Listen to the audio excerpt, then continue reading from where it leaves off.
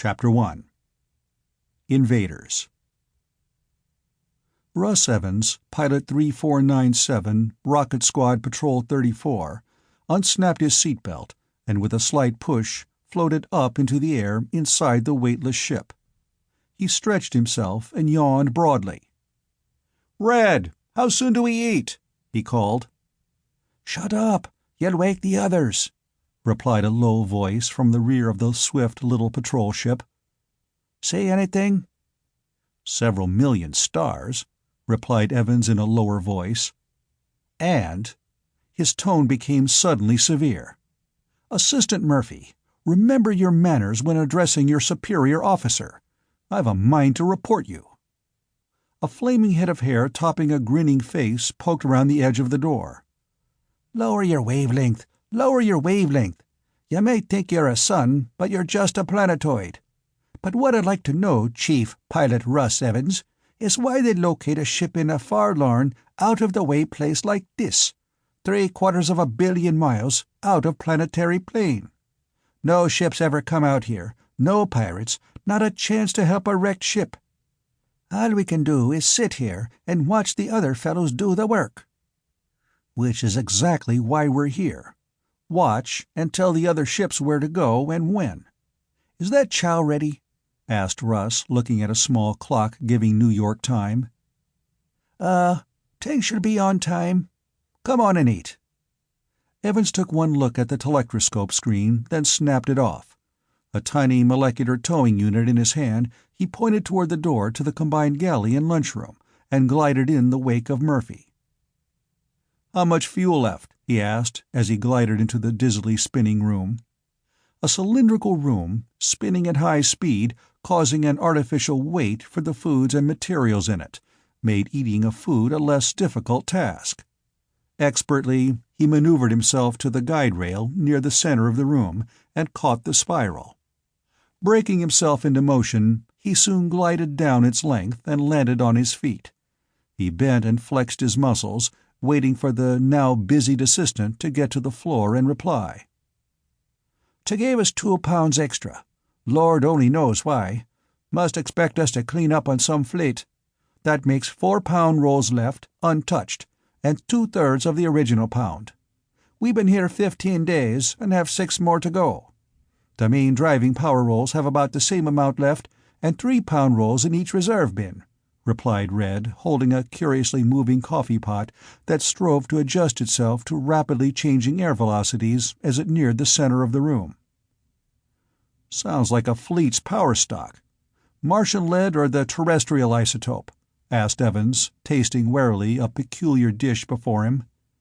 "Say, this is energy food. I thought we didn't get any more till Saturday." The change from the energy-less, flavored pastes that made up the principal bulk of a space pilot's diet, to prevent overeating, when no energy was used in walking in the weightless ship, was indeed a welcome change. "Uh-huh. I got hungry. Any objections?" grinned the Irishman. "None," replied Evans fervently, pitching in with a will.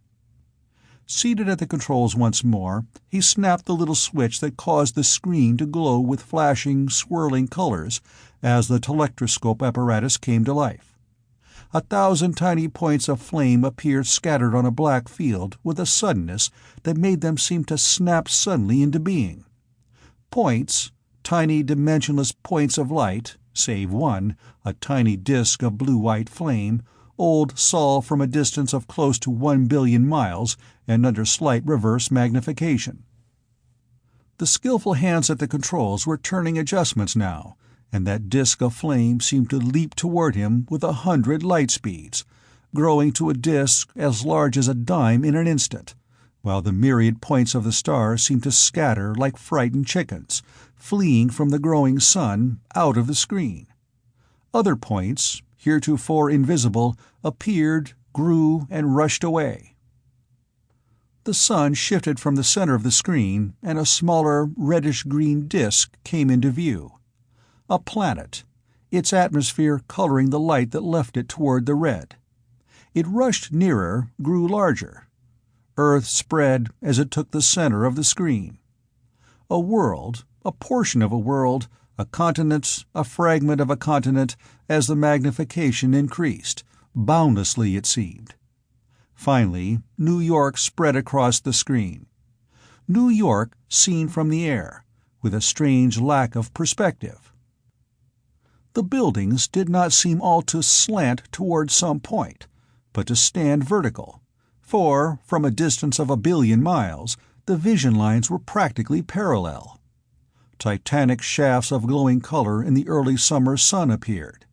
The hot rays from the sun, now only 82,500,000 miles away, shimmering on the colored metal walls. The new airlines building, 1.5 miles high, supported at various points by actual spaceship driving units, was a riot of shifting rainbow hues. A new trick in construction had been used here, and Evans smiled at it. Arcot, inventor of the ship that carried him, had suggested it to Fuller, designer of that ship and of that building. The colored beryllium metal of the wall had been ruled with 20,000 lines to the inch, mere scratches, but nevertheless a diffraction grating. The result was amazingly beautiful. The sunlight, split up into its rainbow colors, was reflected in millions of shifting tints. In the air, supported by tiny packs strapped to their backs, thousands of people were moving, floating where they wished, in any direction, at any elevation. There were none of the helicopters of even 5 years ago now. A molecular power suit was far more convenient, cost nothing to operate, and but $50 to buy. Perfectly safe, requiring no skill, everyone owned them. To the watcher in space, they were mere moving, snaky lines of barely distinguishable dots that shivered and seemed to writhe in the refractions of the air. Passing over them, seeming to pass almost through them in this strange, perspectiveless view, were the shadowy forms of giant space liners, titanic streamlined hulls. They were streamlined for no good reason, save that they looked faster and more graceful than the more efficient spherical freighters, just as passenger liners of 2 centuries earlier, with their steam engines, had carried 4 funnels and used 2. A space liner spent so minute a portion of its journey in the atmosphere that it was really inefficient to streamline them. "Won't be long," muttered Russ, grinning cheerily at the familiar sunlit city. His eyes darted to the chronometer beside him. The view seemed to be taken from a ship that was suddenly scudding across the heavens like a frightened thing, as it ran across from Manhattan Island, followed the Hudson for a short way, then cut across into New Jersey, swinging over the great woodland area of Kittatinny Park, resting finally on the New Jersey suburb of New York nestled in the Kittatinnies, Blairtown. Low apartment buildings, 10 or 12 stories high, nestled in the waving green of trees in the old roadways. When ground traffic ceased, the streets had been torn up and parkways substituted. Quickly, the view singled out a single apartment, and the great smooth roof was enlarged on the screen to the absolute maximum clarity, till further magnification simply resulted in worse stratospheric distortion. On the broad roof were white strips of some material, making a huge V followed by 2 eyes. Russ watched, his hand on the control steadying the view under the Earth's complicated orbital motion and rotation, further corrections for the ship's orbital motion making the job one requiring great skill. The view held the center with amazing clarity. Something seemed to be happening to the last of the eyes. It crumpled suddenly, rolled in on itself, and disappeared. "She's there, and on time," grinned Russ happily. He tried more magnification. Could he? He was tired, terribly, suddenly tired. He took his hands from the viewplate controls, relaxed, and dropped off to sleep. What made me so tired? Wonder. God! He straightened with a jerk, and his hands flew to the controls. The view on the machine suddenly retreated, flew back with a velocity inconceivable. Earth dropped away from the ship with an apparent velocity 1,000 times that of light. It was a tiny ball, a pinpoint, gone. The sun, a minute disk, gone. Then the apparatus was flashing views into focus from the other side of the ship. The assistant did not reply. Evans' hands were growing ineffably heavy. His whole body yearned for sleep. Slowly, clumsily, he pawed for a little stud. Somehow his hand found it, and the ship reeled suddenly, little jerks, as the code message was flung out in a beam of such tremendous power that the sheer radiation pressure made it noticeable. Earth would be notified. The system would be warned. But light, slow crawling thing, would take hours to cross the gulf of space, and radio travels no faster. Half-conscious, fighting for his faculties with all his will, the pilot turned to the screen. A ship. A strange, glistening thing streamlined to the nth degree, every spare corner rounded till the resistance was at the irreducible minimum. But in the great pilot port of the stranger, the patrol pilot saw faces, and gasped in surprise as he saw them. Terrible faces, blotched, contorted. Patches of white skin, patches of brown, patches of black, blotched and twisted across the faces. Long, lean faces, great, wide, flat foreheads above, skulls strangely squared, more box-like than man's rounded skull. The ears were large, pointed tips at the top. Their hair was a silky mane that extended low over the forehead, and ran back, spreading above the ears, and down the neck. Then, as that emotion of surprise and astonishment weakened his will momentarily, oblivion came, with what seemed a fleeting instant of memories. His life seemed to flash before his mind in serried rank, a file of events, his childhood, his life, his marriage, his wife, an image of smiling comfort, then the years, images of great and near-great men, his knowledge of history, pictures of Great War of 2074, pictures of the attackers of the Black Star, then calm oblivion, quiet blankness.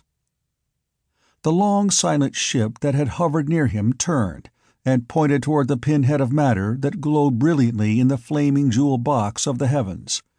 It was gone in an instant, rushing toward sun and earth at a speed that outraced the flying radio message, leaving the ship of the guard patrol behind, and leaving the pilot as he leaves our story.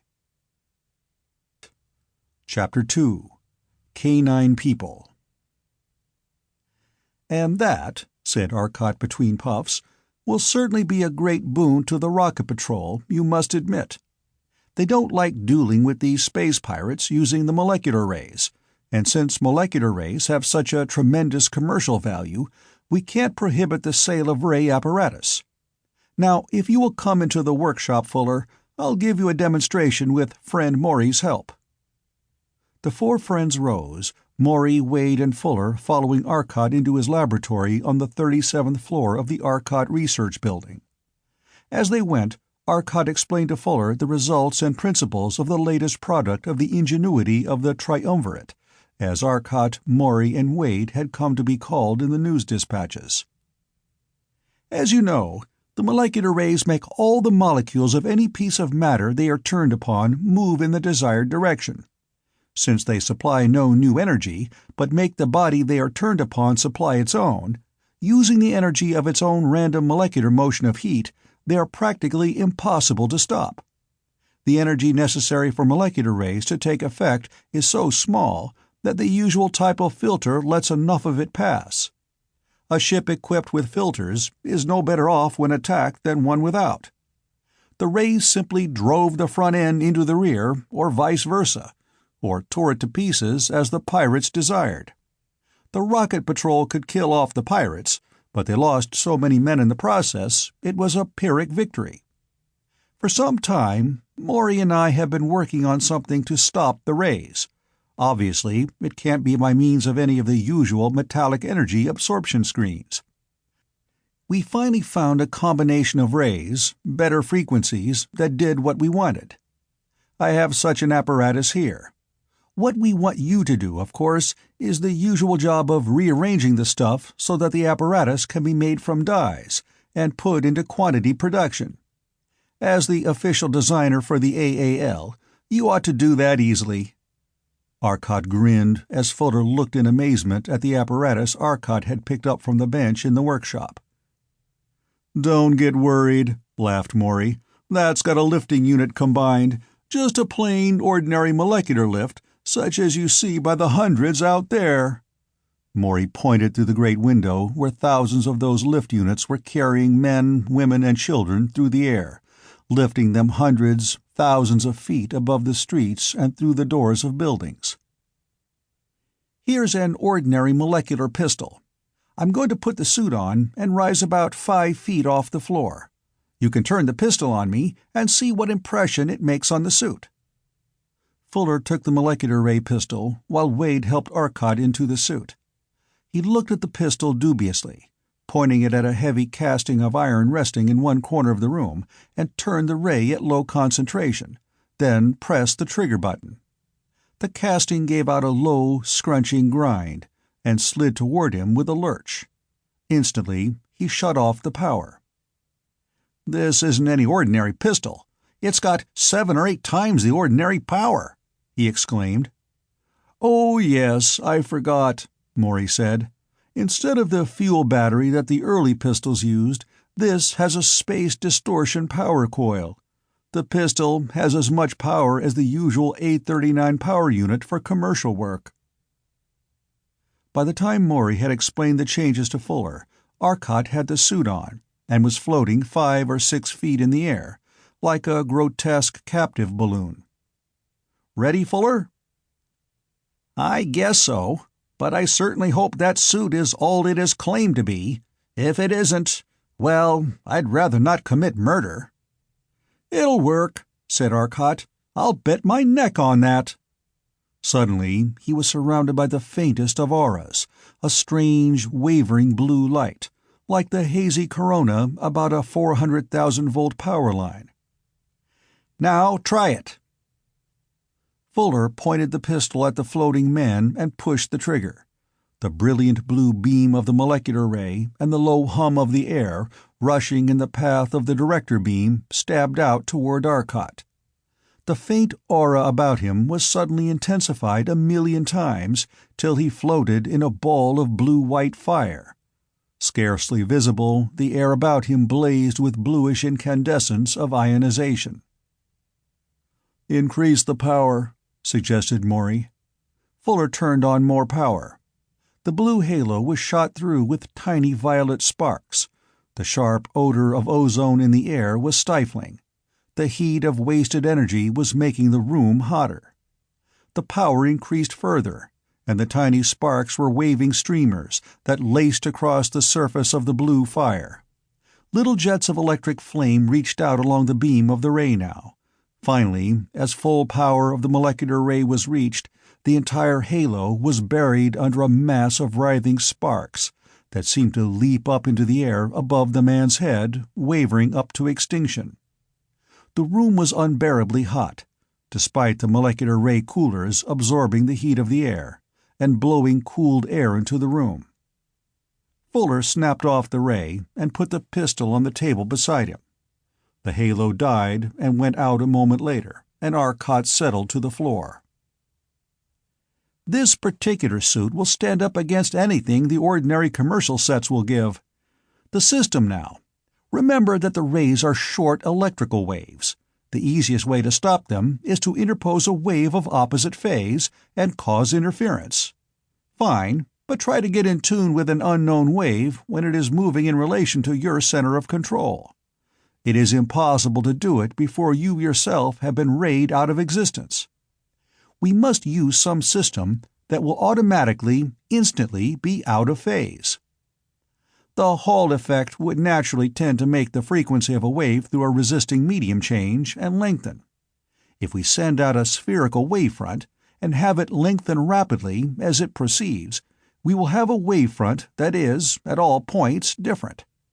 Any entering wave would, sooner or later, meet a wave that was half a phase out, no matter what the motion was, nor what the frequency, as long as it lies within the comparatively narrow molecular wave band. What this apparatus, or ray screen, consists of is a machine generating a spherical wavefront of the nature of a molecular wave, but of just too great a frequency to do anything. A second part generates a condition in space, which opposes that wave. After traveling a certain distance, the wave has lengthened to molecular wave type, but is now beyond the machine which generated it, and no longer affects it or damages it. However, as it proceeds, it continues to lengthen, till eventually it reaches the length of infralight, when the air quickly absorbs it, as it reaches one of the absorption bands for air molecular waves, and any molecular wave must find its half-wave complement somewhere in that wedge of waves. It does, and is at once choked off, its energy fighting the energy of the ray screen, of course. In the air, however, the screen is greatly helped by the fact that before the half-wave frequency is met in the ray wedge, the molecular ray is buried in ions, leaving the ray screen little work to do. Now, your job is to design the apparatus in a form that machines can make automatically. We tried doing it ourselves for the fun of it, but we couldn't see how we could make a machine that didn't need at least 2 humans to supervise. Well, grinned Fuller, you have it all over me as scientists, but as economic workers, 2 human supervisors to make one product. All right, we agree. But no, let's see you— Lord, what was that? Morey started for the door on the run. The building was still trembling from the shock of a heavy blow, a blow that seemed much as though a machine had been wrecked on the armored roof, and a big machine at that. Arcot, a flying suit already on, was up in the air, and darting past Morey in an instant, streaking for the vertical shaft that would let him out to the roof. The molecular ray pistol was already in his hand, ready to pull any beams off unfortunate victims pinned under them. In a moment he had flashed up through the 7 stories and out to the roof. A gigantic, silvery machine rested there, streamlined to perfection, its hull dazzlingly beautiful in the sunlight. A door opened and 3 tall, lean men stepped from it. Already people were collecting about the ship, flying up from below. Air patrolmen floated up in a minute and, seeing Arcot, held the crowd back. The strange men were tall, 8 feet or more in height. Great, round, soft brown eyes looked in curiosity at the towering multicolored buildings, at the people floating in the air, at the green trees, and the blue sky, the yellowish sun. Arcot looked at their strangely blotched and mottled heads, faces, arms, and hands. Their feet were very long and narrow, their legs long and thin. Their faces were kindly. The mottled skin, brown and white and black, seemed not to make them ugly. It was not a disfigurement. It seemed oddly familiar and natural in some reminiscent way. Lord, Arcot, queer specimens, yet they seem familiar, said Morey in an undertone. They are. Their race is that of man's first and best friend, the dog. See the brown eyes, the typical teeth? The feet still show the traces of the dog's toe step. Their nails, not flat like human ones, but rounded. The mottled skin, the ears. Look, one is advancing. One of the strangers walked laboriously forward. A lighter world than Earth was evidently his home. His great brown eyes fixed themselves on Arcot's. Arcot watched them. They seemed to expand, grow larger. They seemed to fill all the sky. Hypnotism. He concentrated his mind, and the eyes suddenly contracted to the normal eyes of the stranger. The man reeled back, as Arcot's telepathic command to sleep came, stronger than his own will. The stranger's friends caught him, shook him, but he slept. One of the others looked at Arcot. His eyes seemed hurt, desperately pleading. Arcot strode forward, and quickly brought the man out of the trance. He shook his head, smiled at Arcot, Then, with desperate difficulty, he enunciated some words in English, terribly distorted. "I whiz talk. Vocal cords rawn. Talk by brain." Distorted as it was, Arcot recognized the meaning without difficulty. "I wish to talk.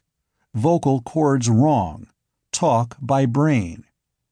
He switched to communication by the Venerian method, telepathically, but without hypnotism. "Good enough. When you attempted to hypnotize me, I didn't know what you wanted. It is not necessary to hypnotize to carry on communication by the method of the second world of this system. What brings you to our system? From what system do you come? What do you wish to say?" The other, not having learned the Venerian system, had great difficulty in communicating his thoughts, but Arcot learned that they had machines which would make it easier, and the Terrestrian invited them into his laboratory, for the crowd was steadily growing. The three returned to their ship for a moment, coming out with several peculiar headsets. Almost at once the ship started to rise, going up more and more swiftly as the people cleared a way for it. Then, in the tiniest fraction of a second, the ship was gone. It shrank to a point and was invisible in the blue vault of the sky. "Apparently they intend to stay a while," said Wade. "They are trusting souls, for their line of retreat is cut off. We naturally have no intention of harming them, but they can't know that." "I'm not so sure," said Arcot. He turned to the apparent leader of the three and explained that there were several stories to descend, and stairs were harder than a flying unit. "Wrap your arms about my legs, when I rise above you, and hold on till your feet are on the floor again," he concluded. The stranger walked a little closer to the edge of the shaft and looked down. White bulbs illuminated its walls down its length to the ground. The man talked rapidly to his friends, looking with evident distaste at the shaft, and the tiny pack on Arcot's back. Finally, smiling, he evinced his willingness. Arcot rose, the man grasped his legs, and then both rose. Over the shaft, and down to his laboratory was the work of a moment. Arcot led them into his consultation room, where a number of comfortable chairs were arranged, facing each other. He seated them together, and his own friends facing them. "Friends of another world," began Arcot, "we do not know your errand here, but you evidently have good reason for coming to this place. It is unlikely that your landing was the result of sheer chance. What brought you? How came you to this point?" "It is difficult for me to reply. First, we must be en rapport. Our system is not simple as yours, but more effective, for yours depends on thought ideas, not altogether universal. Place these on your heads for only a moment. I must induce temporary hypnotic coma.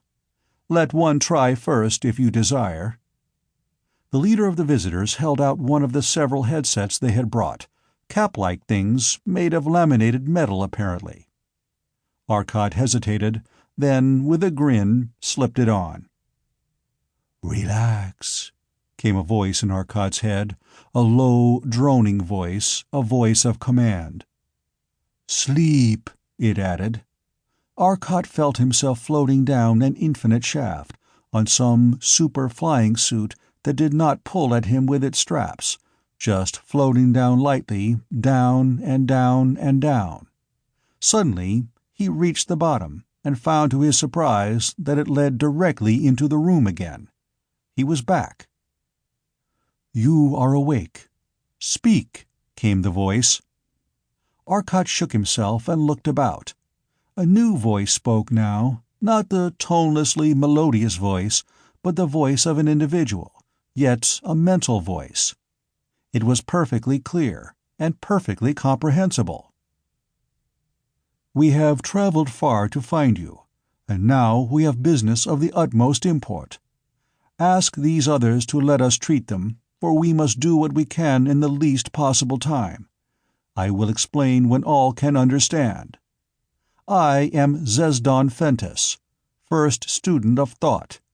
He who sits on my right is Zesdan Afthen, and he beyond him is Zesdan Inthel, of physics and of chemistry respectively.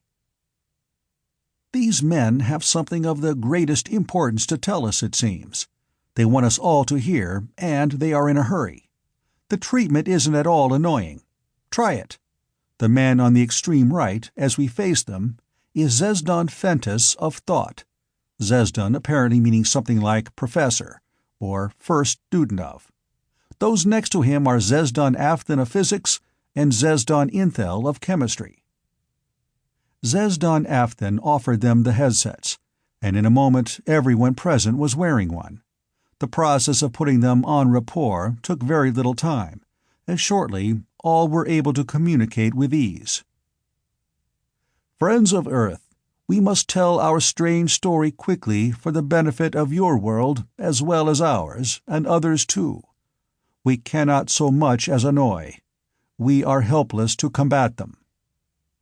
Our world lies far out across the galaxy. Even with incalculable velocity of the great swift thing that bore us, 3 long months have we traveled toward your distant worlds, hoping that at last the invaders might meet their masters.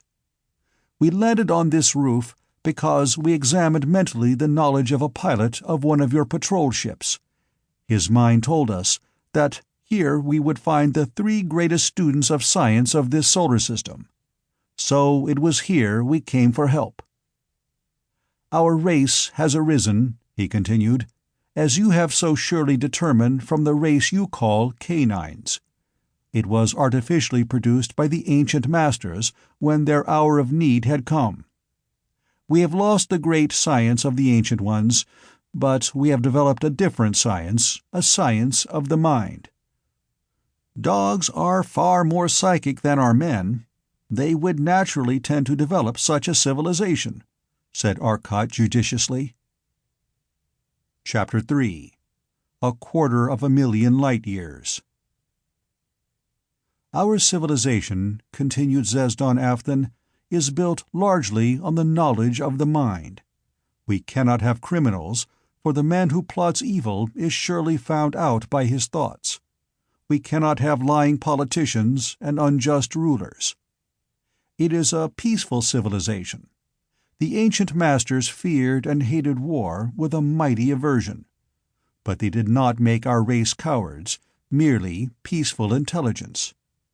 Now we must fight for our homes, and my race will fight mightily. But we need weapons. But my story has little to do with our race. I will tell the story of our civilization and of the ancient ones later, when the time is more auspicious. 4 months ago, our mental vibration instruments detected powerful emanations from space.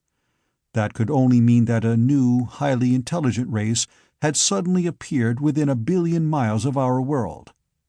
The directional devices quickly spotted it as emanating from the 3rd planet of our system. Zesdan Fentis, with my aid, set up some special apparatus, which would pick up strong thoughts and make them visible. We had used this before to see not only what an enemy looked upon, but also what he saw in that curious thing, the eye of the mind, the vision of the past and the future. But while the thought amplification device was powerful, the new emanations were hard to separate from each other. It was done finally when all but one man slept. That one we were able to tune sharply to. After that we could reach him at any time. He was the commander. We saw him operate the ship. We saw the ship, saw it glide over the barren, rocky surface of that world. We saw other men come in and go out. They were strange men, short, squat, bulky men. Their arms were short and stocky, but their strength was enormous, unbelievable. We saw them bend solid bars of steel as thick as my arm, with perfect ease. Their brains were tremendously active, but they were evil, selfishly evil. Nothing that did not benefit them counted. At one time, our instruments went dead, and we feared that the commander had detected us. But we saw what happened a little later. The second in command had killed him. We saw them examine the world, working their way across it, wearing heavy suits, yet for all the terrific gravity of that world, bouncing about like rubber balls, leaping and jumping where they wanted. Their legs would drive out like pistons, and they soared up and through the air. They were tired while they made those examinations and slept heavily at night. Then one night there was a conference. We saw then what they intended. Before we had tried desperately to signal them. Now we were glad that we had failed. We saw their ship rise, in the thoughts of the second in command, and sail out into space, and rush toward our world. The world grew larger, but it was imperfectly sketched in, for they did not know our world well. Their telescopes did not have great power as your electric telescopes have. We saw them investigate the planet. We saw them plan to destroy any people they found with a ray which was as follows: the ray which makes all parts move as one. We could not understand and could not interpret. Thoughts beyond our knowledge have, of course, no meaning, even when our mental amplifiers get them and bring them to us. "The molecular ray," gasped Maury in surprise. "They will be an enemy." "You know it. It is familiar to you. You have it? You can fight it?" asked Zesdan Afton excitedly. "We know it, and can fight it, if that is all they have." "They have more, much more, I fear," replied Zesdan Afton. "At any rate, we saw what they intended. If our world was inhabited, they would destroy everyone on it, and then other men of their race were to float in on their great ships and settle on that largest of our worlds. We had to stop them, so we did what we could. We had powerful machines which would amplify and broadcast our thoughts. So we broadcast our thought waves, and implanted in the mind of their leader that it would be wise to land and learn the extent of the civilization, and the weapons to be met. Also, as the ship drew nearer, we made him decide on a certain spot we had prepared for him. He never guessed that the thoughts were not his own. Only the ideas came to him, seeming to spring from his own mind. He landed, and we used our one weapon. It was a thing left to one group of rulers when the ancient masters left us to care for ourselves. What it was, we never knew. We had never used it in the 15,000 years since the great masters had passed. Never had to. But now it was brought out, and concealed behind great piles of rock in a deep canyon, where the ship of the enemy would land. When it landed, we turned the beam of the machine on it, and the apparatus rotated it swiftly, and a cone of the beam's ray was formed as the beam was swung through a small circle in the vertical plane. The machine leapt backward, and though it was so massive that a tremendous amount of labor had been required to bring it there, the push of the pencil of force we sent out hurled it back against a rocky cliff behind it as though it were some child's toy. It continued to operate for perhaps a second, perhaps two. In that time, 2 great holes had been cut in the enemy ship, holes 15 feet across, that ran completely through the hull as though a die had cut through the metal of the ship, cutting out a disk of metal. There was a terrific concussion, and a roar as the air blasted out of the ship. It did not take us long to discover that the enemy were dead. Their terrible, bloated corpses lay everywhere in the ship. Most of the men we were able to recognize, having seen them in the mentovisor, but the colors were distorted, and their forms were peculiar. Indeed, the whole ship seemed strange. The only time that things ever did seem normal about that strange thing, when the angles of it seemed what they were, when the machines did not seem out of proportion, out of shape, twisted, was when on a trial trip we ventured very close to our sun. Arcot whistled softly and looked at Maury. Maury nodded. "Probably right. Don't interrupt." That you thought something, I understood, but the thoughts themselves were hopelessly unintelligible to me. You know the explanation?" asked Zesdan Afthan eagerly. "We think so. The ship was evidently made on a world of huge size. Those men, their stocky, block legs and arms, their entire build, and their desire for the largest of your planets would indicate that. Their own world was probably even larger. They were forced to wear pressure suits even on that large world, and could jump all over, you said. On so huge a sphere as their native world seems to be, the gravity would be so intense as to distort space. Geometry, such as yours seems to be, and such as ours was, could never be developed, for you assume the existence of a straight line, and of an absolute plane surface. These things cannot exist in space, but on small worlds, far from the central sun's mass, the conditions approach that without sufficient discrepancy to make the error obvious. On so huge a globe as their own world, the space is so curved that it is at once obvious that no straight line exists, and that no plane exists.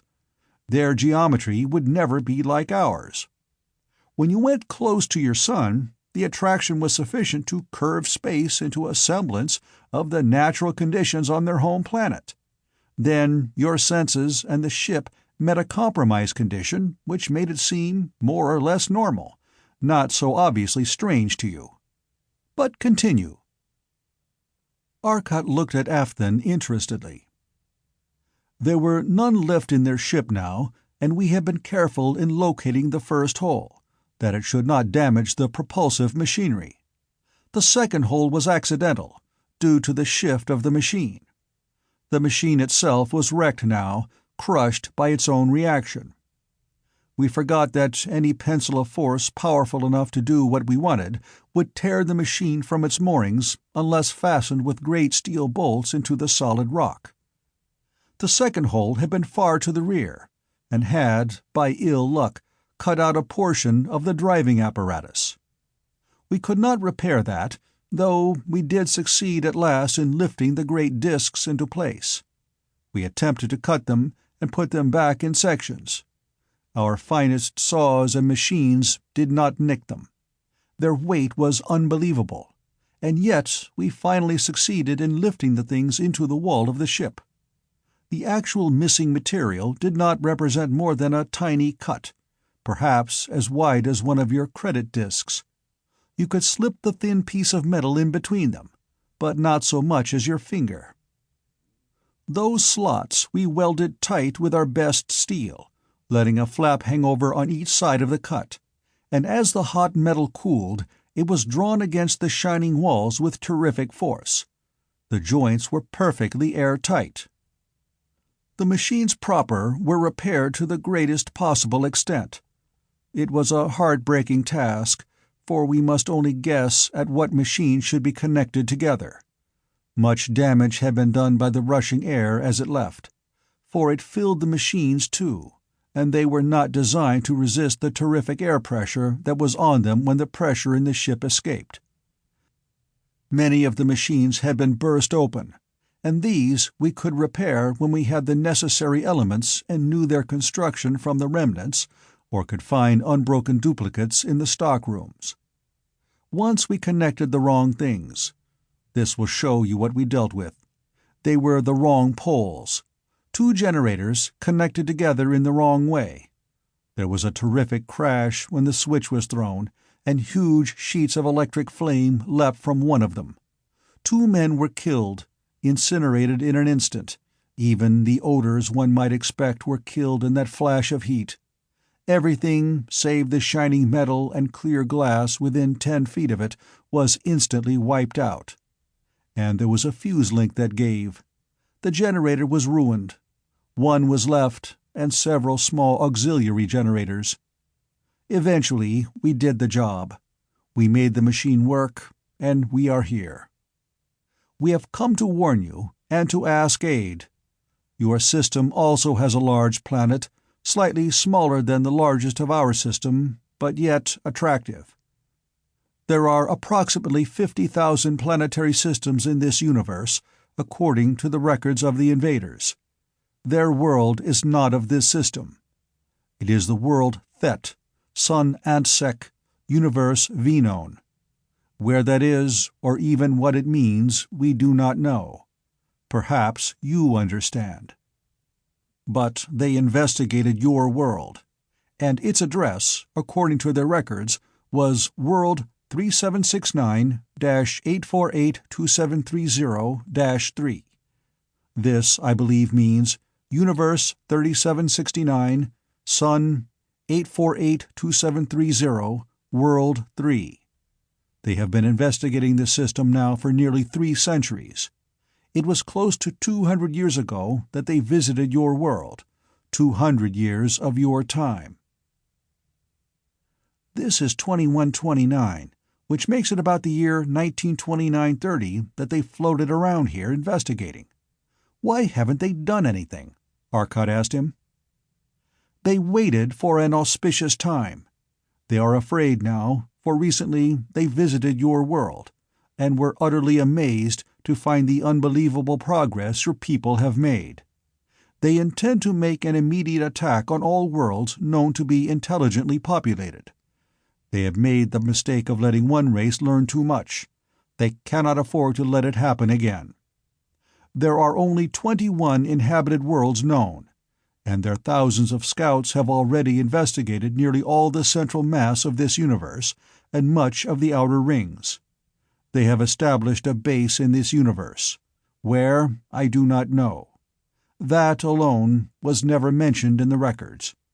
But of all peoples, they feared only your world. There is one race in the universe far older than yours, but they are a sleeping people. Long ago, their culture decayed. Still now, they are not far from you, and perhaps it will be worth the few days needed to learn more about them. We have their location and can take you there. Their world circles a dead star." "Not any more," laughed Maury grimly. "That's another surprise for the enemy. They had a little jog, and they certainly are wide awake now. They are headed for big things, and they are going to do a lot." "But how do you know these things? You have ships that can go from planet to planet, I know, but the records of the enemy said you could not leave the system of your sun. They alone knew that secret." "Another surprise for them," said Maury. "We can, and we can move faster than your ship, if not faster than they. The people of the dead star have moved to a very live star, Sirius, the brightest in our heavens. And they are as much alive now as their new sun. They can move faster than light also. We had a little misunderstanding a while back, when their star passed close to ours. They came off second best, and we haven't spoken to them since. But I think we can make valuable allies there." For all Maury's jocular manner, he realized the terrible import of this announcement. A race which had been able to cross the vast gulf of intergalactic space in the days when Terrestrians were still developing the airplane, and already they had mapped Jupiter and planned their colonies. What developments had come? They had molecular rays, cosmic rays, the energy of matter. Then what else had they now? Lux and relux, the two artificial metals made of solidified light, far stronger than anything of molecular structure in nature, absolutely infusible, totally inert chemically, one a perfect conductor of light and of all radiation in space, the other a perfect reflector of all radiations, save molecular rays. Made into the condition of reflection by the action of special frequencies in its formation from light, molecular frequencies were, unfortunately, able to convert it into perfectly transparent lux metal when the protective value was gone. They had that. All Earth had, perhaps. There was one other race of some importance. The others were semi-civilized. They rated us in a position between these races and the high races. Yours, those of the dead star, and those of world 3769-37478-326-869-6. Our science had been investigated 200 or so years ago.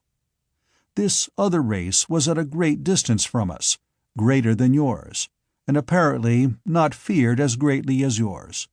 They cannot cross to other worlds, save in small ships driven solely by fire, which the Thessians have called a hopelessly inefficient and laughably awkward thing to ride in. "Rockets," grinned Maury. "Our first ship was part rocket." Zesdan Fentis smiled. "But that is all. We have brought you warning and our plea. Can you help us?" "We cannot answer that. The Interplanetary Council must act. But I am afraid that it will be all we can do to protect our own world if this enemy attacks soon, and I fear they will. Since they have a base in this universe, it is impossible to believe that all ships did not report back to the homeworld at stated intervals. That one is missing will soon be discovered, and it will be sought. War will start at once. 3 months it took you to reach us, they should come soon. Those men who left will be back on their way from the home world from which they came. What do you call your planet, friend?" "Ortal is our home," replied Zesdan Inthel. "At any rate, I can only assure you that your world will be given weapons that will permit your people to defend themselves, and I will get you to your home within 24 hours. Your ship, is it in the system?" "It waits on the second satellite of the 4th planet," replied Zesdan Afthan. "Signal them and tell them to land where a beacon of intense light, alternating red and blue, reaches up from this point on the map." Arcot pointed out the spot in Vermont where their private lake and laboratory were. He turned to the others, and in rapid-fire English explained his plans. "We need the help of these people as much as they need ours. I think Zesdan Fentis will stay here and help you. The others will go with us to their world. There we shall have plenty of work to do. But on the way, we are going to stop at Mars and pick up that valuable ship of theirs and make a careful examination for possible new weapons, their system of speed drive, and their regular space drive. I'm willing to make a bet right now that I can guess both. Their regular drive is a molecular drive with lead disintegration apparatus for the energy, cosmic ray absorbers for the heating, and a drive much like ours. Their speed drive is a time distortion apparatus, I'll wager. Time distinction offers an easy solution of speed. All speed is relative, relative to other bodies, but also to time speed. But we'll see. I'm going to hustle some workmen to installing the biggest spare power board I can get into the storerooms of the Ancient Mariner and pack in a ray screen. It will be useful. Let's move." "Our ship," said Zesdan Afthan, "will land in 3 of your hours." Chapter 4: The First Move. The Ortolians were standing on a low, green-clad hill. Below them stretched the green flank of the little rise, and beyond lay ridge after ridge of the broad, smooth carpet of the beautiful Vermont hills. "Man of Earth," said Zesdan Afthan, turning at last to Wade, who stood behind him.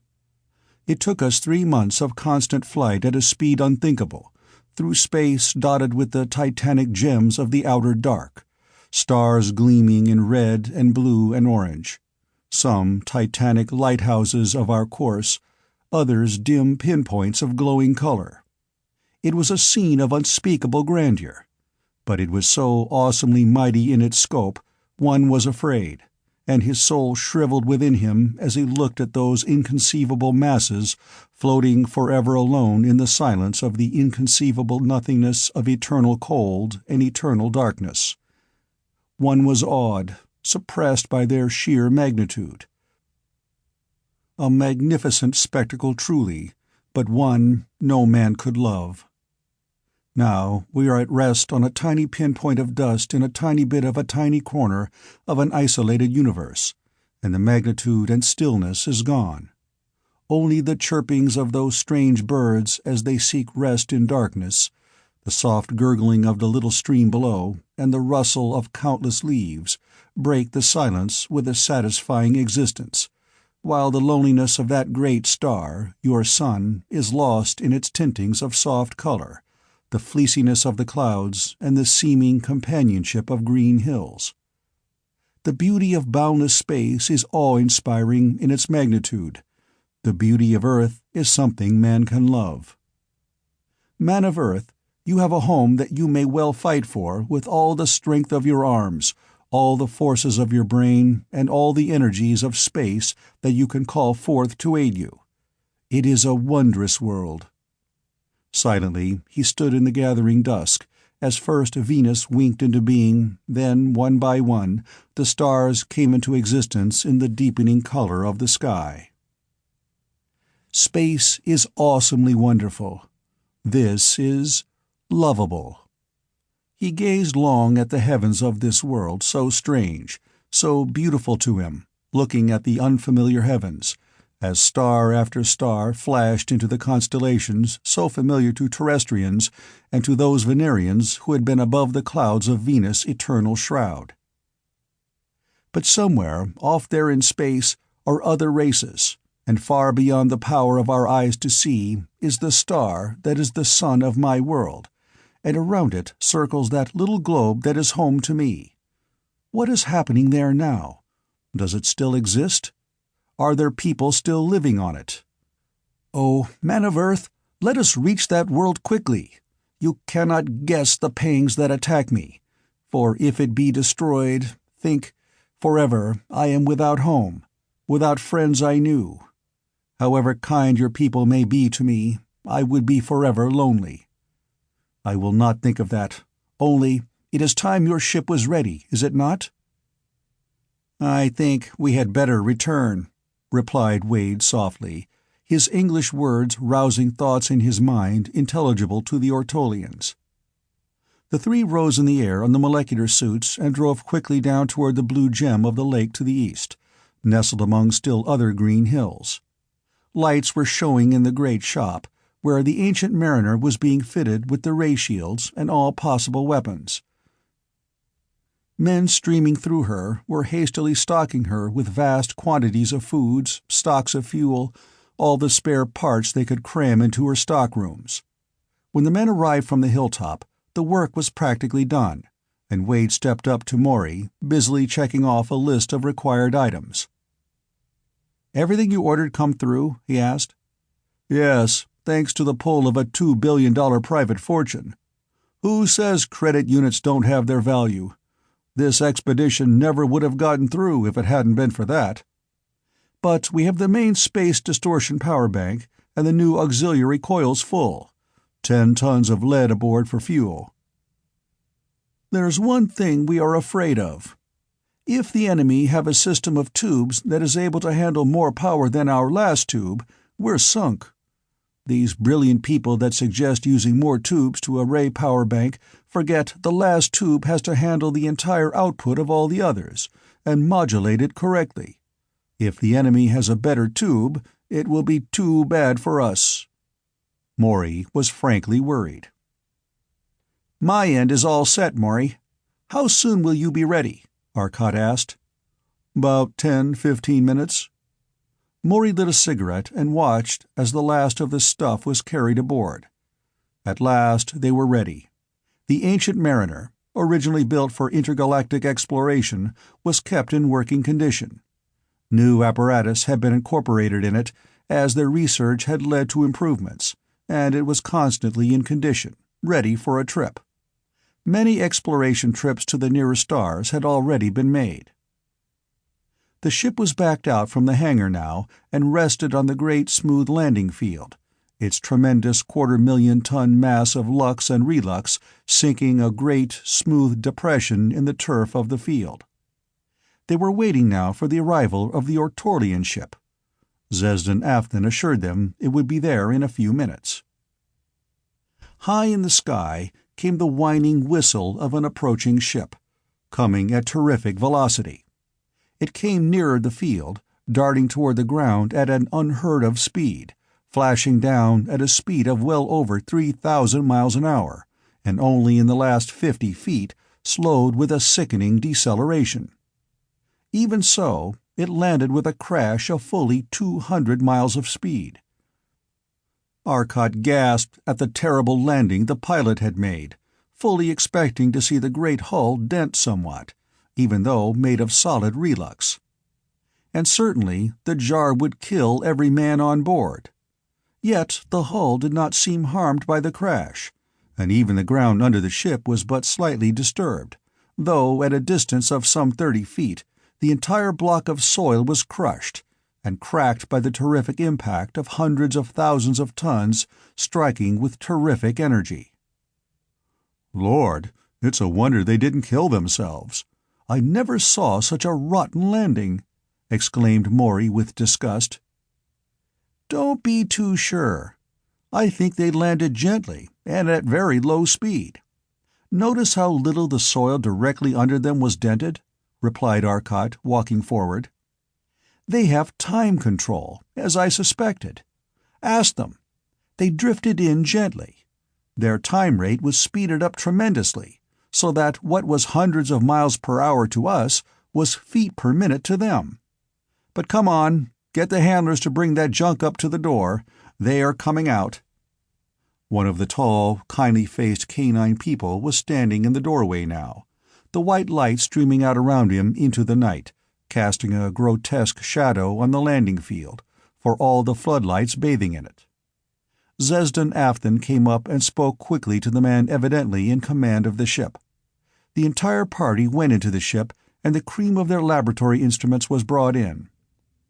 For hours, Arcot, Maury, and Wade worked at the apparatus in the ship, measuring, calculating, following electrical and magnetic and shear force hookups of staggering complexity.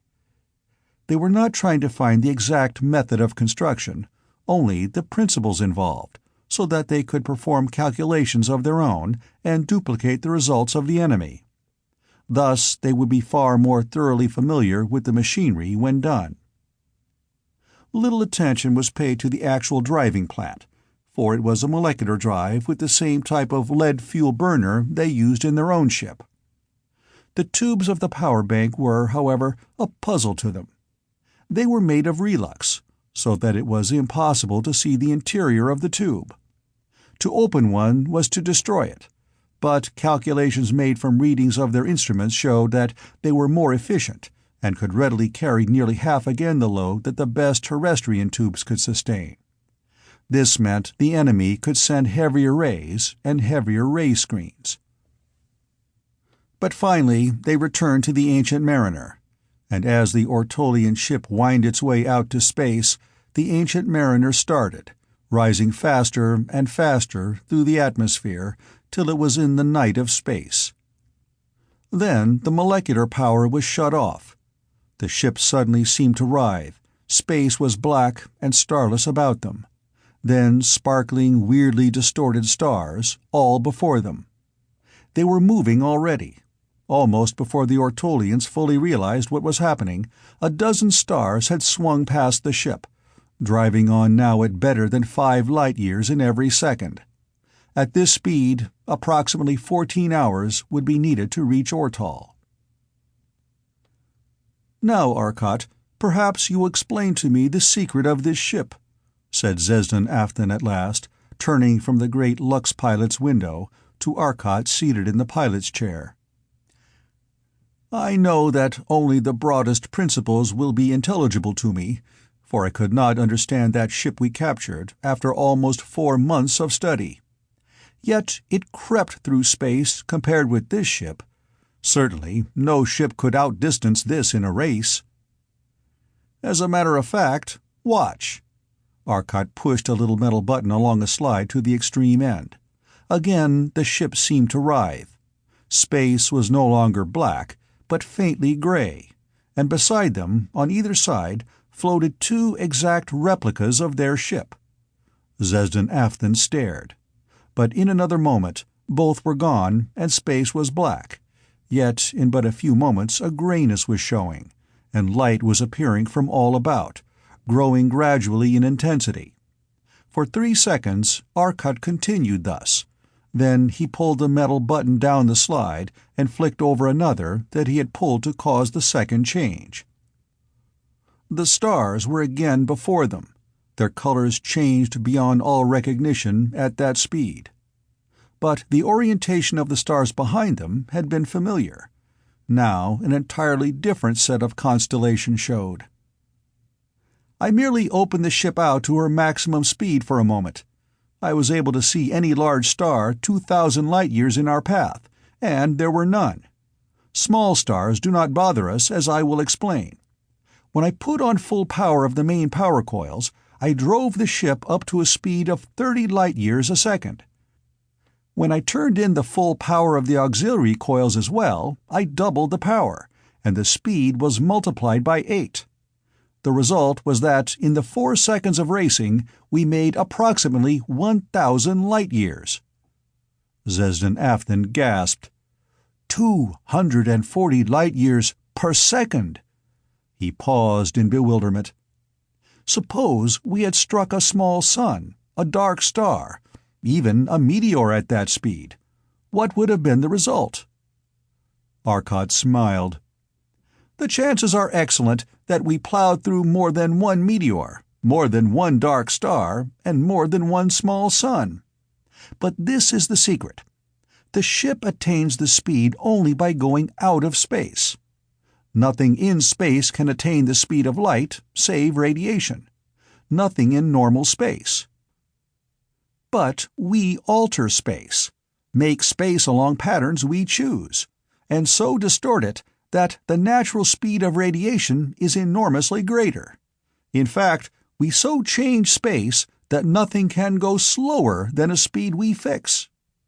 Maury, show Afton the coils and explain it all to him.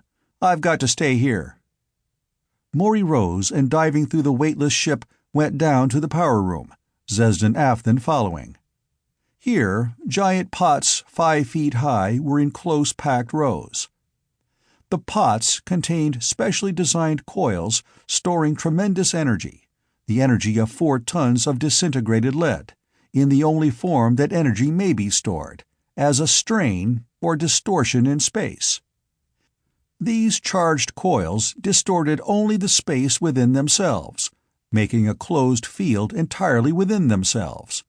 But in the exact gravitational center of the 250,000-ton ship was a single high coil of different design that distorted space around it, as well as the space within it. This, as Maury explained, was the control that altered the constants of space to suit. The coils were charged and the energy stored. Their energy could be pumped into the big coil, and then, when the ship slowed to normal space, could be pumped back to them. The pumping energy, as well as any further energy needed for recharging the coils, could be supplied by 3 huge power generators. These energy producers, Maury explained, work on a principle known for hundreds of years on Earth. Lead, when reduced to a temperature approaching absolute zero, as closely as, for instance, liquid helium, has no electrical resistance. In other words, no matter how great a current is sent through it, there is no resistance, and no heat is produced to raise the temperature. What we do is to send a powerful current through a lead wire. The wire has a current density so huge that the atoms are destroyed, and the protons and electrons coalesce into pure radiant energy. Relux, under the influence of a magnetic field, converts this directly into electrical potential. Electricity we can convert to the spatial strain in the power coils, and thus the ship is driven. Maury pointed out the huge molecular power cylinder overhead, where the main power drive was located in the inertial center of the ship, or as near as the great space coil would permit. The smaller power units for vertical lift and for steering were in the side walls, hidden under heavy walls of relux. The projectors for throwing molecular and heat rays are on the outside, of course. Both of these projectors are protected.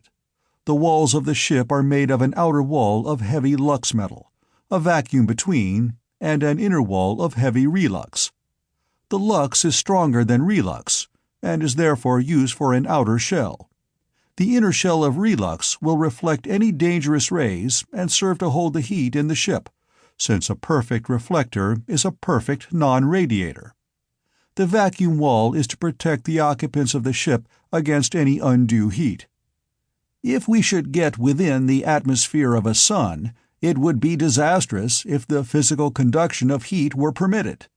For though the relux would turn out any radiated heat, it is a conductor of heat, and we would roast almost instantly. These artificial metals are both absolutely infusible and non-volatile. The ship has actually been in the limb of a star tremendously hotter than your sun or mine. Now you see why it is we need not fear a collision with a small sun, meteor, or such like. Since we are in our own artificial space, we are alone, and there is nothing in space to run into.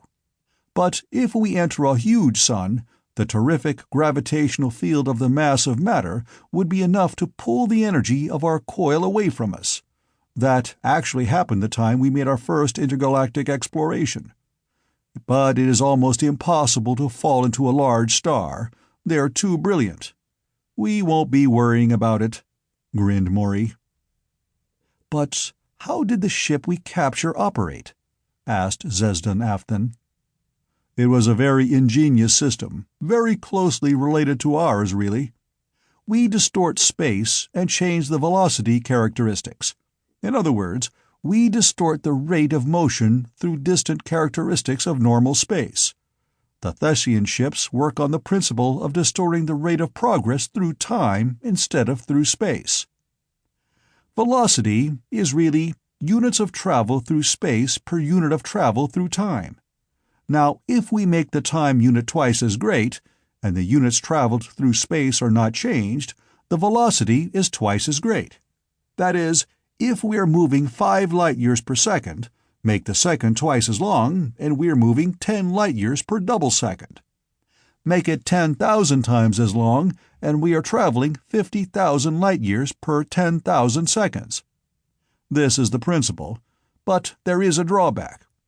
We might increase the velocity by slowing time passage. That is, if it takes me a year for one heartbeat, 2 years to raise my arm thus, and 6 months to turn my head, if all my body processes are slowed down in this way, I will be able to live a tremendous length of time. And though it takes me 200 years to go from one star to another, so low is my time rate that the 200 years will seem but a few minutes. I can then make a trip to a distant star, one 5 light-years distance, let us say, in 3 minutes to me. I then will say, looking at my chronometer, which has been similarly slowed, I have gone 5 light-years in 3 minutes, or 5/3 light-years per minute. I have exceeded the speed of light. But people back on Earth would say, he has taken 200 years to go 5 light-years. Therefore, he has gone at a speed 1/40th of that of light, which would be true for their time rate. But suppose I can also speed up time. That is, I can live a year in a minute or two. Then everyone else will be exceedingly slow. The ideal thing would be to combine these two effects. Arranging that space about your ship will have a very rapid time rate, 10,000 times that of normal space. Then the speed of radiation through that space will be 1,860,000,000 miles per second, and a speed of 1 billion miles per second would be possible. But still you too will be affected, so that though the people back home will say you are going far faster than light, you will say, no, I am going only 100,000 miles per second. But now imagine that your ship and surrounding space for 1 mile is at a time rate 10,000 times normal, and you, in a space of 100 feet within your ship, are affected by a time rate 1/10,000th of that, or normal due to a second reversing field. The two fields will not fight or be mutually antagonistic. They will merely compound their effects. The result: you will agree that you are exceeding the speed of light. Do you understand? That is the principle on which your ship operated. There were two time fields, overlapping time fields. Remember the terrible speed with which your ship landed, and yet there was no appreciable jar according to the men? The answer, of course, was that their time rate had been speeded enough, due to the fact that one field had been completely shut off, the other had not. That is the principle. The system is so complex, naturally, that we have not yet learned the actual method of working the process. We must do a great deal of mathematical and physical research. "Wish we had it done. We could use it now," mused the Terrestrian. "We have some other weapons, none as important, of course, as the molecular ray and the heat ray, or none that have been. But if the enemy have ray shields, then perhaps these others also will be important. There are molecular motion guns, metal tubes with molecular director apparatus at one end. A metal shell is pulling the power turned on, and the shell leaps out at a speed of about 10 miles per second, since it has been superheated, and is very accurately aimed, as there is no terrific shock of recoil to be taken up by the gun. But a more effective weapon, if these men are as I expect them to be, will be a peculiarly effective magnetic field concentrator device, which will project a magnetic field as a beam for a mile or more. How useful it will be, I don't know. We don't know what the enemy will turn against us." Chapter 5. Ortal. After Maury's explanation of the ship was completed, Wade took Arcott's place at the controls, while Maury and Arcott retired to the calculating room to do some of the needed mathematics on the time field investigation. Their work continued here, while the Ortolians prepared a meal and brought it to them and to Wade. When at last the sun of Ortal was growing before them, Arcott took over controls from Wade once more. Slowing their speed to less than 50 times that of light, they drove on. The attraction of the giant sun was draining the energy from the coil so rapidly now that at last Arcott was forced to get into normal space, while the planet was still close to 1,000,000 miles from them. Maury was showing the Ortolians the operation of the telectroscope and had it trained now on the rapidly approaching planet. The planet was easily enlarged to a point where the features of continents were visible. The magnification was increased till cities were no longer blurs, but truly cities. Suddenly, as city after city was brought under the action of the machine, the Ortolians, recognizing them with glad exclamations, one swept into view, and as they watched, it leapt into the air, a vast column of dust, then twisting, whirling, it fell back in utter, chaotic ruin. Zesdan Fentis staggered back from the screen in horror. "Arcott, drive down! Increase your speed! The Thessians are already there and have destroyed one city," called Maury sharply. The men secured themselves with heavy belts, as the deep-toned hum of the warning echoed through the ship. A moment later, they staggered under an acceleration of 4 gravities. Space was dark for the barest instant of time, and then there was the scream of atmosphere as the ship rocketed through the air of the planet at nearly 1,500 miles per second. The outer wall was blazing in incandescence in a moment, and the heavy relux screens seemed to leap into place over the windows as the blasting heat, radiated from the incandescent walls, flooded in.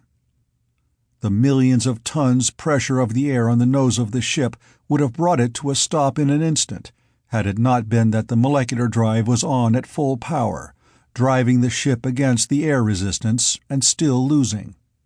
The ship slowed swiftly, but was shrieking toward the destroyed city at terrific speed. "Hestus, to the right and ahead. That would be their next attack," said the Ortolian. Arcott altered the ship's course, and they shot toward the distant city of Hestus. They were slowing perceptibly, and yet, though the city was half around the world, they reached it in half a minute. Now, Arcott's wizardry at the controls came into play, for by altering his space field constants, he succeeded in reaching a condition that slowed the ship almost instantly to a speed of but a mile a second, yet without apparent deceleration. High in the white Ortolian sky was a shining point bearing down on the now visible city. Arcot slanted toward it, and the approaching ship grew like an expanding rubber balloon. A ray of intense, blindingly brilliant light flashed out, and a gout of light appeared in the center of the city. A huge flame, bright blue, shot heavenward in roaring heat. Seeing that a strange ship had arrived was enough for the Thessians, and they turned and drove at Arcot instantly.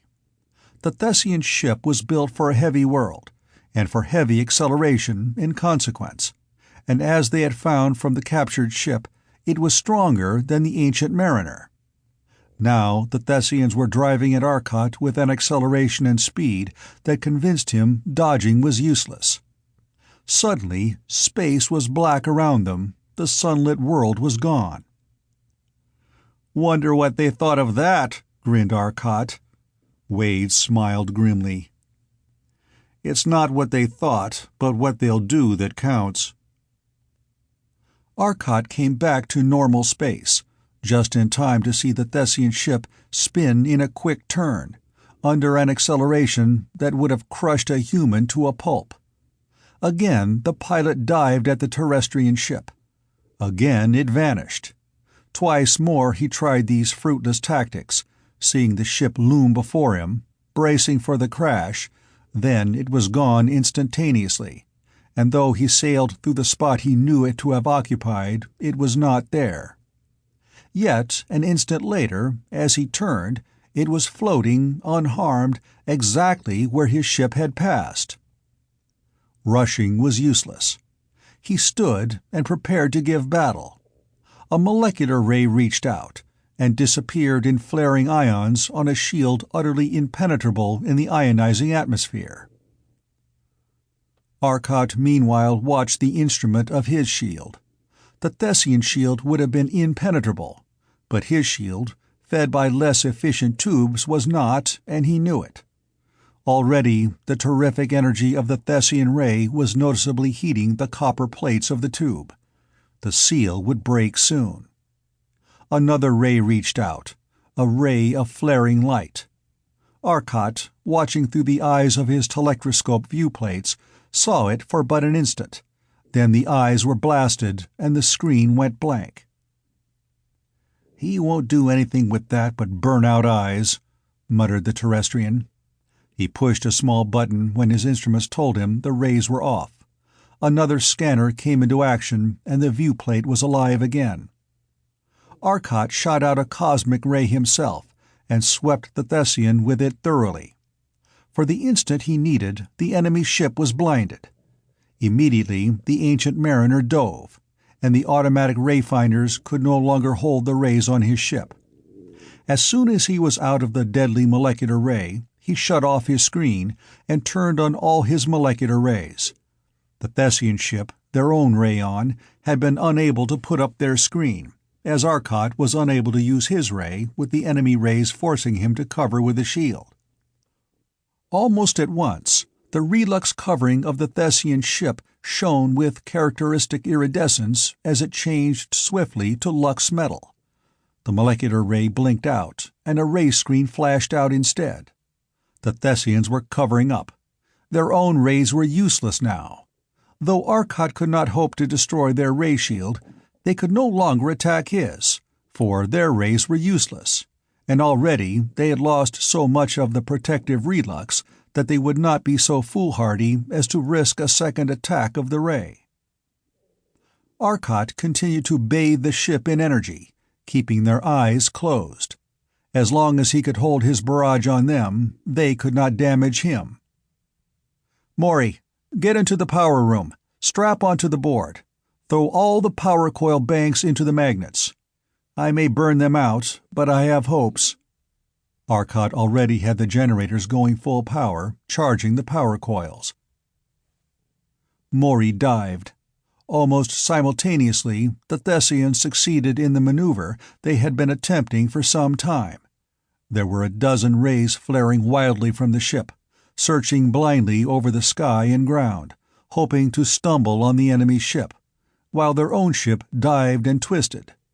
Arcot was busily dodging the sweeping rays, but finally one hit his viewplates, and his own ship was blind. Instantly, he threw the ray screen out, cutting off his own molecular ray. His own cosmics he set rotating in cones that covered the 3 dimensions, save below where the city lay. Immediately, the Thessian had retreated to this one segment where Arcot did not dare throw his own rays. The Thessian cosmics continued to make his relux screens necessary, and his ship remained blind. His ray screen was showing signs of weakening. The Thessians got a 3rd ray into position for operation and opened up. Almost at once, the tubes heated terrifically. In an instant, they would give way. Arcot threw his ship into space and let the tubes cool under the water jacket. Maury reported the coils ready as soon as he came out of space.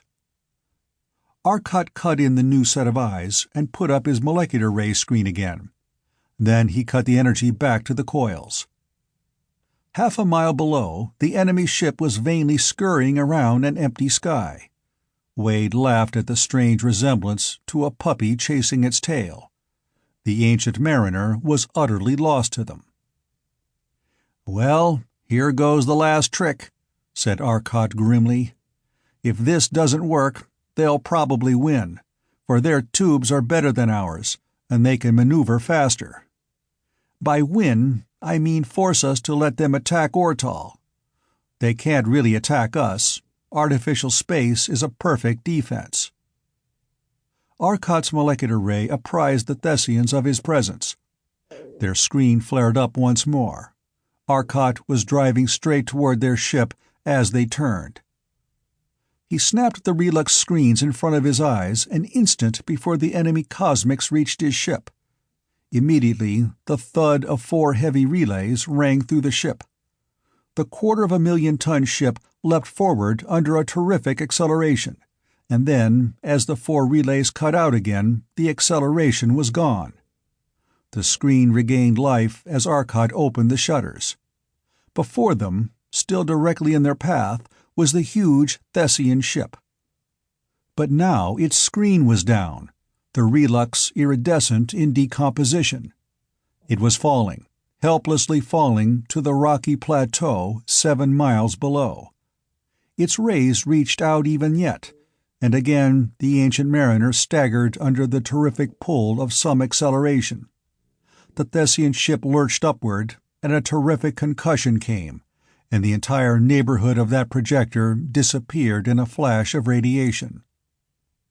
Arcot drove the ancient mariner down beneath the Thessian ship in its long fall, and with a powerful molecular beam ripped a mighty chasm in the deserted plateau. The Thessian ship fell into a 1/4-mile rift in the solid rock, smashing its way through falling debris. A moment later, it was buried beneath a 1/4 mile of broken rock, as Arcot swept a molecular beam about with the grace of a mine foreman filling breaks. An instant later, a heat ray followed the molecular in dazzling brilliance. A terrific gout of light appeared in the barren rocks. In 10 minutes, the plateau was a white-hot cauldron of molten rocks, glowing now against a darkening sky. Night was falling. "That ship," said Arcot with an air of finality, "will never rise again." Chapter 6. The Second Move. "What happened to him, though?" asked Wade, bewildered. "I haven't yet figured it out. He went down in a heap, and he didn't have any power. Of course, if he had his power, he could have pulled out again.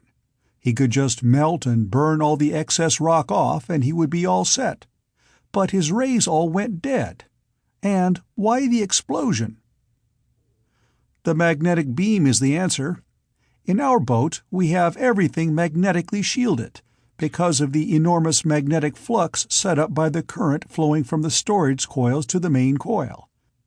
But, with so many wires heavily charged with current, what would have happened if they had not been shielded? If a current cuts across a magnetic field, a side thrust is developed. what do you suppose happened when the terrific magnetic field of the beam and the currents in the wires of their power board were mutually opposed?" "Lord, it must have ripped away everything in the ship. It'd tear loose even the lighting wires," gasped Wade in amazement. "But if all the power of the ship was destroyed in this way, how was it that one of their rays was operating as they fell?" asked Zesden Afton. "Each ray is a power plant in itself," explained Arcot, "and so it was able to function. I do not know the cause of the explosion, though it might well have been that they had light bombs such as the Caxorians of Venus have," he added thoughtfully.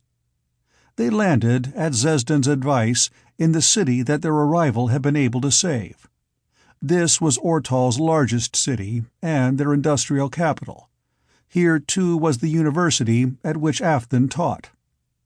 They landed, and Arcot, Maury, and Wade, with the aid of Zesden Afton and Zesden Fentis, worked steadily for 2 of their days of 50 hours each, teaching men how to make and use the molecular ships, and the rays and screens, heat beams and relux. But Arcot promised that when he returned he would have some weapon that would bring them certain and easy salvation. In the meantime, other Terrestrians would follow him. They left the morning of their 3rd day on the planet. A huge crowd had come to cheer them on their way as they left, but it was the silent cheer of Ortal, a telepathic well-wishing. "Now," said Arcot as their ship left the planet behind, "we will have to make the next move. It certainly looks as though that next move would be to the still unknown race that lives on world 3769-37, 478-326-894-6. Evidently, we will have to have some weapon they haven't, and I think that I know what it will be, thanks to our trip out to the islands of space." "Shall we go?" "I think it would be wise," agreed Maury. "And I," said Wade. The Ortolians agreed, and so, with the aid of the photographic copies of the Thessian charts that Arcot had made, they started for world 3769, 37, 478, 326, 894-6. "It will take approximately 22 hours, and as we have been putting off our sleep with drugs, I think that we had better catch up. Wade, I wish you'd take the ship again, while Maury and I do a little concentrated sleeping. We have by no means finished that calculation, and I'd very much like to. We'll relieve you in 5 hours." Wade took the ship, and following the course Arcot laid out, they sped through the void at the greatest safe speed. Wade had only to watch the view screen carefully, and if a star showed as growing rapidly, it was proof that they were near, and nearing rapidly. If large, a touch of a switch and they dodged to one side. If small, they were suddenly plunged into an instant of unbelievable radiation as they swept through it, in a different space, yet linked to it by radiation, not light, that were permitted in. Zesden Afton had elected to stay with him, which gave him an opportunity he had been waiting for. "If it's none of my business, just say so," he began. "But that first city we saw the Thessians destroy, it was Zesden Fentis' home, wasn't it? Did he have a family?" The words seemed blunt as he said them, but there was no way out once he had started, and Zesden Afton took the question with complete calm. "Fentis had both wives and children," he said quietly. "His loss was great." Wade concentrated on the screen for a moment, trying to absorb the shock. Then, fearing Zesden Afton might misinterpret his silence, he plunged on. "I'm sorry," he said. "I didn't realize you were polygamous. Most people on Earth aren't, but some groups are. It's probably a good way to improve the race. But, blast it, what bothers me is that Zesden Fentis seemed to recover from the blow so quickly. From a canine race, I'd expect more affection, more loyalty, more—" He stopped in dismay, but Zesden Afton remained unperturbed. "More unconcealed emotion?" he asked. "No. Affection and loyalty we have. They are characteristic of our race. But affection and loyalty should not be uselessly applied. To forget dead wives and children, that would be insulting to their memory. But to mourn them with senseless loss of health and balance would also be insulting, not only to their memory, but to the entire race. No, we have a better way. Fentus, my very good friend, has not forgotten, no more than you have forgotten the death of your mother, whom you loved. But you no longer mourn her death with a fear and horror of that natural thing, the eternal sleep. Time has softened the pain. If we can do the same in 5 minutes instead of 5 years, is it not better? That is why Fentus has forgotten." "Then you have aged his memory of that event?" asked Wade in surprise. "That is one way of stating it," replied Zesden Athan seriously. Wade was silent for a while, absorbing this. But he could not contain his curiosity completely. "Well, to hell with it," he decided. "Conventional manners and tact don't have much meaning between two different races." "Are you married?" he asked. "Only 3 times," Zesden Athan told him blandly. "And to forestall your next question, no, our system does not create problems. At least, not those you're thinking of. I know my wives have never had the jealous quarrels I see in your mind pictures." "It isn't safe thinking things around you," laughed Wade. "Just the same, all of this has made me even more interested in the ancient masters you keep mentioning. Who were they?" "The ancient ones," began Zesden Athan slowly, "were men such as you are. They descended from a primeval omnivorous mammal very closely related to your race. Evidently, the tendency of evolution on any planet is approximately the same with given conditions. The race existed as a distinct branch for approximately 1,500,000 of your years, before any noticeable culture was developed. Then it existed for a total of 1,525,000 years before extinction.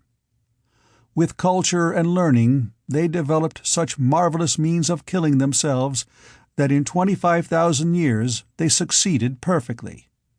10,000 years of barbaric culture. I need not relate it to you.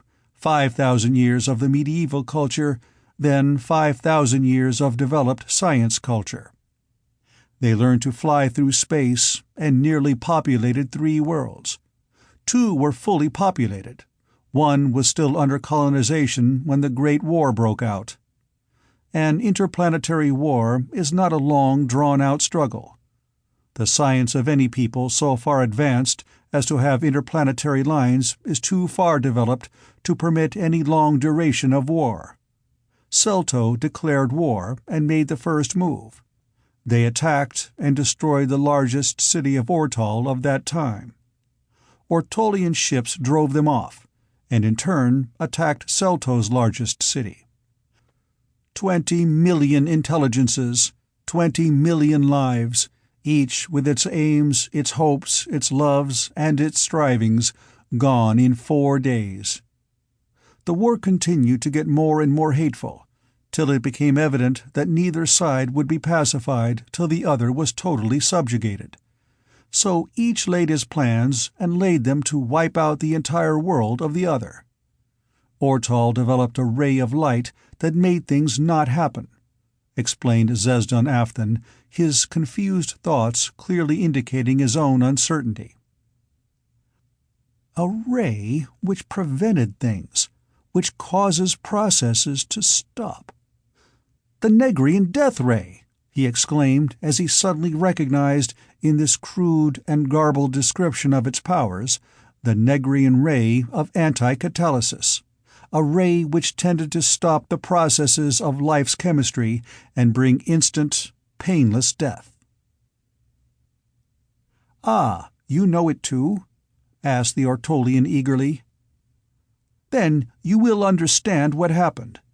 The ray was turned first on Celto, and as the whirling planet spun under it, every square foot of it was wiped clean of every living thing, from gigantic Wellstan to microscopic Askoptel, and every man, woman, and child was killed, painlessly, but instantly. Then Fenton spun under it, and all were killed, but many who had fled the planets were still safe. Many? A few thousand. The day that Fenton spun under that ray, men of Ortal began to complain of disease, men by the thousands, hundreds of thousands. Every man, every woman, every child was afflicted in some way. The diseases did not seem all the same. Some seemingly died of a disease of the lungs, some went insane, some were paralyzed, and lay helplessly inactive. But most of them were afflicted, for it was exceedingly virulent, and the normal serums were helpless.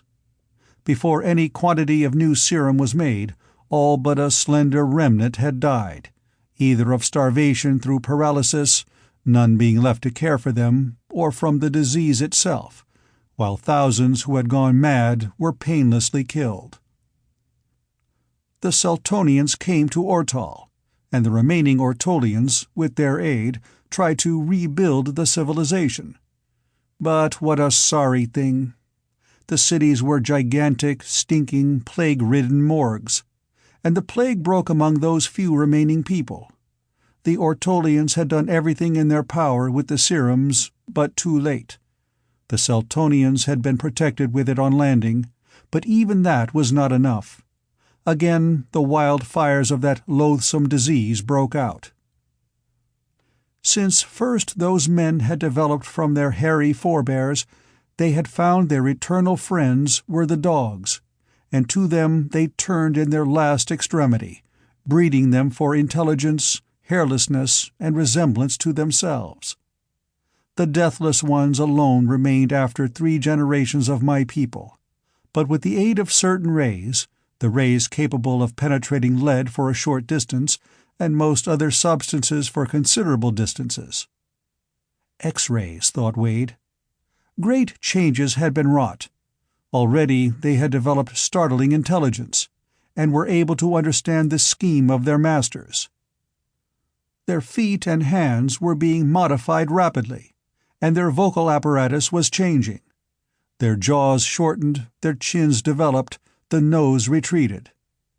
Generation after generation the process went on, while the deathless Ancient Ones worked with their helpers, for soon my race was a real helping organization. But it was done. The successful arousing of true love-emotion followed, and the unhappy days were gone. Quickly development followed. In 5,000 years, the new race had outstripped the ancient masters, and they passed voluntarily, willingly, joining in oblivion the millions who had died before. Since then, our own race has risen. It has been but a short 1,000 years, 1,000 years of work and hope and continuous improvement for us, continual accomplishment on which we can look, and a living hope to which we can look with raised heads and smiling faces. Then our hope died as this menace came. Do you see what you and your world has meant to us, man of Earth? Zesden Afton raised his dark eyes to the Terrestrian with a look in their depths that made Wade involuntarily resolve that Thet and all Thetians should be promptly consigned to that limbo of forgotten things where they belonged. Chapter 7. World 3769-37478-326-894-6, Talso. Wade sat staring moodily at the screen for some time, while Zesden Afton, sunk in his own reveries, continued. Our race was too highly psychic, and too little mechanically curious. We learned too little of the world about, and too much of our own processes. We are a peaceful race. For while you and the ancient masters learned the rule of existence in a world of strife, where only the fittest, the best fighters survived, we learned life in a carefully tended world, where the ancient masters taught us to live, where the one whose social instincts were best developed, where he who would most help the others and the race was permitted to live. Is it not natural that our race will not fight among themselves? We are careful to suppress tendencies toward criminality and struggle.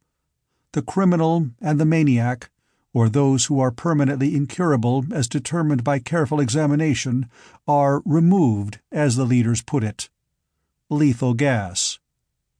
At any rate, we know so pitiably little of natural science. We were hopelessly helpless against an attacking science. I promise you, Afton, that if Earth survives, Ortal shall survive, for we have given you all the weapons we know of, and we will give your people all the weapons we shall learn of. Maury spoke from the doorway. Arcot was directly behind him. They talked for a short while, then Wade retired for some needed sleep, while Maury and Arcot started further work on the time fields. Hour after hour, the ship sped on through the dark of space, weirdly distorted, glowing spots of light before them, wheeling suns that moved and flashed as their awesome speed whirled them on.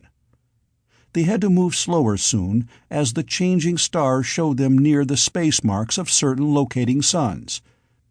Finally, still moving close to 15,000 miles per second, they saw the sun they knew was Sun 3769, 37478, 326894. Twice as large as Sol, 2.5 times as massive, and 26 times as brilliant. 13 major planets they counted as they searched the system with their powerful telectroscope, the outermost more than 10 billion miles from the parent sun, while Planet 6, the one indicated by the world number, was at a distance of 500 million miles, nearly as far from the sun as Jupiter is from ours. Yet the giant sun, giving more than 25 times as much heat and light in the blue-white range, heated the planet to approximately the same temperature Earth enjoys. Spectroscopy showed that the atmosphere as well supplied with oxygen, and so the inhabitants were evidently oxygen-breathing men, unlike those of the Negrian people who live in an atmosphere of hydrogen. Arcot threw the ship toward the planet, and as it loomed swiftly larger, he shut off the space control and set the coils for full charge, while the ship entered the planet's atmosphere in a screaming dive, still at a speed of better than 100 miles a second. But this speed was quickly damped as the ship shot high over broad oceans to the dull green of land ahead in the daylit zone. Observations made from various distances by means of the space control, thus going back in time, showed that the planet had a day of approximately 40 hours. The diameter was nearly 9,000 miles, which would probably mean an inconveniently high gravity for the terrestrians, and a distressingly high gravity for the Ortolians, used to their world even smaller than Earth, with scarcely 80% of Earth's gravity. Wade made some volumetric analysis of the atmosphere, and with the aid of a mouse pronounced it QAR, quite all right, for human beings. It had not killed the mouse, so probably humans would find it quite all right. "We'll land at the first city that comes into view," suggested Arcot. "Afton, you be the spokesman. You have a very considerable ability with the mental communication and have a better understanding of the physics we need to explain than has Zezdon Fentis." They were over land, a rocky coast that shot behind them as great jagged mountains, tipped with snow, rose beneath. Suddenly, a shining apparition appeared from behind one of the neighboring hills, and drove down at them with an unearthly acceleration. Arcot moved just enough to dodge the blow, and turned to meet the ship. Instantly, now that he had a good view of it, he was certain it was a Thessian ship. Waiting no longer to determine that it was not a ship of this world, he shot a molecular beam at it. The beam exploded into a coruscating panoply of pyrotechnics on the Thessian shield. The Thessian replied with all beams he had available, including an induction beam, an intensely brilliant light beam, and several molecular cannons with shells loaded with an explosive that was very evidently condensed light. This was no exploration ship, but a full-fledged battleship. The Ancient Mariner was blinded instantly. None of the occupants were hurt, but the combined pressure of the various beams hurled the ship to one side. The induction beam alone was dangerous. It passed through the outer lux metal wall unhindered, and the perfectly conducting relux wall absorbed it and turned it into power. At once, all the metal objects in the ship began to heat up with terrific rapidity. Since there were no metallic conductors on the ship, no damage was done. Arcot immediately hid behind his perfect shield, the space distortion. "That's no mild dose," he said in a tense voice, working rapidly. "He's a real for sure battleship. Better get down in the power room, Maury." In a few moments the ship was ready again. Opening the shield somewhat, Arcot was able to determine that no rays were being played on it, for no energy fields disclosed as distorting the open field, other than the field of the sun and planet. Arcot opened it. The battleship was searching vainly about the mountains, and was now some miles distant. His last view of Arcot's ship had been a suddenly contracting ship, one that vanished in infinite distance, the infinite distance of another space, though he did not know it. Arcot turned 3 powerful heat beams on the Thessian ship, and drove down toward it, accompanying them with molecular rays. The Thessian shield stopped the moleculars, but the heat had already destroyed the eyes of the ship. By some system of magnetic or electrostatic locating devices, the enemy guns and rays replied, and so successfully that Arcot was again blinded.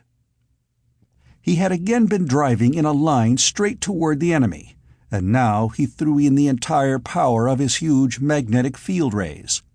The induction ray disappeared, and the heat, light, and cannon stopped. "Worked again," grinned Arcot. A new set of eyes was inserted automatically, and the screen again lighted. The Thessian ship was spinning end over end toward the ground. It landed with a tremendous crash. Simultaneously, from the rear of the Ancient Mariner came a terrific crash, an explosion that drove the terrestrian ship forward, as though a giant hand had pushed it from behind. The Ancient Mariner spun like a top, facing the direction of the explosion, though still traveling in the direction it had been pursuing, but backward now. Behind them, the air was a gigantic pool of ionization. Tremendous fragments of what obviously had been a ship were drifting down, turning end over end. And those fragments of the wall showed them to be fully 4 feet of solid relux. Enemy got up behind somehow while the eyes were out, and was ready to raise merry hell. Somebody blew them up beautifully. Look at the ground down there. It's red hot. That's from the radiated heat of our recent encounter. Heat rays reflected, light bombs turned off, heat escaping from ions. Nice little workout. And it didn't seriously bother our defenses of 2-inch relux. Now tell me, what will blow up 4-foot relux? Asked Arcot, looking at the fragments. It seems to me those fellows didn't need any help from us. They may decline it with thanks. "But they may be willing to help us," replied Afton, "and we certainly need such help." "I didn't expect to come out alive from that battleship there. It was luck. If they knew what we had, they could insulate against it in an hour," added Arcot. "Let's finish those fellows over there. Look." From the wreck of the ship they had downed a stream of men in glistening relux suits were filing. Any men comparable to humans would have been killed by the fall, but not Thessians. They carried peculiar machines, and as they drove out of the ship in a dive that looked as though they had been shot from a cannon, they turned and landed on the ground and proceeded to jump back, leaping at a speed that was bewildering, seemingly impossible in any living creature. They busied themselves quickly. It took less than 30 seconds, and they had a large relux disk laid under the entire group and machines. Arcot turned a molecular ray down.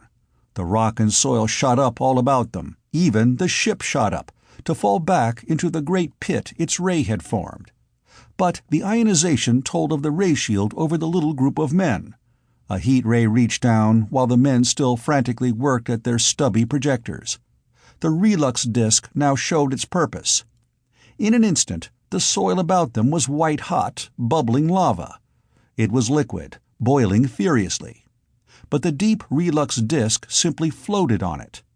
The enemy ship began sinking, and in a moment had fallen almost completely beneath the white-hot rock.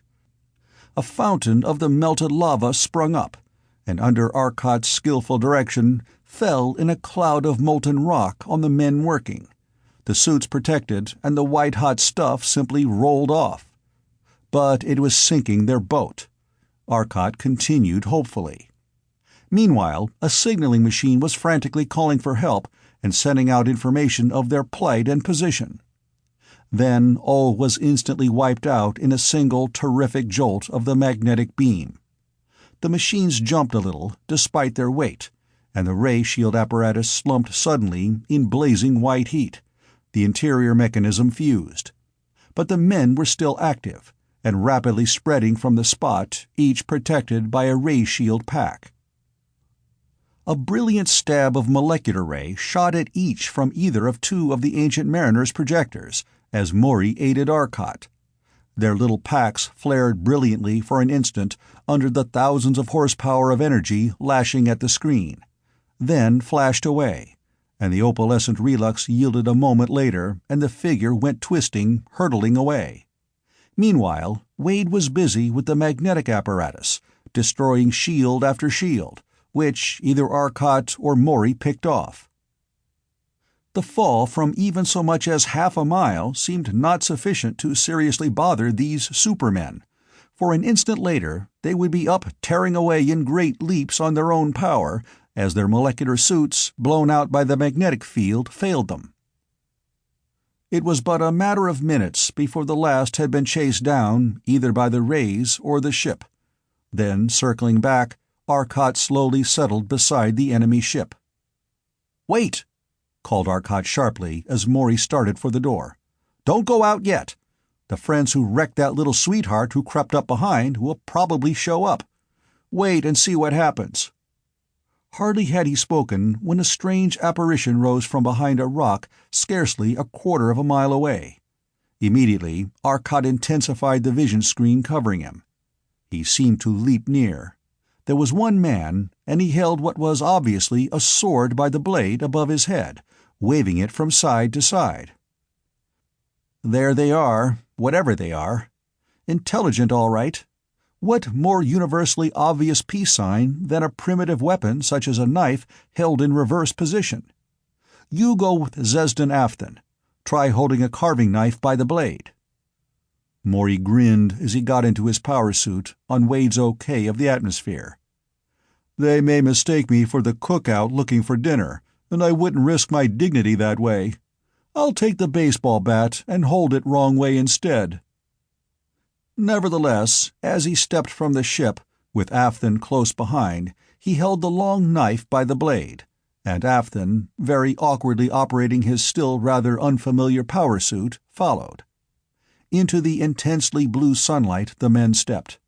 Their skin and clothing took on a peculiar tint under the strange sunlight. The single stranger was joined by a second, also holding a reversed weapon, and together they threw them down. Maury and Zesden Afton followed suit.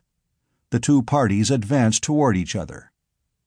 The strangers advanced with a swift, light step, jumping from rock to rock, while Maury and Afton flew part way toward them.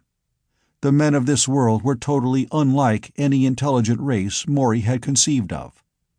Their head and brain case was so small as to be almost animalish. The nose was small and well-formed. The ears, more or less cup-shaped, with a remarkable power of motion. Their eyes were seemingly huge, probably no larger than a terrestrian's, though in the tiny head they were necessarily close-placed, protected by heavy bony ridges that actually projected from the skull to enclose them. Tiny childlike chins completed the head, running down to a scrawny neck. They were short, scarcely 5 feet, yet evidently of tremendous strength for their short, heavy arms, the muscle bulging plainly under the tight, rubber-like composition garments, and the short legs, whose stocky girth proclaimed equal strength, were members of a body in keeping with them.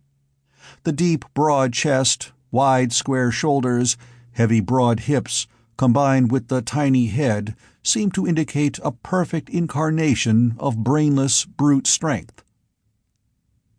"Strangers from another planet, enemies of our enemies, what brings you here at this time of troubles?" The thoughts came clearly from the stocky individual before them. "We seek to aid and to find aid. The menace that you face attacks not alone your world, but all this star cluster," replied Zesdan Afthan steadily. The stranger shook his head with an evident expression of hopelessness. "The menace is even greater than we feared. It was just fortune that permitted us to have our weapon in workable condition at the time your ship was attacked. It will be a day before the machine will again be capable of successful operation. When in condition for use, it is invincible. But one blow in 30 hours, you can see we are not of great aid." He shrugged. An enemy with evident resources of tremendous power, deadly unknown rays that wiped out entire cities with a single brief sweep, and no defense save this single weapon, good but once a day. Maury could read the utter despair of the man. "What is the difficulty?" asked Maury eagerly. "Power. Lack of power. Our cities are going without power, while every electric generator on the planet is pouring its output into the accumulators that work these damnable, hopeless things. Invincible with power, helpless without." "Ah!" Maury's face shone with delight. "Invincible weapon with power. And the ancient mariner could generate unthinkable power." "What power source do you use? How do you generate your power?" "Combining oxidizing agent with reducing agent releases heat. Heat used to boil liquid, and the vapor runs turbines." "We can give you power. What wattage have you available?" Only Maury's thoughts had to translate watts to how many man-weights can you lift through your height per time interval equal to this. He gave the man some impression of a second by counting. The man figured rapidly. His answer indicated that approximately a total of 2 billion kilowatts were available. "Then the weapon is invincible hereafter, if what you say is true. Our ship alone can easily generate 10,000 times that power. Come, get in the ship. Accompany us to your capital." The men turned and retreated to their position behind the rocks, while Maury and Zesdan Afthan waited for them. Soon they returned and entered the ship. "Our world," explained the leader rapidly, "is a single unified colony. The capital is Shesto. Our world we call Talso." His directions were explicit, and Arcot started for Shesto on Talso. Chapter 8. Undefeatable or Uncontrollable. 15 minutes after they started, they came to Shesto. They were forced to land and explain, for their Relux ship was decidedly not the popular Talsonian idea of a lifesaver. Shesto was defended by 2 of the machines, and each machine had been equipped with 2 fully charged accumulators. Their 4 possible shots were hoped to be sufficient protection, and so far had been. The city had been attacked twice, according to Thos Standrel, the Talsonian. Once by a single ship, which had been instantly destroyed, and once by a fleet of 6 ships. The interval had permitted time to recharge the discharged accumulator, and the fleet had been badly treated. Of the 6 ships, 4 had been brought down in rapid succession, and the remaining 2 ships had fled. When the first city had been wiped out, with a loss of life well in the hundreds of thousands, the other cities had, to a limit of their abilities, set up the protective apparatus. Apparently, the Thessians were holding off for the present. "In a way," said Maury seriously. "It was distinctly fortunate that we were attacked almost at once.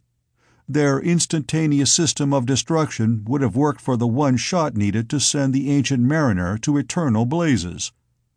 He laughed, but it was a slightly nervous laugh.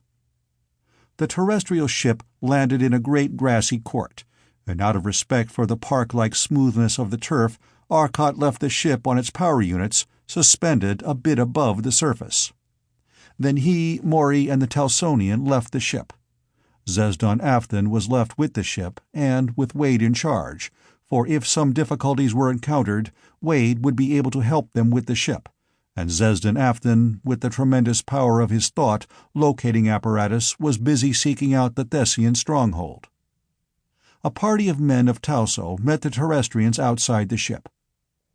"Welcome, men of another world, and to you go our thanks for the destruction of one of our enemies." The clear thoughts of the spokesman evinced his ability to concentrate. "And to your world must go our thanks for saving of our lives, and more important, our ship," replied Arcot. "For the ship represents a thing of enormous value to this entire star system." "I see, understand, your thoughts, that you wish to learn more of this weapon we use. You understand that it is a question among us as to whether it is undefeatable, uncontrollable, or just ununderstandable. We have had fair success with it. It is not a weapon, was not developed as such. It was an experiment in the line of electric waves. How it works, what it is, what happens, we do not know. But men who can create so marvelous a ship as this of yours, capable of destroying a ship of the Thessians with their own weapons, must certainly be able to understand any machine we may make. And you have power?" he finished eagerly. "Practically infinite power. I will throw into any power line you suggest all the direct current you wish." Arcot's thoughts were pure reflection, but the Talsonian brightened at once. "I feared it might be alternating, but we can handle direct current. All our transmission is done at high voltage, direct current. What potential do you generate? Will we have to install changers?" "We generate DC at any voltage up to 50 million. Any power up to that needed to lift 10 trillion men through their own height in this time a second." The power represented approximately 20 trillion horsepower. The Talsonian's face went blank with amazement as he looked at the ship. "In that tiny thing you can generate such power?" he asked in amazement. "In that tiny ship we generate more than 1,000,000 times that power," Arcot said. "Our power troubles are over," declared the military man emphatically. "Our troubles are not over," replied a civilian who had joined the party with equal emphasis. "As a matter of fact, they're worse than ever. More tantalizing. What he says means that we have a tremendous power source, but it is in one spot. How are you going to transmit the power? We can't possibly move any power anywhere near that amount. We couldn't touch it to our lines without having them all go up in one instantaneous blaze of glory. We cannot drain such a lake of power through our tiny power pipes of silver." "This man is Stel Felso Thew," said Tho Standrel, "the greatest of our scientists, the man who has invented this weapon which alone seems to offer us hope. And I am afraid he is right. See, there is the university. For the power requirements of their laboratories, a heavy power line has been installed, and it was hoped that you could carry leads into it." His face showed evident despair greater than ever. "We can always feed some power into the lines. Let us see just what hope there is. I think that it would be wiser to investigate the power lines at once," suggested Maury. 10 minutes later, with but a single officer now accompanying them, Tho Standrel, the terrestrial scientist, and the Talsonian scientist were inspecting the power installation. They had entered a large stone building, into which led numerous very heavy silver wires. The insulators were silicate glass. Their height suggested a voltage of well over 100,000, and such heavy cables suggested a very heavy amperage, so that a tremendous load was expected. Within the building were a series of gigantic glass tubes, their walls fully 3 inches thick, and even so, braced with heavy platinum rods. Inside the tubes were tremendous elements such as the tiny tubes of their machine carried. Great cables led into them, and now their heating coils were glowing a somberly deep red. Along the walls were the switchboards, dozens of them, all sizes, all types of instruments, strange to the eyes of the terrestrians, and in practically all the light beam indicator system was used, no metallic pointers, but tiny mirrors directing a very fine line of brilliant light acted as a needle. The system thus had practically no inertia. "Are these the changers?" asked Arcot, gazing at the gigantic tubes. "They are. Each tube will handle up to 100,000 volts," said Stel Felso-Thew. "But I fear, Stel Felso-Thew, that these tubes will carry power only one way.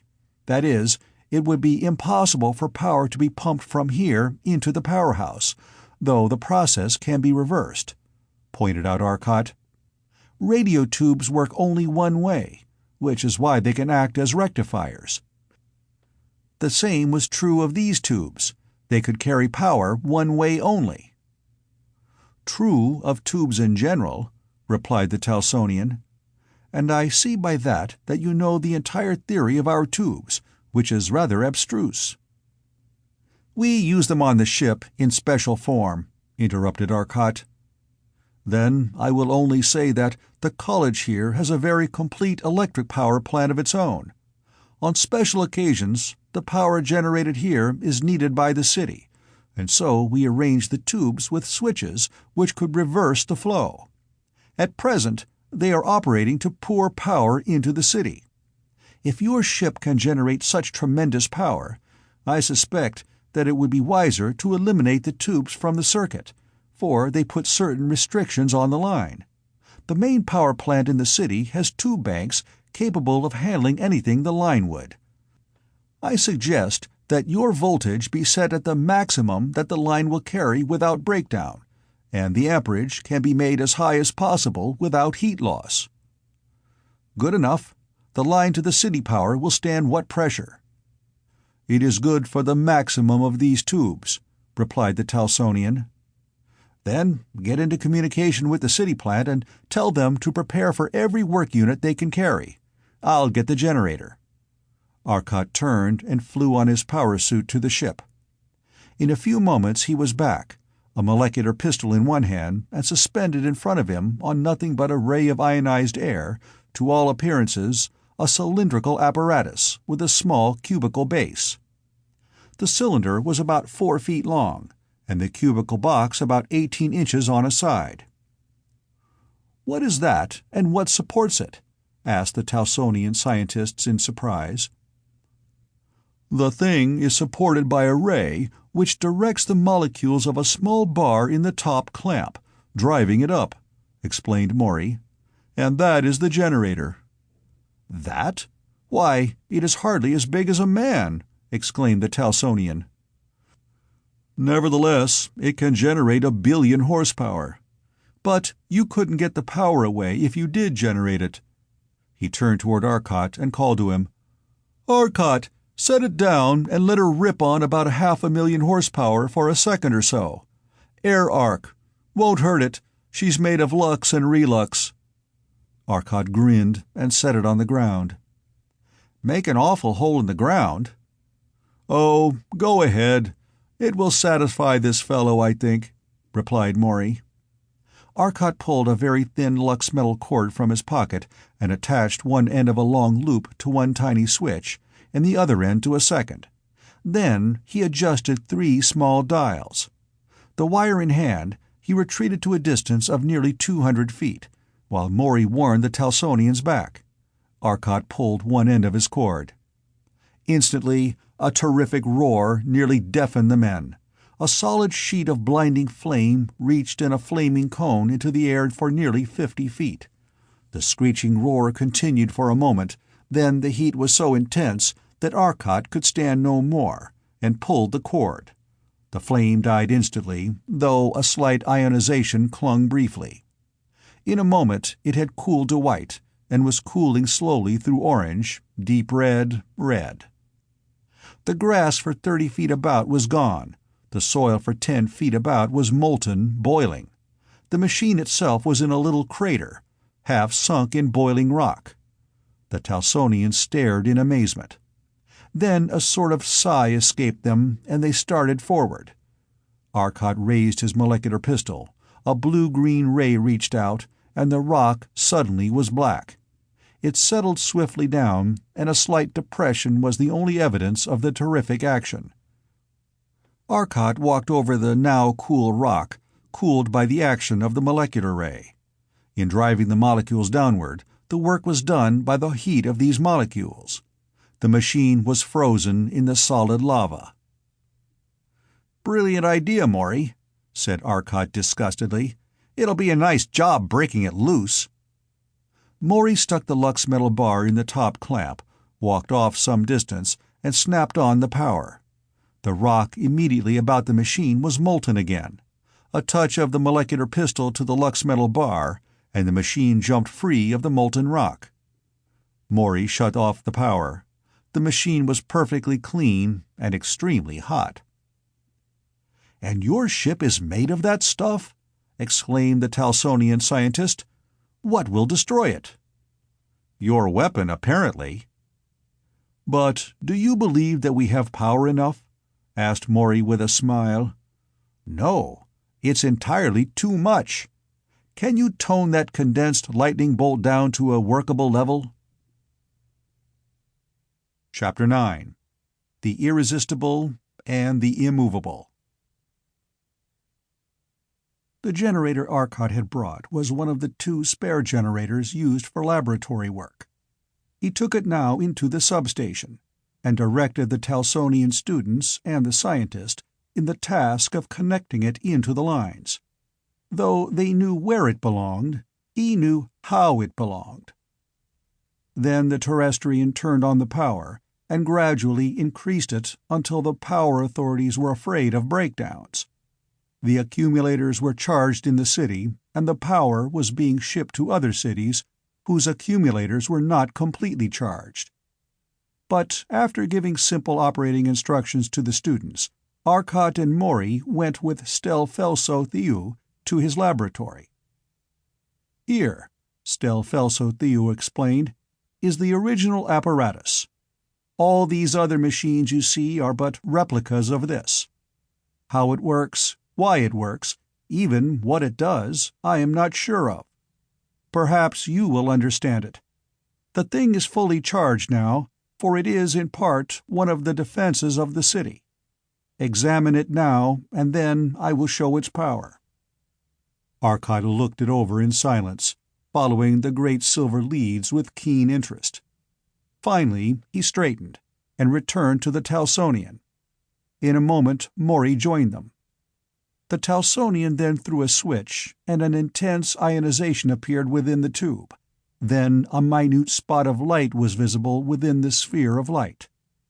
The minute spot of radiance is the real secret of the weapon. The ball of fire around it is merely wasted energy.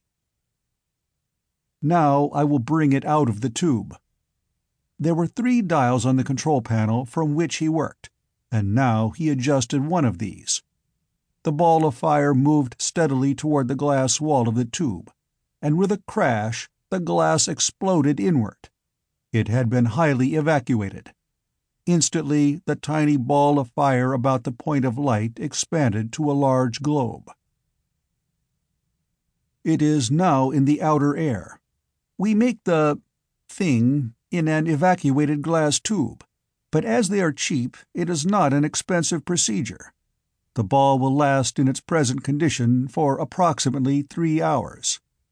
Feel the exceedingly intense heat? It is radiating away its vast energy. Now, here is the point of greatest interest." Again the Talsonian fell to work on his dials, watching the ball of fire. It seemed far more brilliant in the air now. It moved and headed toward a great slab of steel off to one side of the laboratory. It shifted about until it was directly over the center of the great slab. The slab rested on a scale of some sort, and as the ball of fire touched it, the scale showed a sudden increase in load. The ball sank into the slab of steel, and the scale showed a steady, enormous load. Evidently, the little ball was pressing its way through as though it were a solid body. In a moment, it was through the steel slab and out on the other side.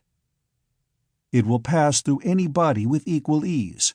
It seems to answer only these controls, and these it answers perfectly and without difficulty. One other thing we can do with it. I can increase its rate of energy discharge. The Telsonian turned on a fourth dial, well off to one side, and the brilliance of the spot increased enormously. The heat was unbearable. Almost at once, he shut it off. That is the principle we use in making it a weapon. Watch the actual operation. The ball of fire shot toward an open window, out the window, and vanished in the sky above. The Telsonian stopped the rotation of the dials. It is motionless now, but scarcely visible. I will now release all the energy. He twirled the fourth dial, and instantly there was a flash of light, and a moment later a terrific concussion. It is gone. He left the controls and went over to his apparatus. He set a heavy silver-bladed switch and placed a new tube in the apparatus. A second switch arced a bit as he drove it home. Your generator is recharging the accumulators.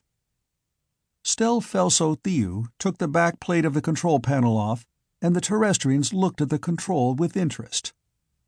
"Got it, Maury?" asked Arcot after a time. "Think so. Want to try making it up? We can do so out of spare junk about the ship, I think. We won't need the tube, if what I believe of it is true." Arcot turned to the Telsonian. "We wish you to accompany us to the ship. We have apparatus there which we wish to set up." Back to the ship they went. There Arcot, Maury, and Wade worked rapidly. It was about 3/4 of an hour later when Arcot and his friends called the others to the laboratory. They had a maze of apparatus on the power bench, and the shining relux conductors ran all over the ship apparently.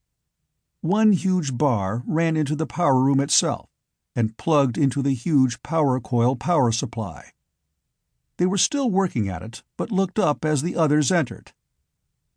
"Guess it will work," said Arcot with a grin. There were 4 dials, and 3 huge switches. Arcot set all 4 dials, and threw one of the switches. Then he started slowly turning the 4th dial. In the center of the room, a dim, shining mist a foot in diameter began to appear. It condensed, solidified without shrinking, a solid ball of matter a foot in diameter. It seemed black, but was a perfectly reflective surface, and luminous. Then you had already known of this thing? Then why did you not tell me when I tried to show it?" demanded the Telsonian. Arcot was sending the globe, now perfectly non-luminous, about the room. It flattened out suddenly and was a disk. He tossed a small weight on it, and it remained fixed, but began to radiate slightly. Arcot readjusted his dials, and it ceased radiating, held perfectly motionless. The sphere returned, and the weight dropped to the floor. Arcot maneuvered it about for a moment more. Then he placed his friends behind a screen of relux, and increased the radiation of the globe tremendously. The heat became intense, and he stopped the radiation.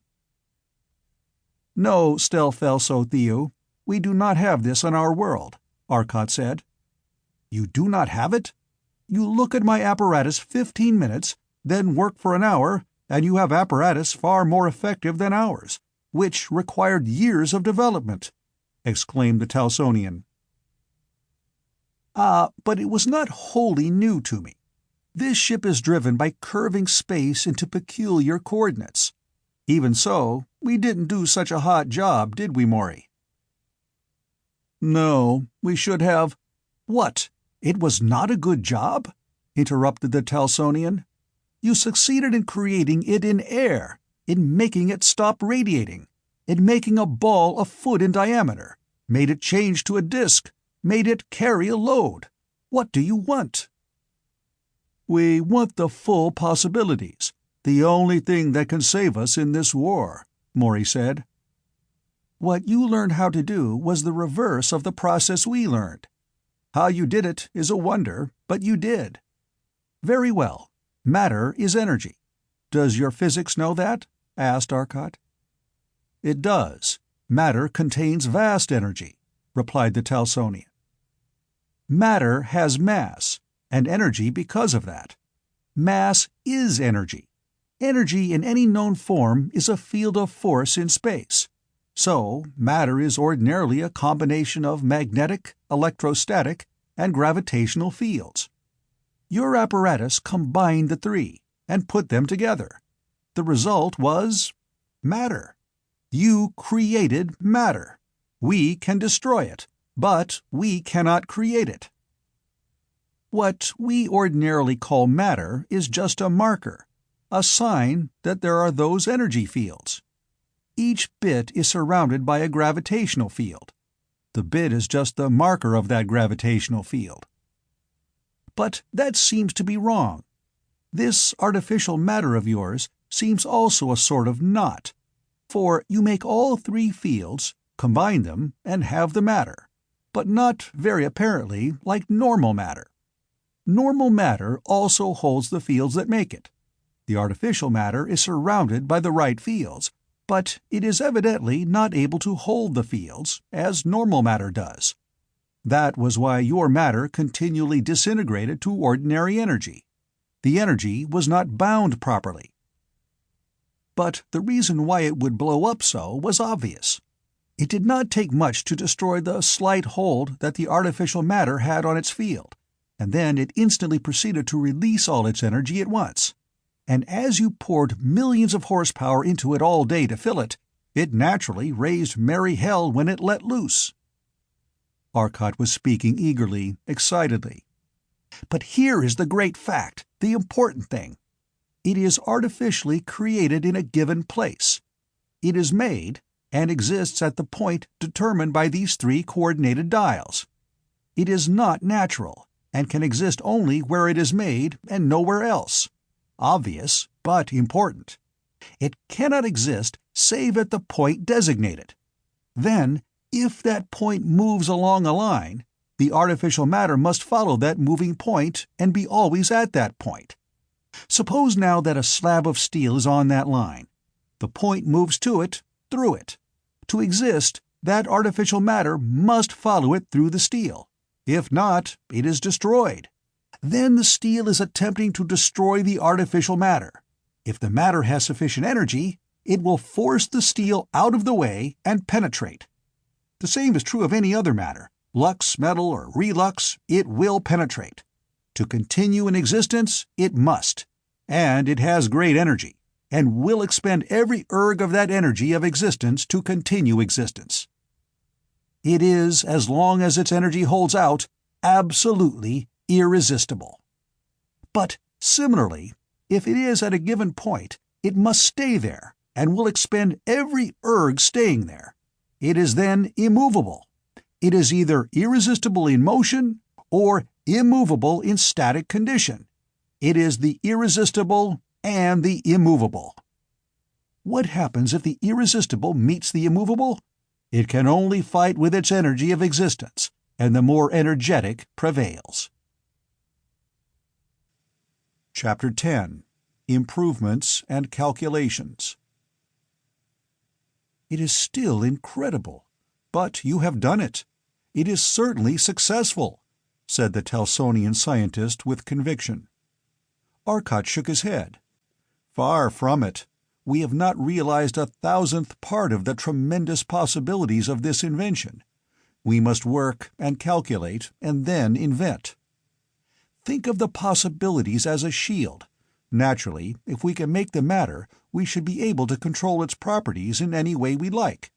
We should be able to make it opaque, transparent, or any color." Arcot was speaking to Maury now. "Do you remember when we were caught in that cosmic ray field in space when we first left this universe, that I said that I had an idea for energy so vast that it would be impossible to describe its awful power? I mentioned that I would attempt to liberate it if ever there was need. The need exists. I want to find that secret." Stelfelso-Theo was looking out through the window at a group of men excitedly beckoning. He called the attention of the others to them and himself went out. Arcot and Wade joined him in a moment. "They tell me that Felshe, well to the poleward of here, has used 4 of its 8 shots. They are still being attacked," explained the Telsonian gravely. "Well, get in," snapped Arcot as he ran back to the ship. Stelfelso hastily followed, and the Ancient Mariner shot into the air and darted away, poleward, to the Telsonian's directions. The ground fled behind them at a speed that made the scientist grip the handrail with a tenseness that showed his nervousness. As they approached, a tremendous concussion and a great gout of light in the sky informed them of the early demise of several Thessians. But a real fleet was clustered about the city. Arcot approached low and was able to get quite close before detection. His ray screen was up, and Maury had charged the artificial matter apparatus, small as it was, for operation. He created a ball of substance outside the Ancient Mariner, and thrust it toward the nearest Thessian, just as a molecular hit the Ancient Mariner's ray screen. The artificial matter instantly exploded with terrific violence, slightly denting the tremendously strong Lux metal walls. The pressure of the light was so great that the inner relux walls were dented inward. The ground below was suddenly, instantaneously fused. "Lord, they won't pass a ray screen, obviously," Maury muttered, picking himself from where he had fallen. "Hey, easy there. You blinked off the ray screen, and our relux is seriously weakened," called Arcot, a note of worry in his voice. "No artificial matter with the ray screen up. I'll use the magnet," called Maury. He quickly shut off the apparatus and went to the huge magnet control. The power room was crowded, and now that the battle was raging in truth, with 3 ships attacking simultaneously, even the enormous power capacity of the ship's generators was not sufficient, and the storage coils had been thrown into the operation. Maury looked at the instruments a moment. They were all up to capacity, save the ammeter from the coils. That wasn't registering yet. Suddenly it flicked, and the other instrument dropped to 0. They were in artificial space. "Come here, will you, Maury?" called Arcot. In a moment, Maury joined his much-worried friend. "That artificial matter control won't work through ray screens. The Thessians never had to protect against moleculars here, and didn't have them up, hence the destruction wrought. We can't take our screen down, and we can't use our most deadly weapon with it up. If we had a big outfit, we might throw a screen around the whole ship and sail right in. But we haven't. We can't stand 10 seconds against that fleet. I'm going to find their base and make them yell for help." Arcot snapped a tiny switch 1 notch further for the barest instant, then snapped it back. They were several millions miles from the planet. "Quicker," he explained, "to simply follow those ships back home. Go back in time." With the telectroscope, he took views at various distances, thus quickly tracing them back to their base at the pole of the planet. Instantly, Arcot shot down, reaching the pole in less than a second, by carefully maneuvering the space device. A gigantic dome of polished relux rose from rocky, icy plains. The thing was nearly half a mile high, a mighty rounded roof that covered an area almost 3/4 of a mile in diameter. Titanic. That was the only word that described it. About it, there was the peculiar shimmer of a molecular ray screen. Maury darted to the power room and set his apparatus into operation. He created a ball of matter outside the ship and hurled it instantly at the fort. It exploded with a terrific concussion as it hit the wall of the ray screen.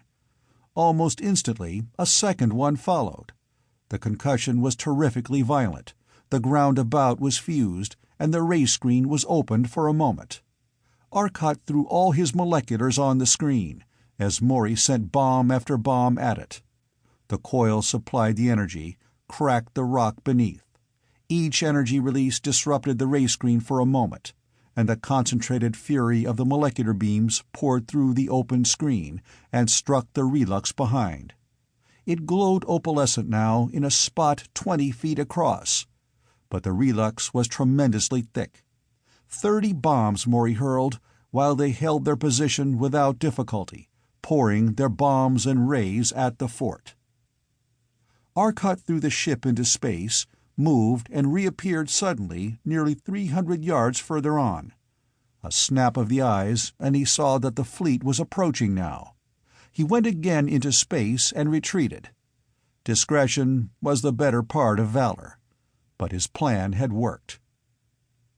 He waited half an hour and returned. From a distance, the telectroscope told him that one lone ship was patrolling outside the fort. He moved toward it, creeping up behind the icy mountains.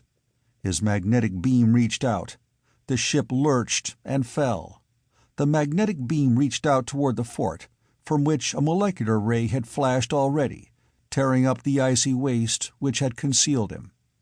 The ray screen stopped it, while again Maury turned the magnetic beam on, this time against the fort.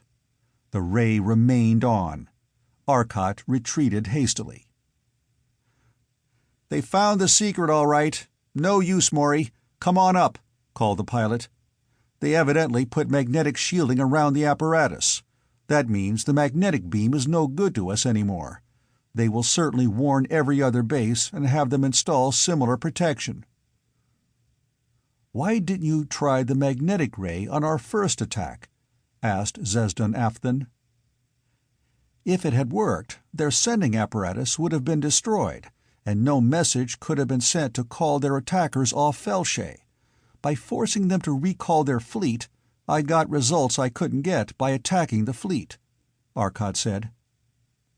"I think there is little more I can do here, Stelfelso-Thew.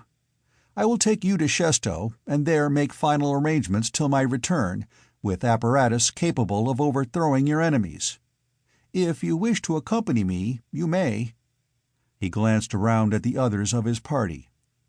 "And our next move will be to return to Earth with what we have. Then we will investigate the Sirian planets, and learn anything they may have of interest thence, to the real outer space, the utter void of intergalactic space, and an attempt to learn the secret of that enormous power." They returned to Shesto, and there Arcot arranged that the only generator they could spare, the one already in their possession, might be used till other terrestrian ships could bring more. They left for Earth. Hour after hour they fled through the void, till at last Old Sol was growing swiftly ahead of them, and finally Earth itself was large on the screens. They changed to a straight molecular drive and dropped to the Vermont field from which they had taken off. During the long voyage, Maury and Arcot had both spent much of the time working on the time distortion field, which would give them a tremendous control over time, either speeding or slowing their time rate enormously. At last, this finished, they had worked on the artificial matter theory, to the point where they could control the shape of the matter perfectly, though as yet they could not control its exact nature. The possibility of such control was, however, definitely proven by the results the machines had given them. Arcot had been more immediately interested in the control of form. He could control the nature as to opacity or transparency, to all vibrations that normal matter is opaque or transparent to. Light would pass or not as he chose, but cosmics he could not stop, nor would radio or moleculars be stopped by any present shield he could make. They had signaled as soon as they slowed outside the atmosphere, and when they settled to the field, Arcot's father and a number of very important scientists had already arrived. Arcot Sr. greeted his son very warmly, but he was tremendously worried, as his son soon saw. "What's happened, Dad? Won't they believe your statements?" "They doubted when I went to Luna for a session with the Interplanetary Council, but before they could say much, they had plenty of proof of my statements," the older man answered. "News came that a fleet of planetary guard ships had been wiped out by a fleet of ships from outer space. They were huge things, nearly half a mile in length. The guard ships went up to them, 50 of them, and tried to signal for a conference. The white ship was instantly wiped out. We don't know how. They didn't have ray screens, but that wasn't it. Whatever it was, slightly luminous ray in space, it simply released the energy of the lux metal and relux of the ship. Being composed of light energy simply bound by photonic attraction, it let go with terrible energy. They can do it almost instantly from a distance. The other guards at once let loose with all their moleculars and cosmics. The enemy shunted off the moleculars and wiped out the guard almost instantly. Of course, I could explain the screen, but not the detonation ray. I am inclined to believe from other casualties that the destruction, though reported as an instantaneous explosion, was not that. Other ships have been destroyed, and they seem to catch fire and burn, but with terrific speed, more like gunpowder than coal. It seems to start a spreading decomposition. The ship lasts perhaps 10 minutes. If it went instantly, the shock of such a tremendous energy release would disrupt the planet. At any rate, the great fleet separated. 12 went to the North Pole of Earth, 12 to the South, and similarly 12 to each pole of Venus. Then one of them turned and went back to wherever it had come from to report. Just turned and vanished. Similarly, one from Venus turned and vanished. That leaves 12 at each of the 4 poles, for, as I said, there were an even 50. They all followed the same tactics on landing, so I'll simply tell what happened in Attica. In the north, they had to pick one of the islands a bit to the south of the pole. They melted about 100 square miles of ice to find one. The ships arranged themselves in a circle around the place, and literally hundreds of men poured out of each and fell to work. In a short time they had set up a number of machines, the parts coming from the ships. These machines at once set to work, and they built up a relux wall. That wall was at least 6 feet thick. The floor was lined with thick relux as well as the roof, which is simply a continuation of the wall in a perfect dome. They had so many machines working on it that within 24 hours they had it finished. We attacked twice, once in practically our entire force, with some ray shield machines. The result was disastrous. The second attack was made with ray-shielded machines only, and little damage was done to either side, though the enemy were somewhat impeded by masses of ice hurled into their position. Their relux disintegration ray was conspicuous by its absence. Yesterday, and it seems a lot longer than that, son, they started it again. They've been unloading it from the ship, evidently. We had ray-shielded machines out, but they simply melted. They went down, and Earth retreated. We're in their fortress now. We don't know how to fight them. Now, for God's sake, tell us what you've learned of some weapons, son." The older man's face was lined. His iron-gray head showed his fatigue due to hours of concentration on his work. "Some," replied Arcot briefly. He glanced around. Other men had arrived, men whom he met in his work. But there were Venerians here too, in their protective suits, insulated against the cold of Earth and against its atmosphere. "First, though, gentlemen, allow me to introduce Stel Felso Theo of the planet Talso, one of our allies in this struggle, and Zesdan Afthan and Fentis of Ortal, one of our other allies. As to progress, I can say only that it is in a more or less rudimentary stage. We have the basis for great progress, a weapon of inestimable value, but it is only the basis. It must be worked out. I am leaving with you today the completed calculations and equations of the time field, the system used by the Thessian invaders in propelling their ships at a speed greater than that of light. Also, the uncompleted calculations in regard to another matter, a weapon which our ally, Talso, has given us, in exchange for the aid we gave in allowing them the use of one of our generators. Unfortunately, the ship could not spare more than the single generator. I strongly advise rushing a number of generators to Talso in intergalactic freighters. They badly need power of respectable dimensions. I have stopped on Earth only temporarily, and I want to leave as soon as possible. I intend, however, to attempt an attack on the Arctic base of the Thessians, in strong hopes that they have not armored against one weapon that the ancient mariner carries, though I sadly fear that old Earth herself has played us false here. I hope to use the magnetic beam, but Earth's polar magnetism may have forced them to armor, and they may have sufficiently heavy material to block the effects. Maury already had a ground crew servicing the ship. He gave designs to machinists on hand to make special control panels for the large artificial matter machines. Arcot and Wade got some badly needed equipment. In 6 hours, Arcot had announced himself ready, and a squadron of planetary guard ships were ready to accompany the refitted Ancient Mariner. They approached the pole cautiously, and were rewarded by the hiss and roar of ice melting into water, which burst into steam under a ray. It was coming from an outpost of the camp, a tiny dome under a great mass of ice. But the dome was of relux.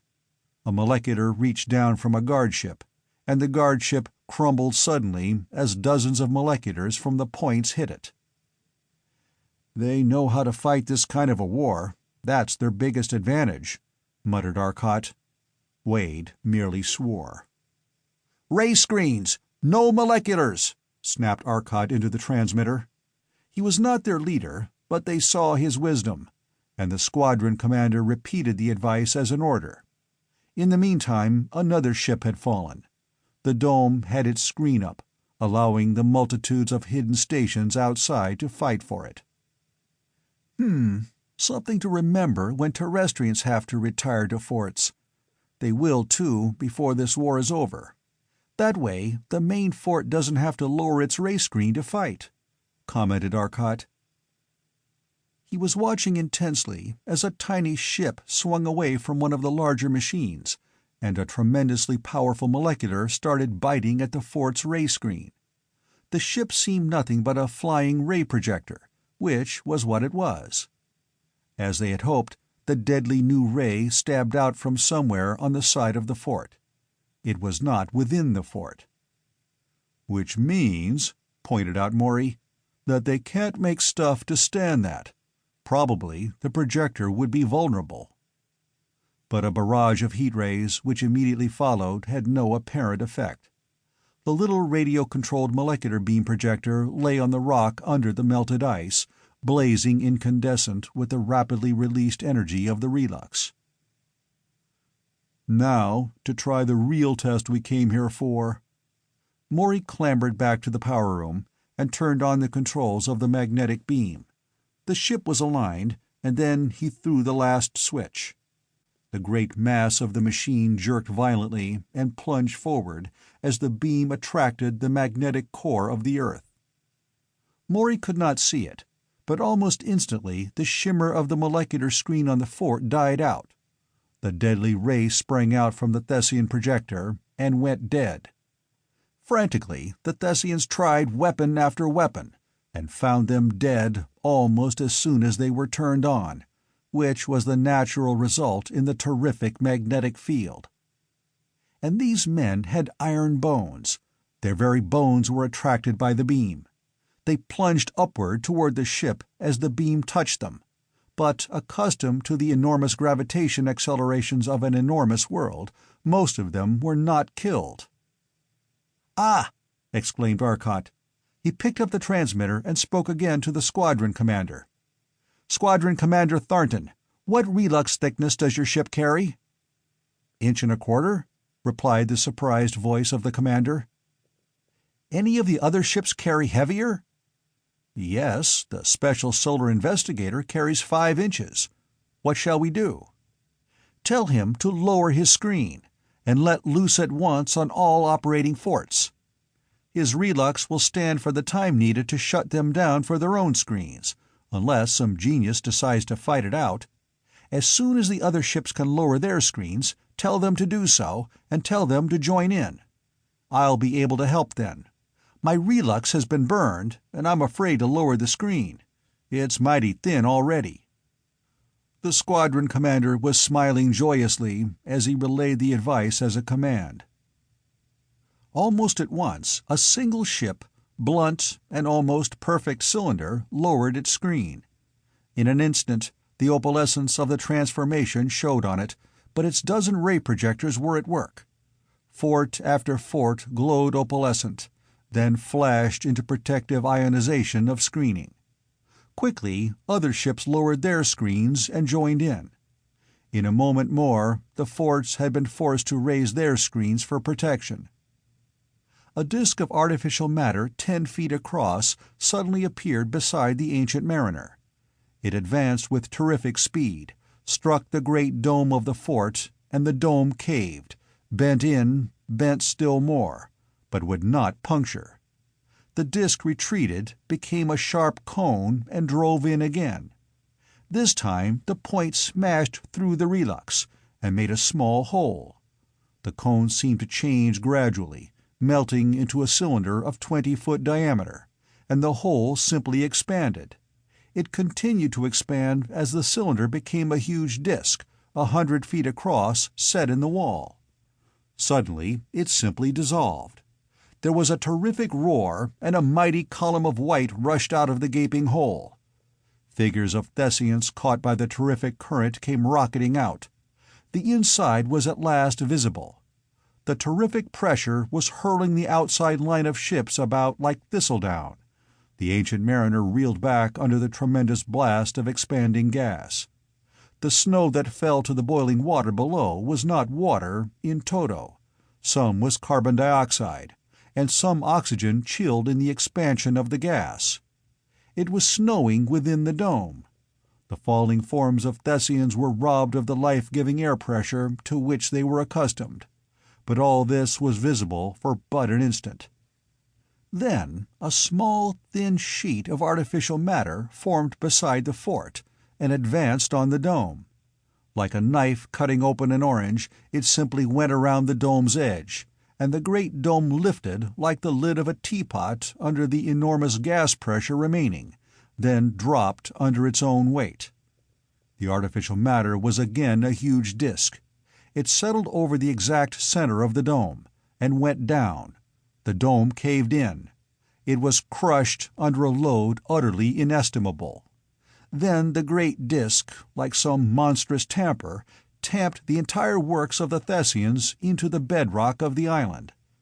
Every ship, every miniature fort, every man was caught under it and annihilated. The disk dissolved.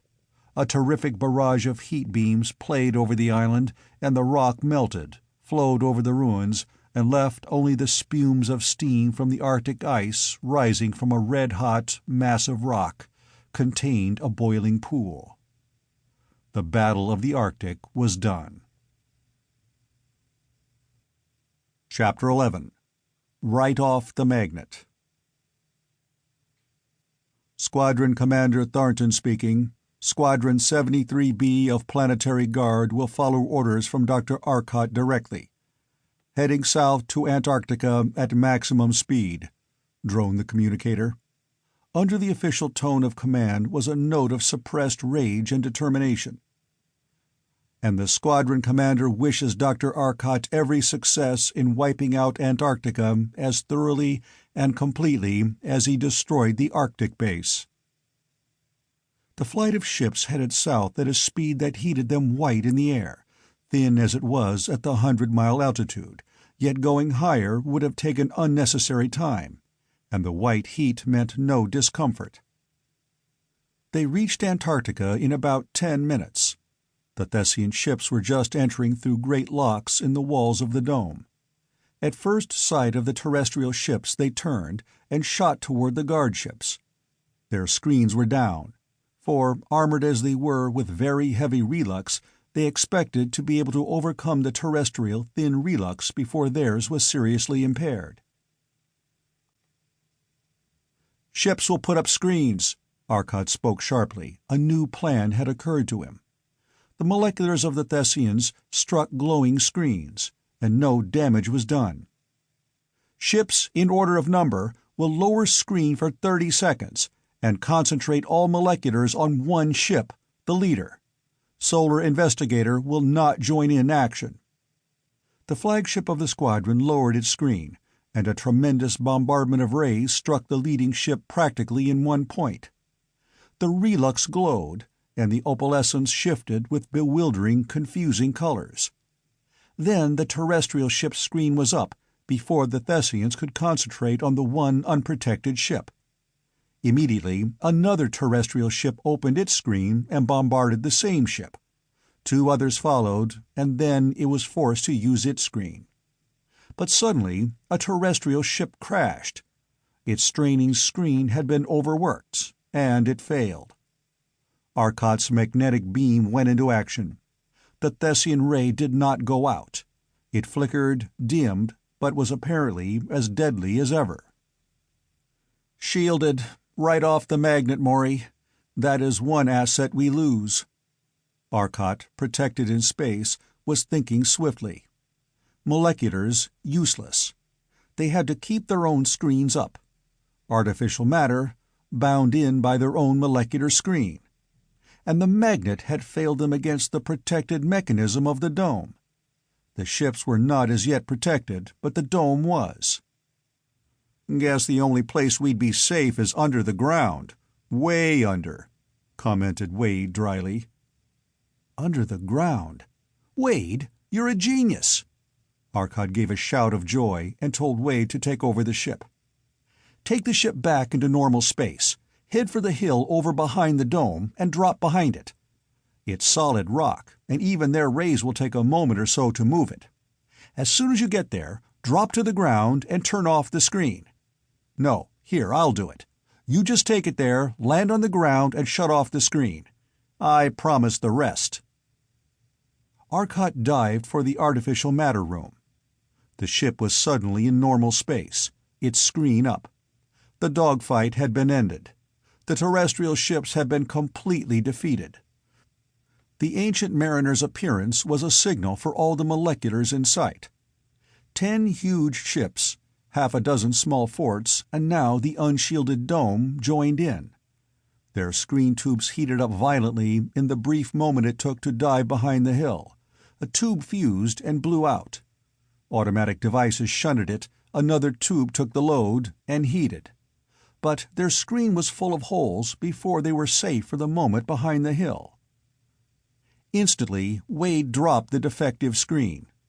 Almost as quickly as the screen vanished, a cylinder of artificial matter surrounded the entire ship. The cylinder was tipped by a perfect cone of the same base diameter.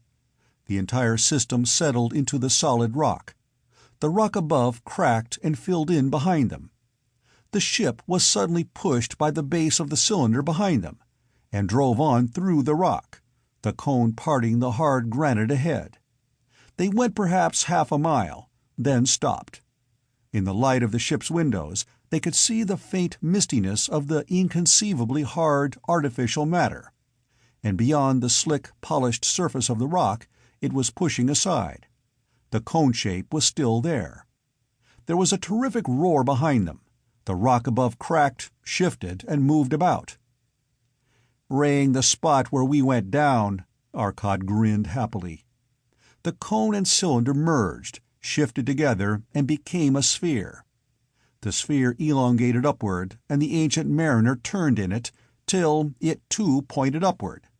The sphere became an ellipsoid. Suddenly the ship was moving, accelerating terrifically. It plowed through the solid rock, and up into a burst of light. They were inside the dome. Great ships were berthed about the floor. Huge machines bulked here and there, barracks for men, everything. The ellipsoid shrank to a sphere. The sphere grew to a protuberance, which separated and became a single, bar-like cylinder.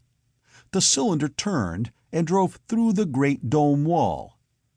A little hole, but it whirled rapidly around, sliced the top off neatly and quickly. Again, like a gigantic teapot lid, the whole great structure lifted, settled, and stayed there. Men, scrambling wildly toward the ships, suddenly stopped, seemed to blur, and their features ran together horribly. They fell and were dead in an instant as the air disappeared. In another instant they were solid blocks of ice, for the temperature was below the freezing point of carbon dioxide. The giant tamper set to work. The Thessian ships went first. They were all crumpled, battered wrecks in a few seconds of work of the terrible disk. The dome was destroyed. Arcot tried something else. He put on his control machine the equation of a hyperboloid of two branches, and changed the constants gradually till the two branches came close. Then he forced them against each other.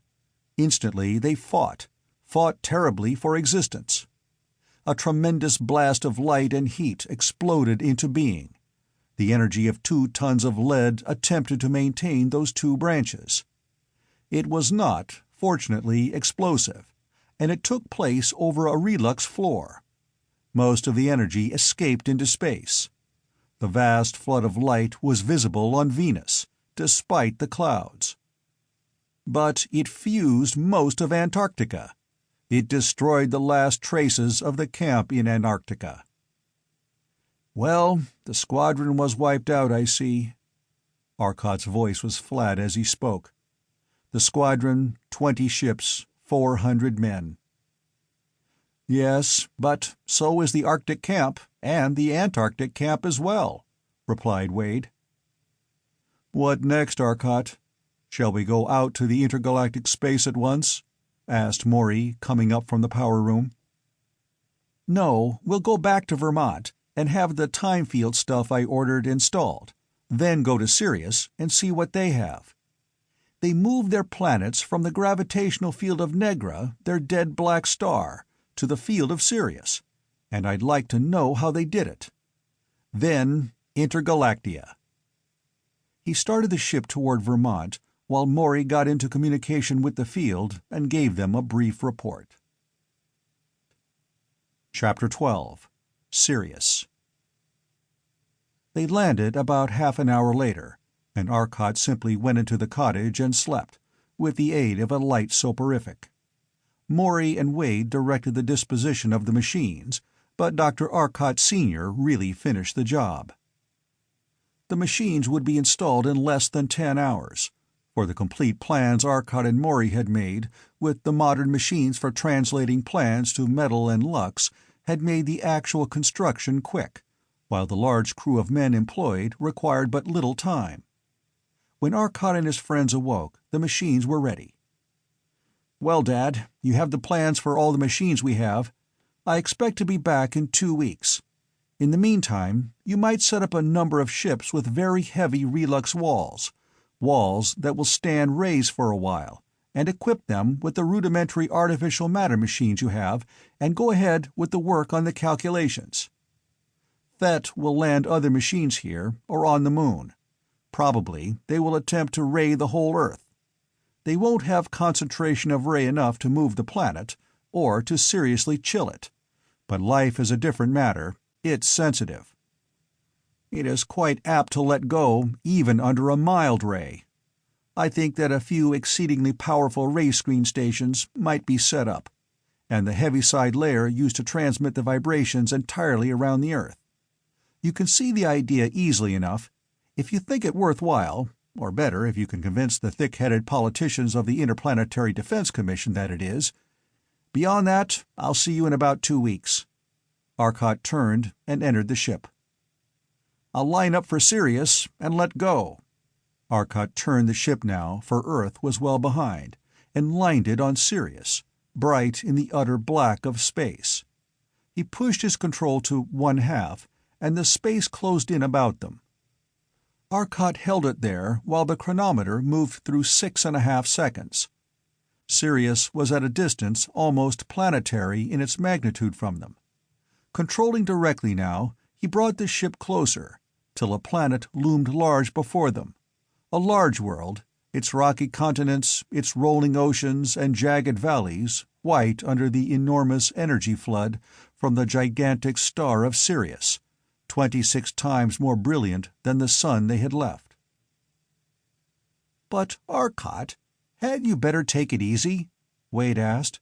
"They might take us for enemies, which wouldn't be so good." "I suppose it would be wise to go slowly. I had planned, as a matter of fact, on looking up a Thessian ship, taking a chance on a fight, and proving our friendship," replied Arcot. Maury saw Arcot's logic, then suddenly burst into laughter. "Absolutely! Attack a Thessian! But since we don't see any around now, we'll have to make one." Wade was completely mystified and gave Maury a doubtful, sarcastic look. "Sounds like a good idea, only I wonder if this constant terrific mental strain—" "Come along and find out." Arcot threw the ship into artificial space for safety, holding it motionless. The planet, invisible to them, retreated from their motionless ship. In the artificial matter control room, Arcot set to work and developed a very considerable string of forms on his board, the equations of their formations requiring all the available formation controls.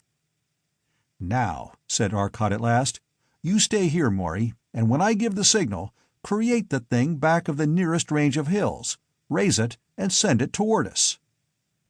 At once they returned to normal space, and darted down toward the now distant planet. They landed again near another city, one which was situated close to a range of mountains ideally suited to their purposes. They settled while Zesden Afton sent out the message of friendship. He finally succeeded in getting some reaction, a sensation of skepticism, of distrust, but of interest. They needed friends, and only hoped that these were friends. Arcot pushed a little signal button, and Maury began his share of the play. From behind a low hill, a slim, pointed form emerged, a beautifully streamlined ship, the lines obviously those of a Thessian, the window streaming light, while the visible ionization about the hull proclaimed its molecular ray screen. Instantly, Zesden Afton, who had carefully refrained from learning the full nature of their plans, felt the intense emotion of the discovery, called out to the others, while his thoughts were flashed to the Syrians below. From the attacking ship, a body shot with tremendous speed. It flashed by, barely missing the Ancient Mariner, and buried itself in the hillside beyond. With a terrific explosion it burst, throwing the soil about in a tremendous crater. The Ancient Mariner spun about, turned toward the other ship, and let loose a tremendous bombardment of molecular and cosmic rays. A great flame of ionized air was the only result. A new ray reached out from the other ship, a fan-like spreading ray. It struck the Ancient Mariner and did not harm it, though the hillside behind was suddenly withered and blackened, then smoking as the temperature rose. Another projectile was launched from the attacking ship, and exploded terrifically but a few hundred feet from the Ancient Mariner. The terrestrial ship rocked and swayed, and even the distant attacker rocked under the explosion.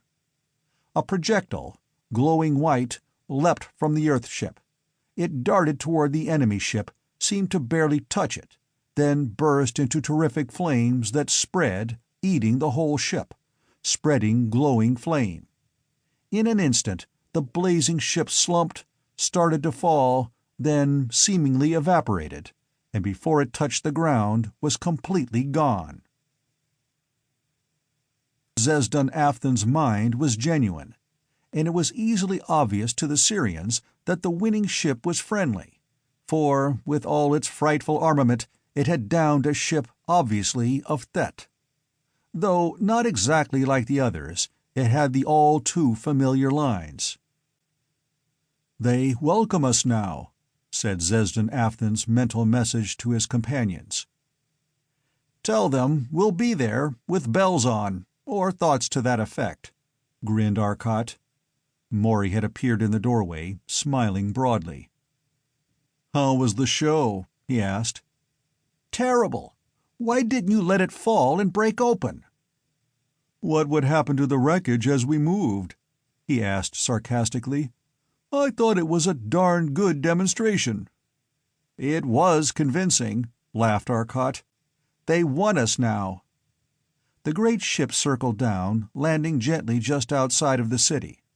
Almost at once one of the slim, long Syrian ships shot up from a courtyard of the city, racing out and toward the Ancient Mariner. Scarcely a moment later, 100 other ships from all over the city were on the way. Syrians seemed quite humanly curious. "We'll have to be careful here. We have to use altitude suits, as the Negreans breathe an atmosphere of hydrogen instead of oxygen," explained Arcot rapidly to the Ortolian and the Talsonian who were to accompany him. "We will all want to go, and so, although this suit will be decidedly uncomfortable for you and Zesden Afton and Stel Felso Thew, I think it wise that you all wear it. It will be much more convincing to the Syrians if we show that people of no less than 3 worlds are already interested in this alliance." A considerable number of Syrian ships had landed about them, and the tall, slim men of the 100-million-year-old race were watching them with their great brown eyes from a slight distance, for a cordon of men with evident authority were holding them back. "Who are you, friends?" asked a single man who stood within the cordon. His strongly built frame, a great high brow and broad head designated him a leader at a glance. Despite the vast change the light of Sirius had wrought, Arcot recognized in him the original photographs he had seen from the planet old Sol had captured as Negra had swept past. So it was he who answered the thought question. "I am of the 3rd planet of the sun your people saw it as a home a few years back in time, Taj Lamor. Because you did not understand us, and because we did not understand you, we fought. We found the records of your race on the planet our sun captured, and we know now what you most wanted. Had we been able to communicate with you then, as we can now, our people would never have fought. At last you have reached that sun you so needed, thanks, no doubt, to the genius that was with you. But now, in your new-found peace, comes a new enemy, one who wants not only yours, but every sun in this galaxy. You have tried your ray of death, the anti-catalyst, and it but sputters harmlessly on their screens. You have been swept by their terrible rays that fuse mountains, then hurl them into space. Our world and the world of each of these men is similarly menaced. See, here is Zesdan Afton from Ortal, far on the other side of the galaxy, and here is Stel Felso Thew of Talso. Their worlds, as well as yours and mine, have been attacked by this menace from a distant galaxy, from Thet, of the sun Anstec, of the galaxy Venone. We must form an alliance of far wider scope than ever has existed before. To you we have come, for your race is older by far than any race of our alliance. Your science has advanced far higher. What weapons have you discovered among those ancient documents, Taj Lamor? We have one weapon that you no doubt need, a screen which will stop the rays of the molecular director apparatus. What have you to offer us?" "We need your help badly," was the reply. "We have been able to keep them from landing on our planets, but it has cost us much. They have landed on a planet we brought with us when we left the Black Star, but it is not inhabited. From this, as a base, they have made attacks on us. We tried throwing the planet into Sirius. They merely left the planet hurriedly as it fell toward the star, and broke free from our attractive ray." "The attractive ray? Then you have uncovered that secret?" asked Arcot eagerly. "Taj Lamor and some of his men bring an attractive ray projector to the ship. The apparatus turned out to be nearly 1,000 tons in weight, and some 20 feet long, 10 feet wide, and approximately 12 feet high. It was impossible to load the huge machine into the Ancient Mariner, so an examination was conducted on the spot, with instruments whose reading was intelligible to the terrestrians operating it. Its principal fault lay in the fact that, despite the enormous energy of the matter given out, the machine still gobbled up such titanic amounts of energy before the attraction could be established that a very large machine was needed. The ray, so long as maintained, used no more power than was actually expended in moving the planet or other body. The power used while the ray was in action corresponded to the work done, but a tremendous power was needed to establish it, and this power could never be recovered. Further, no reaction was produced in the machine, no matter what body it was turned upon. In swinging a planet, then, a spaceship could be used as the base for the reaction was not exerted on the machine. From such meager clues, and the instruments, Arcot got the hints that led him to the solution of the problem, for the documents, from which Taj Lamor had gotten his information, had been disastrously wiped out when one of their cities fell, and Taj Lamor had but copied the machines of his ancestors. The immense value of these machines was evident, for they would permit Arcot to do many things that would have been impossible without them. The explanation as he gave it to Stelfelso Thiu foretold the uses to which it might be put.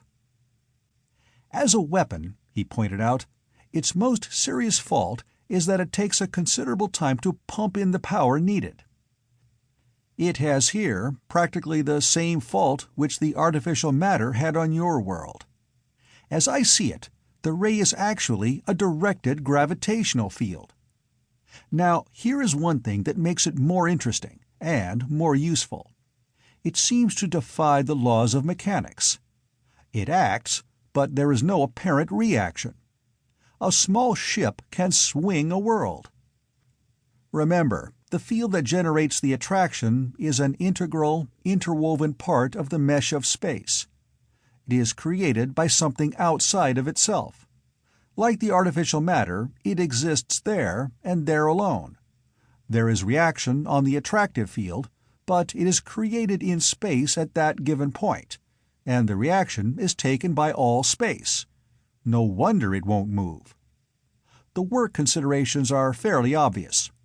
The field is built up. That takes energy. The beam is focused on a body. The body falls nearer and immediately absorbs the energy in acquiring a velocity. The machine replenishes the energy because it is set to maintain a certain energy level in the field. Therefore, the machine must do the work of moving the ship, just as though it were a driving apparatus. After the beam has done what is wanted, it may be shut off, and the energy in the field is now available for any work needed. It may be drained back into power coils such as ours, for instance, or one might just spend that last iota of power on the job. As a driving device, it might be set to pull the entire ship along, and still not have any acceleration detectable to the occupants. I think we'll use that on our big ship, he finished, his eyes far away on some future idea. Natural gravity of natural matter is, luckily, not selective. It goes in all directions. But this artificial gravity is controlled so that it does not spread, and the result is that the mass attraction of a mass of matter does not fall off as the inverse square of the distance, but, like the ray from the parallel beam spotlight, continues undiminished. Actually, they create an exceedingly intense, exceedingly small gravitational field, and direct it in a straight line. The building up of this field is what takes time. Zesden Afthan, who had a question which was troubling him, looked anxiously at his friends. Finally, he broke into their thoughts, which had been too cryptically abbreviated for him to follow, like the work of a professor solving some problem, his steps taken so swiftly and so abbreviated that their following was impossible to his students. But how is it that the machine is not moved when exerting such force on some other body? he asked at last. "Oh, the ray concentrates the gravitational force and projects it. The actual strain is in space. It is space that takes the strain, but in normal cases, unless the masses are very large, no considerable acceleration is produced over any great distance. That law operates in the case of the pulled body. It pulls the gravitational field as a normal field, the inverse square law applying. But on the other hand, the gravity beam pulls with a constant force. It might be likened to the light pressure effects of a spotlight and a star. The spotlight would push the sun with a force that was constant, no matter what the distance, while the light pressure of the sun would vary as the inverse square of the distance. But remember, it is not a body that pulls another body, but a gravitational field that pulls another. The field is in space. A normal field is necessarily attached to the matter that it represents, or that represents it, as you prefer, but this artificial field has no connection in the form of matter. It is a product of a machine, and exists only as a strain in space. To move it, you must move all space, since it, like artificial matter, exists only where it is created in space. Do you see now why the law of action and reaction is apparently flouted? Actually, the reaction is taken up by space." Arcot rose and stretched. Maury and Wade had been looking at him, and now they asked when he intended leaving for the intergalactic spaces. "Now, I think. We have a lot of work to do. At present, we have the mathematics of the artificial matter to carry on, and the math of the artificial gravity to develop. We gave the Syrians all we had on artificial matter and on moleculars. They gave us all they had, which wasn't much beyond the artificial gravity, and a lot of work. At any rate, let's go." Chapter 13. Attacked. The Ancient Mariner stirred and rose lightly from its place beside the city. Visible over the horizon now, and coming at terrific speed, was a fleet of 7 Thessian ships. They must do their best to protect that city. Arcot turned the ship and called his decision to Maury. As he did so, one of the Thessian ships suddenly swerved violently and plunged downward. The attractive ray was in action. It struck the rocks of Neptune and plunged in. Half buried, it stopped. And backed out. The tremendously strong relux and lux had withstood the blow, and these strange, inhumanly powerful men had not been injured. 2 of the ships darted toward him simultaneously, flashing out molecular rays. The rays glanced off of Arcot's screen already in place, but the tubes were showing almost at once that this could not be sustained. It was evident that the swiftly approaching ships would soon break down the shields. Arcot turned the ship and drove to one side. His eyes went dead. He cut into artificial space, waited 10 seconds, then cut back. The scene before him changed. It seemed a different world. The light was very dim, so dim he could scarcely see the images on the viewplate. They were so deep a red that they were very near to black. Even Sirius, the flaming blue-white star, was red. The darting Thessian ships were moving quite slowly now, moving at a speed that was easy to follow. Their rays, before ionizing the air brilliantly red, were now dark. The instrument showed that the screen was no longer encountering Sirius loading, and, further, the load was coming in at a frequency harmlessly far down the radio spectrum. Arcot stared in wide-eyed amazement. What could the Thessians have done that caused this change? He reached up and increased the amplification on the eyes to a point that made even the dim illumination sufficient. Wade was staring in amazement too. "Lord, what an idea!" suddenly exclaimed Arcot. Wade was staring at Arcot in equally great amazement. "What's the secret?" he asked. "Time, man, time! We are in an advanced time plane, living faster than they. Our atoms of fuel are destroyed faster. Our second is shorter. In 1 second of our earthly time, our generators do the same amount of work as usual, but they do many, many times more work in 1 second of the time we were in. We are under the advanced time field." Wade could see it all. The red light, normal light seen through eyes enormously speeded in all perceptions. The change, the dimness. Dim because less energy reached them per second of their time. Then came this blue light, as they reached the X-ray spectrum of Sirius and saw X-rays as normal light, shielded, tremendously shielded by the atmosphere, but the enormous amplification of the eyes made up for it. The remaining Thessians seemed to get the idea simultaneously, and started for Arcot in his own time field. The Thessian ship appeared to be actually leaping at him. Suddenly, his speed increased inconceivably. Simultaneously, Arcot's hand, already started toward the space control switch, reached it and pushed it to the point that threw the ship into artificial space. The last glimmer of light died suddenly as the Thessian ship's bow loomed huge beside the Ancient Mariner. There was a terrific shock that hurled the ship violently to one side, threw the men about inside the ship. Simultaneously, the lights blinked out. Light returned as the automatic emergency incandescent lights in the room, fed from an energy store coil, flashed on abruptly. The men were white-faced, tense in their positions.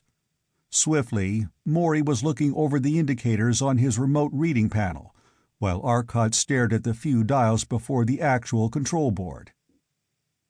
"There's an air pressure outside the ship!" he cried out in surprise. "High oxygen, very little nitrogen. Breathable, apparently, provided there are no poisons. Temperature 10 below 0°C. Lights are off because relays opened when the crash short-circuited them."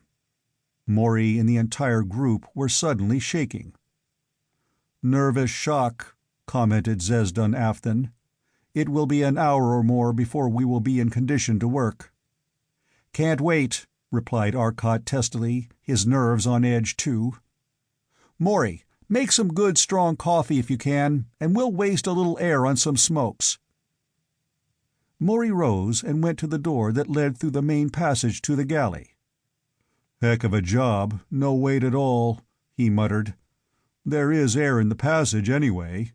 He opened the door, and the air rushed from the control room to the passage till the pressure was equalized. The door to the power room was shut, but it was bulged, despite its 2-inch lux metal, and through its clear material he could see the wreckage of the power room. "Arcot," he called, "come here and look at the power room. Quintillions of miles from home, we can't shut off this field now." Arcot was with him in a moment. The tremendous mass of the nose of the Thessian ship had caught them full amidship, and the powerful ram had driven through the room. Their lux walls had not been touched. Only a sledgehammer blow would have bent them under any circumstances, let alone breaking them. But the tremendously powerful main generator was split wide open, and the mechanical damage was awful. The prow of the ship had been driven deep into the machine, and the power room was a wreck. "And," pointed out Morey, "we can't handle a job like that. It will take a tremendous amount of machinery back on a planet to work that stuff, and we couldn't bend that bar, let alone fix it." "Get the coffee, will you please, Morey? I have an idea that's bound to work," said Arcot, looking fixedly at the machinery. Morey turned and went to the galley. 5 minutes later they returned to the corridor, where Arcot stood still, looking fixedly at the engine room. They were carrying small plastic balloons with coffee in them. They drank the coffee and returned to the control room, and sat about, the terrestrials smoking peacefully, the Ortolian and the Talsonian satisfying themselves with some form of mild narcotic from Ortol, which Zesdan Afton introduced. "Well, we have a lot more to do," Arcot said. The air apparatus stopped working a while back, and I don't want to sit around doing nothing while the air in the storage tanks is used up. Did you notice our friends, the enemy?" Through the great pilot's window the bulk of the Thessian ship's bow could be seen. It was cut across with an exactitude of mathematical certainty. "Easy to guess what happened," Morey grinned. "They may have wrecked us, but we sure wrecked them. They got half in and half out of our space field. Result, the half that was in stayed in. The half that was out stayed out. The two halves were instantaneously 1,000,000,000 miles apart, and that beautifully exact surface represents the point our space cut across. That being decided, the next question is how to fix this poor old wreck." Morey grinned a bit. "Better, how to get out of here and down to old Neptune." "Fix it," replied Arcot. "Come on. You get in your spacesuit, take the portable telectroscope and set it up in space, motionless, in such a position that it views both our ship and the nose of the Thessian machine, will you, Wade? Tune it to 773. Morey rose with Arcot and followed him, somewhat mystified, down the passage. At the airlock, Wade put on his spacesuit, and the Ortolian helped him with it. In a moment, the other three men appeared bearing the machine. It was practically weightless, though it would fall slowly if left to itself, for the mass of the Ancient Mariner and the front end of the Thessian ship made a considerable attractive field. But it was clumsy and needed guiding here in the ship. Wade took it into the airlock, and a moment later into space with him. His hand molecular driving unit pulling him, he towed the machine into place, and with some difficulty got it practically motionless with respect of the two bodies, which were now lying against each other. "Turn it a bit, Wade, so that the Ancient Mariner is just in its range," came Arcot's thoughts. Wade did so. "Come on back and watch the fun." Wade returned. Arcot and the others were busy placing a heavy emergency lead from the storeroom in the place of one of the broken leads. In 5 minutes they had it fixed where they wanted it. Into the control room went Arcot and started the power room teleview plate. Connected into the system of viewplates, the scene was visible now on all the plates in the ship. Well off to one side of the room, prepared for such emergencies and equipped with individual power storage coils that would run it for several days, the viewplate functioned smoothly. "Now we are ready," said Arcot. The Talsonian proved he understood Arcot's intentions by preceding him to the laboratory. Arcot had 2 viewplates operating here. One was covering the scene as shown by the machine outside, and the other showed the power room. Arcot stepped over to the artificial matter machine and worked swiftly on it. In a moment the power from the storage coils of the ship was flowing through the new cable and into the machine. A huge ring appeared about the nose of the Thessian ship, fitting snugly over it. A terrific wrench, and it was free of the Ancient Mariner. The ring contracted and formed a chunk of the stuff free of the broken nose of the ship. It was carried over to the wall of the Ancient Mariner, a smaller piece snipped off as before and carried inside. A piece of perhaps half a ton mass.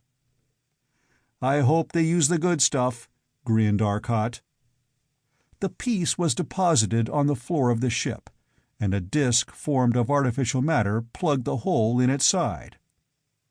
Another took a piece of the relux from the broken Thessian ship, pushed it into the hole on the ship. The space about the scene of operation was a crackling inferno of energy breaking down into heat and light. Arcot dematerialized his tremendous tools, and the wall of the Ancient Mariner was neatly patched with relux smoothed over as perfectly as before. A second time, using some of the relux he had brought within the ship, and the inner wall was rebuilt. The job was absolutely perfect, save that now, where there had been lux, there was an outer wall of relux.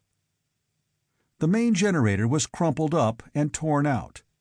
The auxiliary generators would have to carry the load. The great cables were swiftly repaired in the same manner, a perfect cylinder forming about them, and a piece of relux from the store Arcot had sliced from the enemy ship, welding them perfectly under enormous pressure that made them flow perfectly into one another as heat alone could not. In less than half an hour the ship was patched up, the power room generally repaired, save for a few minor things that had to be replaced from the stores. The main generator was gone, but that was not an essential. The door was straightened and the job done. In an hour they were ready to proceed. Chapter 14. Intergalactic Space. "Well, Sirius has retreated a bit," observed Arcot. The star was indeed several trillions of miles away. Evidently they had not been motionless as they had thought, but the interference of the Thessian ship had thrown their machine off. "Shall we go back, or go on?" asked Maury. "The ship works. Why return?" asked Wade. "I vote we go on." "Seconded," added Arcot. "If they who know most of the ship vote for a continuance of the journey, then assuredly we who know so little can only abide by their judgment. Let us continue," said Zesdan Afton gravely. Space was suddenly black about them. Sirius was gone. All the jewels of the heavens were gone in the black of swift flight. 10 seconds later, Arcot lowered the space control. Black behind them, the night of space was pricked by points of light, the infinite multitude of the stars. Before them lay nothing. The utter emptiness of space between the galaxies. "Thlex steers! What happened?" asked Maury in amazement, his pet Venerian phrase rolling out in his astonishment. "Tried an experiment, and it was overly successful," replied Arcot, a worried look on his face. "I tried combining the Thessian high-speed time distortion with our high-speed space distortion, both on low power. There ain't no sich animals, as the old agriculturist remarked of the giraffe. God knows what speed we hit, but it was plenty. We must be 10,000 light-years beyond the galaxy." "That's a fine way to start the trip. You have the old star maps to get back, however, have you not?" asked Wade. "Yes, the maps we made on our first trip out this way are in the cabinet. Look 'em up, will you, and see how far we have to go before we reach the cosmic fields?" Arcot was busy with his instruments, making a more accurate determination of their distance from the edge of the galaxy. He adopted the figure of 12,500 light-years as the probable best result. Wade was back in a moment with the information that the fields lay about 16,000 light-years out. Arcot went on at a rate that would reach the fields in 2 hours. Several hours more were spent in measurements, till at last Arcot announced himself satisfied. "Good enough. Back we go." Again in the control room, he threw on the drive, and shot through the 27,000 light-years of cosmic ray fields, and then more leisurely returned to the galaxy. The star maps were strangely off. They could follow them, but only with difficulty, as the general configuration of the constellations that were their guides were visibly altered to the naked eye. "Maury," said Arcot softly, looking at the constellation at which they were then aiming, and at the map before him, "there is something very, very rotten. The universe either ain't what it used to be, or we have traveled in more than space." "I know it, and I agree with you. Obviously, from the degree of alteration off the constellations, we are off by about 100,000 years. Question, how come? Question, what are we going to do about it?" Answer 1. Remembering what we observed in re Sirius, I suspect that the interference of that Thessian ship, with its time field opposing our space field, did things to our time frame. We were probably thrown off then. As to the second question, we have to determine number 1 first. Then we can plan our actions. With Wade's help, and by coming to rest near several of the stars, then observing their actual motions, they were able to determine their time status. The estimate they made finally was of the order of 80,000 years in the past. The Thessian ship had thrown them that much out of their time. "That isn't all to the bad," said Maury with a sigh. "We at least have all the time we could possibly use to determine the things we want for this fight. We might even do a lot of exploring for the archaeologists of Earth and Venus and Ortal and Talso. As to getting back, that's the question." "Which is," added Arcot, "easy to answer now, thank the good Lord. All we have to do is wait for our time to catch up with us. If we just wait 80,000 years, 800 centuries, we will be in our own time." "Oh, I think waiting so long would be boring," said Wade sarcastically. "What do you suggest we do in the intervening 8 millenniums? Play cards?" "Or cards or chess, something like that," grinned Arcot. "Play cards, calculate our fields, and turn on the time rate control." "Oh, I take it back. You win. Take all. I forgot all about that." Wade smiled at his friend. "That will save a little waiting, won't it?" "The exploring of our worlds would without doubt be of infinite benefit to science, but I wonder if it would not be of more direct benefit if we were to get back to our own time, alive and well. Accidents always happen, and for all our weapons we might easily meet some animal which would put an abrupt and tragic finish to our explorations. Is it not so?" asked Stel-Felso-Theo. "Your point is good, Stel-Felso-Theo. I agree with you. We will do no more exploring than is necessary or safe. We might just as well travel slowly on the time retarder and work on the way. I think the thing to do is to get back to Earth, or better, the solar system, and follow the sun in its path." They returned, and the desolation that the sun in its journey passes through is nothing to the utter, oppressive desolation of empty space between the stars, for it has its family of planets, and it has no conscious thought. The sun was far from the point that it had occupied when the travelers had left it, billions on billions of miles further on its journey around the gravitational center of our galactic universe, and in the 80 millenniums that they must wait, it would go far. They did not go to the planets now, for, as Arcot said in reply to Stel-Felso-Theo's suggestion that they determine more accurately their position in time, life had not developed to an extent that would enable them to determine the year according to our calendar. So for 30,000 years they hung motionless as the sun moved on, and the little spots of light that were worlds hurled about it in a mad race. Even Pluto, in its 300-year-long track, seemed madly gyrating beneath them. Mercury was a line of light, as it swirled about the swiftly moving sun. But that 30,000 years was 30 days to the men of the ship. Their time rate immensely retarded, they worked on their calculations. At the end of that month, Arcot had, with the help of Maury and Wade, worked out the last of the formulas of artificial matter, and the machines had turned out the last graphical function of the last branch of research that they could discover. It was a time of labor for them, and they worked almost constantly, stopping occasionally for a game of some sort to relax the nervous tension. At the end of that month they decided that they would go to Earth. They speeded their time rate now and flashed toward Earth at an enormous speed that brought them within the atmosphere in minutes. They had landed in the valley of the Nile. Arcot had suggested this as a means of determining the advancement of life of man.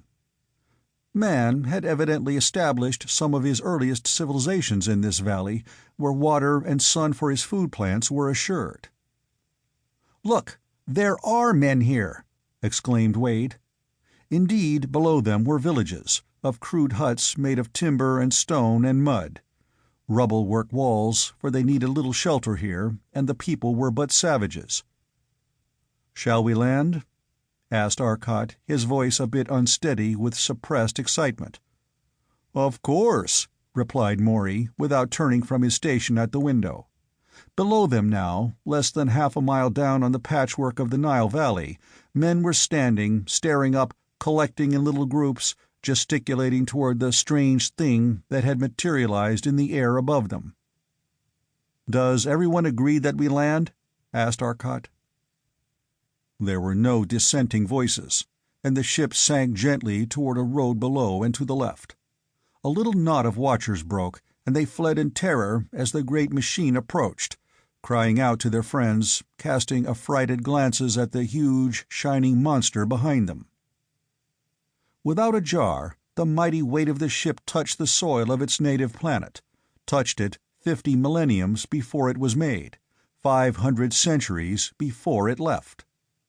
Arcot's brow furrowed. "There is one thing puzzles me. I can't see how we can come back.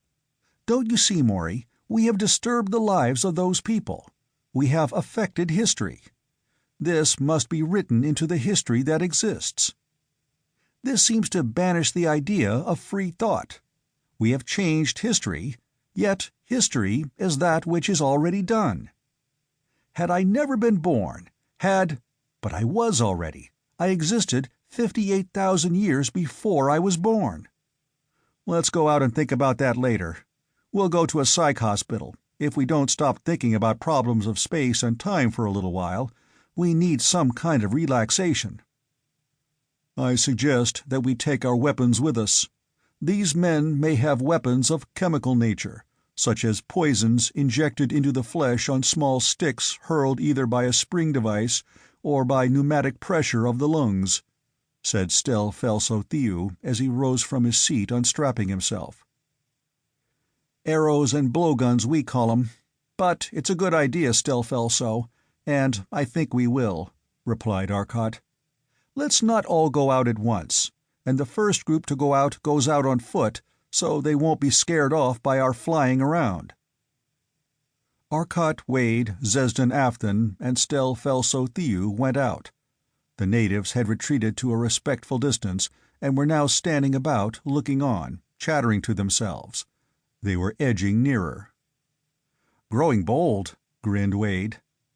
"It is the characteristic of intelligent races manifesting itself. Curiosity," pointed out Stel Felso-Thew. "Are these the type of men still living in this valley, or who will be living there in 50,000 years?" asked Zesden Afton. "I'd say they weren't Egyptians as we know them, but typical Neolithic men. It seems they have brains fully as large as some of the men I see on the streets of New York. I wonder if they have the ability to learn as much as the average man of, say, about 1950. The Neolithic men were warming up. There was an orator among them, and his grunts, growls, snorts, and gestures were evidently affecting them. They had sent the women back, by the simple and direct process of sweeping them up in one arm and heaving them in the general direction of home.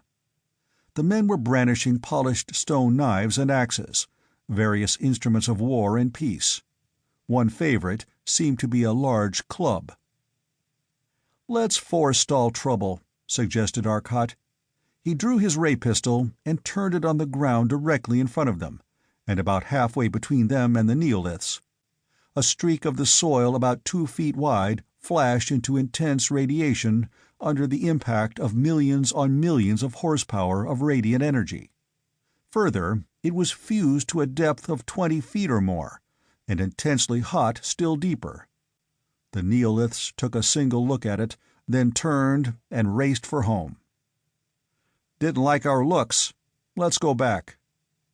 They wandered about the world, investigating various peoples, and proved to their own satisfaction that there was no Atlantis, not at this time at any rate. But they were interested in seeing that the polar caps extended much farther toward the equator. They had not retreated at that time to the extent that they had by the opening of history. They secured some fresh game, an innovation in their larder, and a welcome one. Then the entire ship was swept out with fresh, clean air, their water tanks filled with water from the cold streams of the melting glaciers. The air apparatus was given a new stock to work over. Their supplies in a large measure restored, thousands of aerial photographic maps made, they returned once more to space to wait. Their time was taken up for the most part by actual work on the enormous mass of calculation necessary. It is inconceivable to the layman what tremendous labor is involved in the development of a single mathematical hypothesis, and a concrete illustration of it was the long time, with tremendously advanced calculating machines, that was required in their present work. They had worked out the problem of the time field, but there they had been aided by the actual apparatus, and the possibilities of making direct tests on machines already set up. The problem of artificial matter, at length fully solved, was a different matter. This had required, within a few days of a month, by their clocks, close to 30,000 years of Earth's time, for they had really been forced to develop it all from the beginning. In the small improvements Arcot had instituted in Stel-Fel-Sothiu's device, he had really merely followed the particular branch that Stel-Fel-Sothiu had stumbled upon. Hence it was impossible to determine with any great variety the type of matter created. Now, however, Arcot could make any known kind of matter, and many unknown kinds. But now came the greatest problem of all. They were ready to start work on the data they had collected in space. "What," asked Zesden Afton as he watched the three Terrestrians begin their work, "is the nature of the thing you are attempting to harness?" "In a word, energy," replied Arcot, pausing. "We are attempting to harness energy in its primeval form, in the form of a space field. Remember, mass is a measure of energy. 2 centuries ago, a scientist of our world proposed the idea that energy could be measured by mass, and proceeded to prove that the relationship was the now firmly entrenched formula E equals mc². The sun is giving off energy. It is giving off mass, then, in the form of light photons. The field of the sun's gravity must be constantly decreasing as its mass decreases. It is a collapsing field. It is true, the sun's gravitational field does decrease by a minute amount, despite the fact that our sun loses 1,000 million tons of matter every 4 minutes. The percentage change is minute, but the energy released is immeasurable. But I am going to invent a new power unit, Afton. I will call it the Sol, the power of a sun. 1 Sol is the rating of our sun, and I will measure the energy I use in terms of sun powers, not horsepower. That may tell you of its magnitude." "But," Zesden Afton asked, "while you men of Earth work on this problem, what is there for us? We have no problems, save the problem of the fate of our world, still 50,000 years of your time in the future. It is terrible to wait, and think of what may be happening in that other time. Is there nothing we can do to help? I know our hopeless ignorance of your science. Stel-Fel-Sothiu can scarcely understand the thoughts you use, and I can scarcely understand his explanations. I cannot help you there, with your calculations, but is there nothing I can do?" "There is, Ortolian, decidedly. We badly need your help, and as Stel-Fel-Sothiu cannot aid us here as much as he can by working with you, I will ask him to do so. I want your knowledge of psychomechanical devices to help us. Will you make a machine controlled by mental impulses? I want to see such a system and know how it is done, that I may control machines by such a system." "Gladly. It will take time, for I am not the expert worker that you are, and I must make many pieces of apparatus, but I will do what I can," exclaimed Zesden Afton eagerly. So, while Arcot and his group continued their work of determining the constants of the space energy field, the others were working on the mental control apparatus. Chapter 15. All-Powerful Gods. Again there was a period of intense labor, while the ship drifted through time, following Earth in its mad careening about the sun, and the sun as it rushed headlong through space. At the end of a 30-day period, they had reached no definite position in their calculations, and the Telsonian reported, as a medium between the two parties of scientists, that the work of the Ortolian had not reached a level that would make a scientific understanding possible. As the ship needed no replenishing, they determined to finish their present work before landing, and it was nearly 40,000 years after their first arrival that they again landed on Earth. It was changed now. The ice caps had retreated visibly. The Nile Delta was far longer, far more prominent, and cities showed on the Earth here and there. Greece, they decided, would be the next stop, and to Greece they went, landing on a mountainside. Below was a village, a small thing of huts and hovels. But the villagers attacked, swarming up the hillside furiously, shouting and shrieking warnings of their terrible prowess to these men who had came from the shining house, ordering them to flee from them and turn over their possessions to them. "What'll we do?" asked Maury. He and Arcot had come out alone this time. "Take one of these fellows back with us and question him. We had best get a more or less definite idea of what time age we are in, hadn't we? We don't want to overshoot by a few centuries, you know." The villagers were swarming up the side of the hill, armed with weapons of bronze and wood. The bronze implements of murder were rare and evidently costly, for those that had them were obviously leaders and better dressed than the others. "Hang it all, I have only a molecular pistol. Can't use that, it would be a plain massacre," exclaimed Arcot. But suddenly several others, who had come up from one side, appeared from behind a rock. The scientists were wearing their power suits and had them on at low power, leaving a weight of about 50 pounds.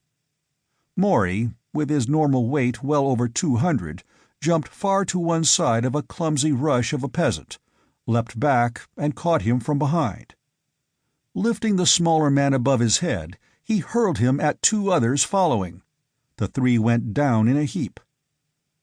Most of the men were about 5 feet tall, and rather lightly built. The Greek god had not yet materialized among them. They were probably poorly fed and heavily worked. Only the leaders appeared to be in good physical condition, and the men could not develop to a large stature. Arcot and Maury were giants among them, and with their greater skill, tremendous jumping ability, and far greater strength, easily overcame the few who had come by the side. One of the leaders was picked up and trussed quickly in a rope a fellow had carried. "Look out!" called Wade from above. Suddenly he was standing beside them, having flown down on the power suit. "Caught your thoughts. Rather, Zesdan Afton did."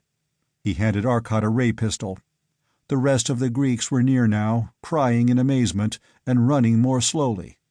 They didn't seem so anxious to attack. Arcot turned the ray pistol to one side. "Wait!" called Maury. A face peered from around the rock toward which Arcot had aimed his pistol. It was that of a girl, about 15 years old in appearance, but hard work had probably aged her face. Maury bent over, heaved on a small boulder, about 200 pounds of rock, and rolled it free of the depression it rested in, then caught it on a molecular ray, hurled it up. Arcot turned his heat ray on it for an instant, and it was white-hot. Then the molecular ray threw it over toward the great rock and crushed it against it. 3 children shrieked and ran out from the rock, scurrying down the hillside. The soldiers had stopped. They looked at Maury. Then they looked at the great rock, 300 yards from them. They looked at the rock fragments. "They think you threw it," grinned Arcot. "What else? They saw me pick it up, saw me roll it, and it flew. What else could they think?" Arcot's heat ray hissed out, and the rock sputtered and cracked, then glowed white. There was a dull explosion, and chips of rock flew up. Water, imprisoned, had been turned into steam. In a moment the whistle and crackle of combined heat and molecular rays stabbing out from Arcot's hands had built a barrier of fused rocks. Leisurely, Arcot and Maury carried their now revived prisoner back to the ship, while Wade flew ahead to open the locks. Half an hour later, the prisoner was discharged, much to his surprise, and the ship rose. They had been able to learn nothing from him.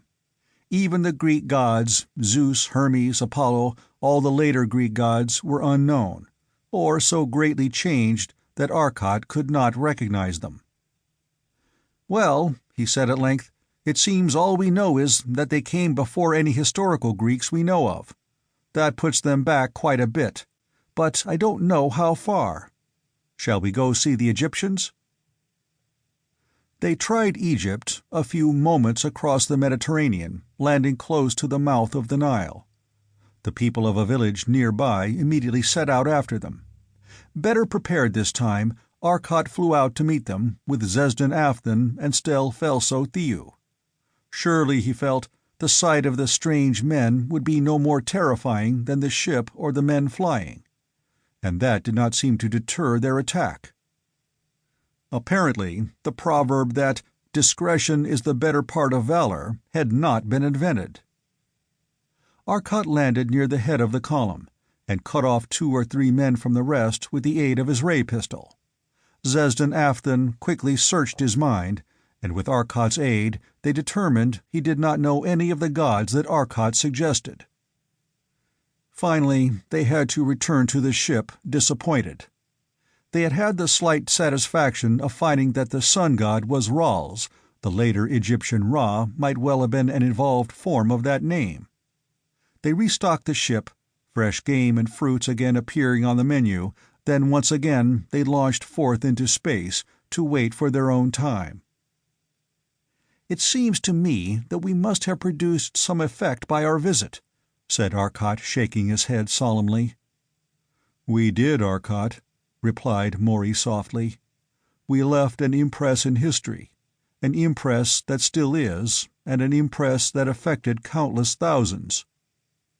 Meet the Egyptian gods, with their heads strange to terrestrians, the gods who fly through the air without wings, come from a shining house that flies, whose look, whose pointed finger melts the desert sands and the moist soil," he continued softly, nodding toward the Ortolian and the Talsonian. "Their impossible gods existed, and visited them. Indubitably, some genius saw that here was a chance for fame and fortune, and sold charms against the gods. Result, we are carrying with us some of the oldest deities. Again, we did leave our imprint in history." "And," cried Wade excitedly, "meet the great Hercules, who threw men about. I always knew that Maury was a brainless brute, but I never realized the marvelous divining powers of those Greeks so perfectly. Now the incarnation of dumb power." Dramatically, Wade pointed to Maury, unable even now to refrain from some unnecessary comments. "All right, Mercury, the messenger of the gods, speaks.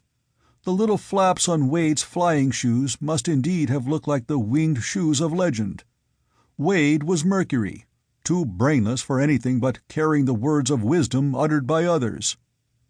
And Arcot," continued Maury, releasing Wade from his condescending stare, "is Jove, hurling the rock-fusing, destroying thunderbolts." "The gods that my friends have been talking of," explained Arcot to the curious Ortolians, "are legendary deities of Earth. I can see now that we did leave an imprint on history in the only way we could, as gods, for surely no other explanation could have occurred to those men." The days passed swiftly in the ship as their work approached completion. Finally, when the last of the equation of time, artificial matter, and the most awful of their weapons, the unlimited cosmic power, had been calculated, they fell to the last stage of the work. The actual appliances were designed. Then the completed apparatus that the Ortolian and the Talsonian had been working on was carefully investigated by the terrestrial physicist, and its mechanism studied. Arcot had great plans for this, and now it was incorporated in their control apparatus. The one remaining problem was their exact location in time. Already their progress had brought them well up to the 19th century, but, as Maury sadly remarked, they couldn't tell what date, for they were sadly lacking in history. Had they known the real date, for instance, of the famous Battle of Bull Run, they could have watched it in the telectroscope, and so determined their time. As it was, they knew only that it was one of the periods in the first half of the decade of 1860. As historians, we're a bunch of first-class kitchen mechanics. Looks like we're due for another landing to locate the exact date, agreed Arcot. Why land now? Let's wait until we are nearer the time to which we belong, so we won't have to watch so carefully and so long, suggested Wade. They argued this question for about 200 years, as a matter of fact. After that, it was academic anyway. Chapter 16. Home Again.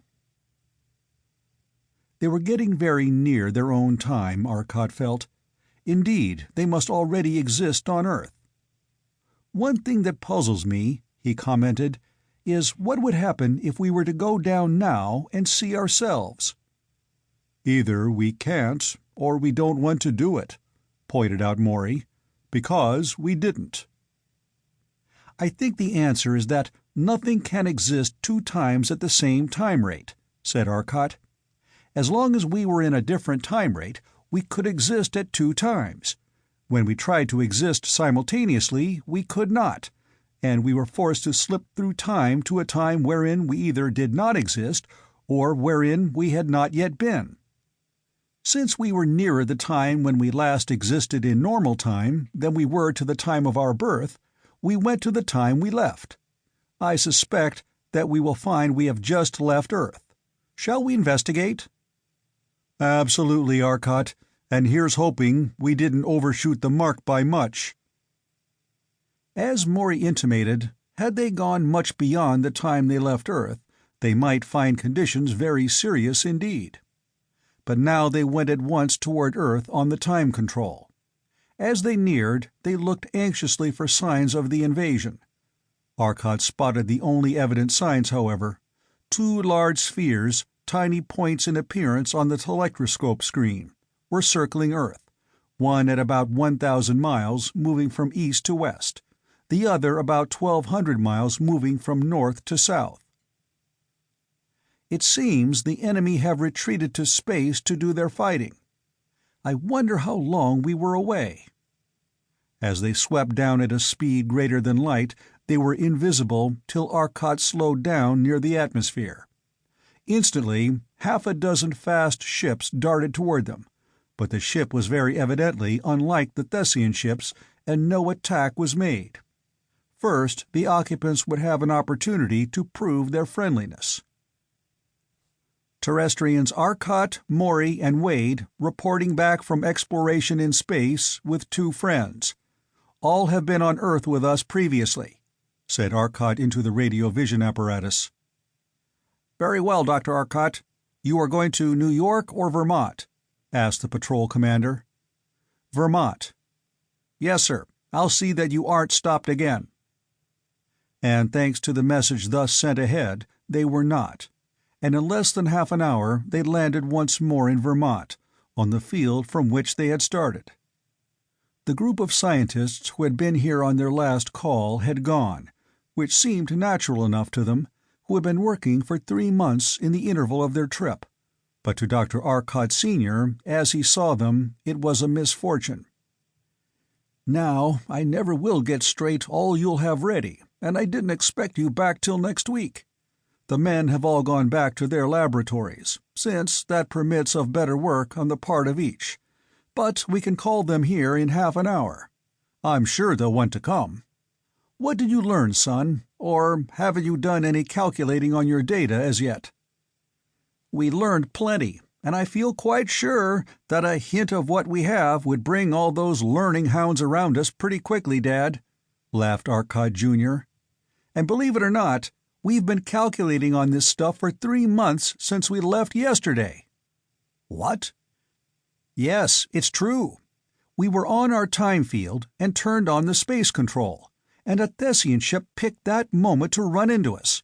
We cut the ship in half as neatly as you please, but it threw us 80,000 years into the past. We have been coasting through time on retarded rate while Earth caught up with itself, so to speak. In the meantime, 3 months in a day. But don't call those men. Let them come to the appointment while we do some work, and we have plenty of work to do, I assure you. We have a list of things to order from the standard supply houses, and I think you better get them for us, Dad." Arcott's manner became serious now. "We haven't gotten our government expense research cards yet, and you have. Order the stuff and get it out here, while we get ready for it. Honestly, I believe that a few ships such as this apparatus will permit will be enough in themselves to do the job. It really is a pity that the other men didn't have the opportunity we had for crowding much work into little time. But then, I wouldn't want to take that road to concentration again myself. Have the enemy amused you in my absence? Come on, let's sit down in the house instead of standing here in the sun." They started toward the house as Arcot Sr. explained what had happened in the short time they had been away.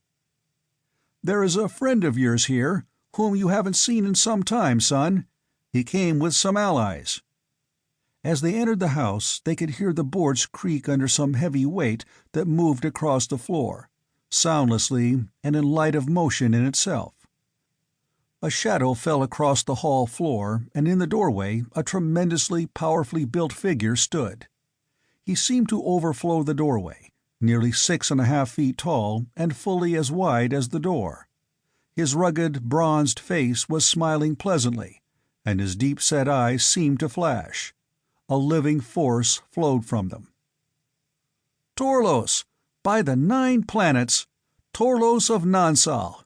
Say, I didn't expect you here, and I will not put my hand in that meat grinder of yours," grinned Arcot happily as Torlos stretched forth a friendly but quite too powerful hand.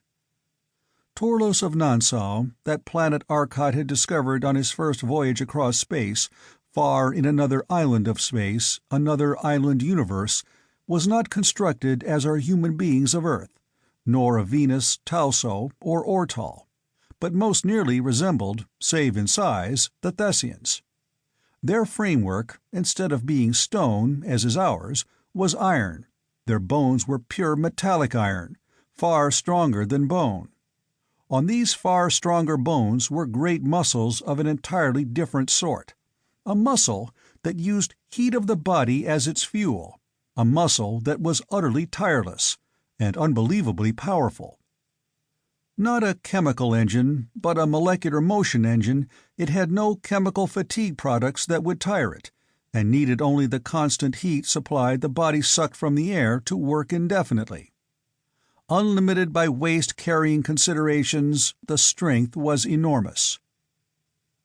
It was one of the commercial space freighters plying between Nansal, Sator, Earth, and Venus that had brought the news of this war to him, Torlos explained, and he, as the new trade coordinator and fourth of the 4 who now ruled Nansal, had suggested that they go to the aid of the man who had so aided them in their great war with Sator.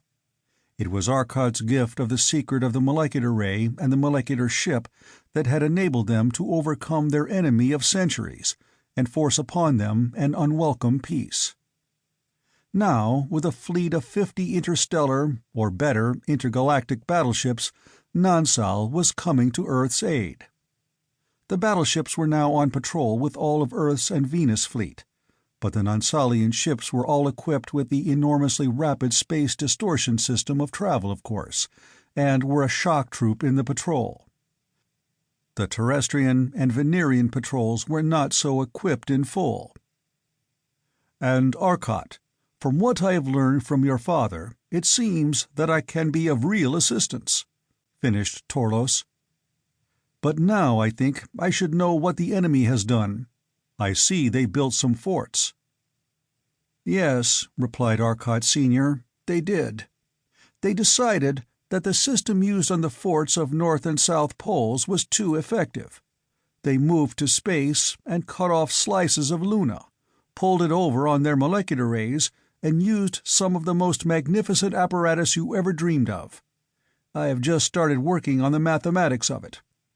We sent out a fleet to do some investigating, but they attacked and stopped work in the meantime.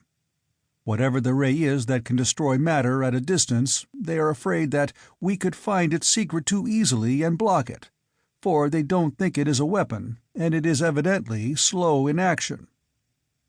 "Then it isn't what I thought it was," muttered Arcot. "What did you think it was?" asked his father. Tell you later. Go on with the account." "Well, to continue. We have not been idle. Following your suggestion, we built up a large ray-screen apparatus, in fact, several of them, and carried them in ships to different parts of the world. Also, some of the planets, lest they start dropping worlds on us. They are already in operation, sending their defensive waves against the heaviside layer. Radio is poor over any distance, and we can't call Venus from inside the layer now. However, we tested the protection, and it works, far more efficiently than we calculated due to the amazing conductivity of the layer. If they intend to attack in that way, I suspect that it will be soon, for they are ready now, as we discovered. An attack on their fort was met with a ray screen from the fort. They fight with a wild viciousness now. They won't let a ship get near them. They destroy everything on sight. They seem tremendously afraid of that apparatus of yours. Too bad we had no more." "We will have, if you will let me get to work." They went to the ship and entered it. Arcot Sr. did not follow, but the others waited, while the ship left Earth once more and floated in space. Immediately they went into the time field. They worked steadily, sleeping when necessary, and the giant strength of Torlos was frequently as great an asset as his indefatigable work. He was learning rapidly and was able to do a great deal of the work without direction. He was not a scientist, and the thing was new to him, but his position as one of the best of the secret intelligence force of Nansal had proven his brains, and he did his share. The others, scientists all, found the operations difficult, for work had been allotted to each according to his utmost capabilities. It was still nearly a week of their time before the apparatus was completed to the extent possible, less than a minute of normal time passing. Finally, the unassembled but completed apparatus was carried to the laboratory of the cottage, and word was sent to all the men of Earth that Arcot was going to give a demonstration of the apparatus he hoped would save them. The scientists from all over Earth and Venus were interested, and those of Earth came, for there was no time for the men of Venus to arrive to inspect the results. Chapter 17. Power of Mind. It was night. The stars visible through the laboratory windows winked violently in the disturbed air of the heaviside layer, for the molecular ray screen was still up. The laboratory was dimly lighted now, all save the front of the room. There a mass of compact boxes were piled one on another, and interconnected in various and indeterminate ways. And one table lay in a brilliant path of illumination. Behind it stood Arcot. He was talking to the dim white group of faces beyond the table, the scientists of Earth assembled. "I have explained our power.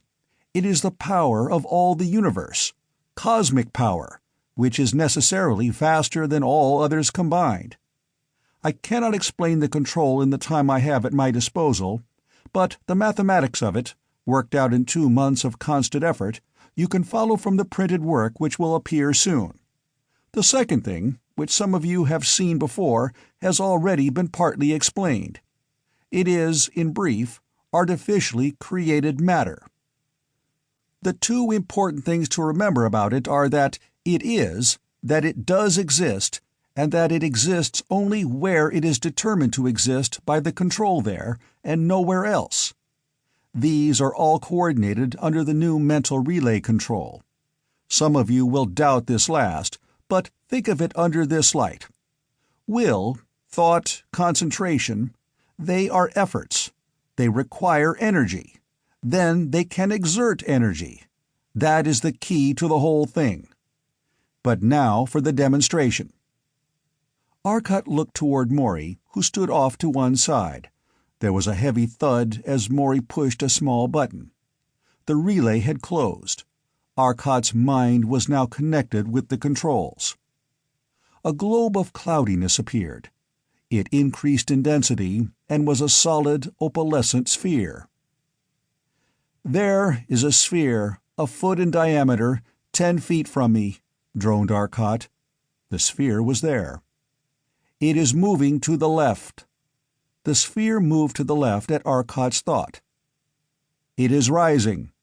The sphere rose. "It is changing to a disk 2 feet across." The sphere seemed to flow and was a disk 2 feet across as Arcot's toneless voice of concentration continued. "It is changing into a hand, like a human hand." The disk changed into a human hand, the fingers slightly bent, the soft white fingers of a woman with the pink of the flesh and the wrinkles at the knuckles visible. The wrist seemed to fade gradually into nothingness.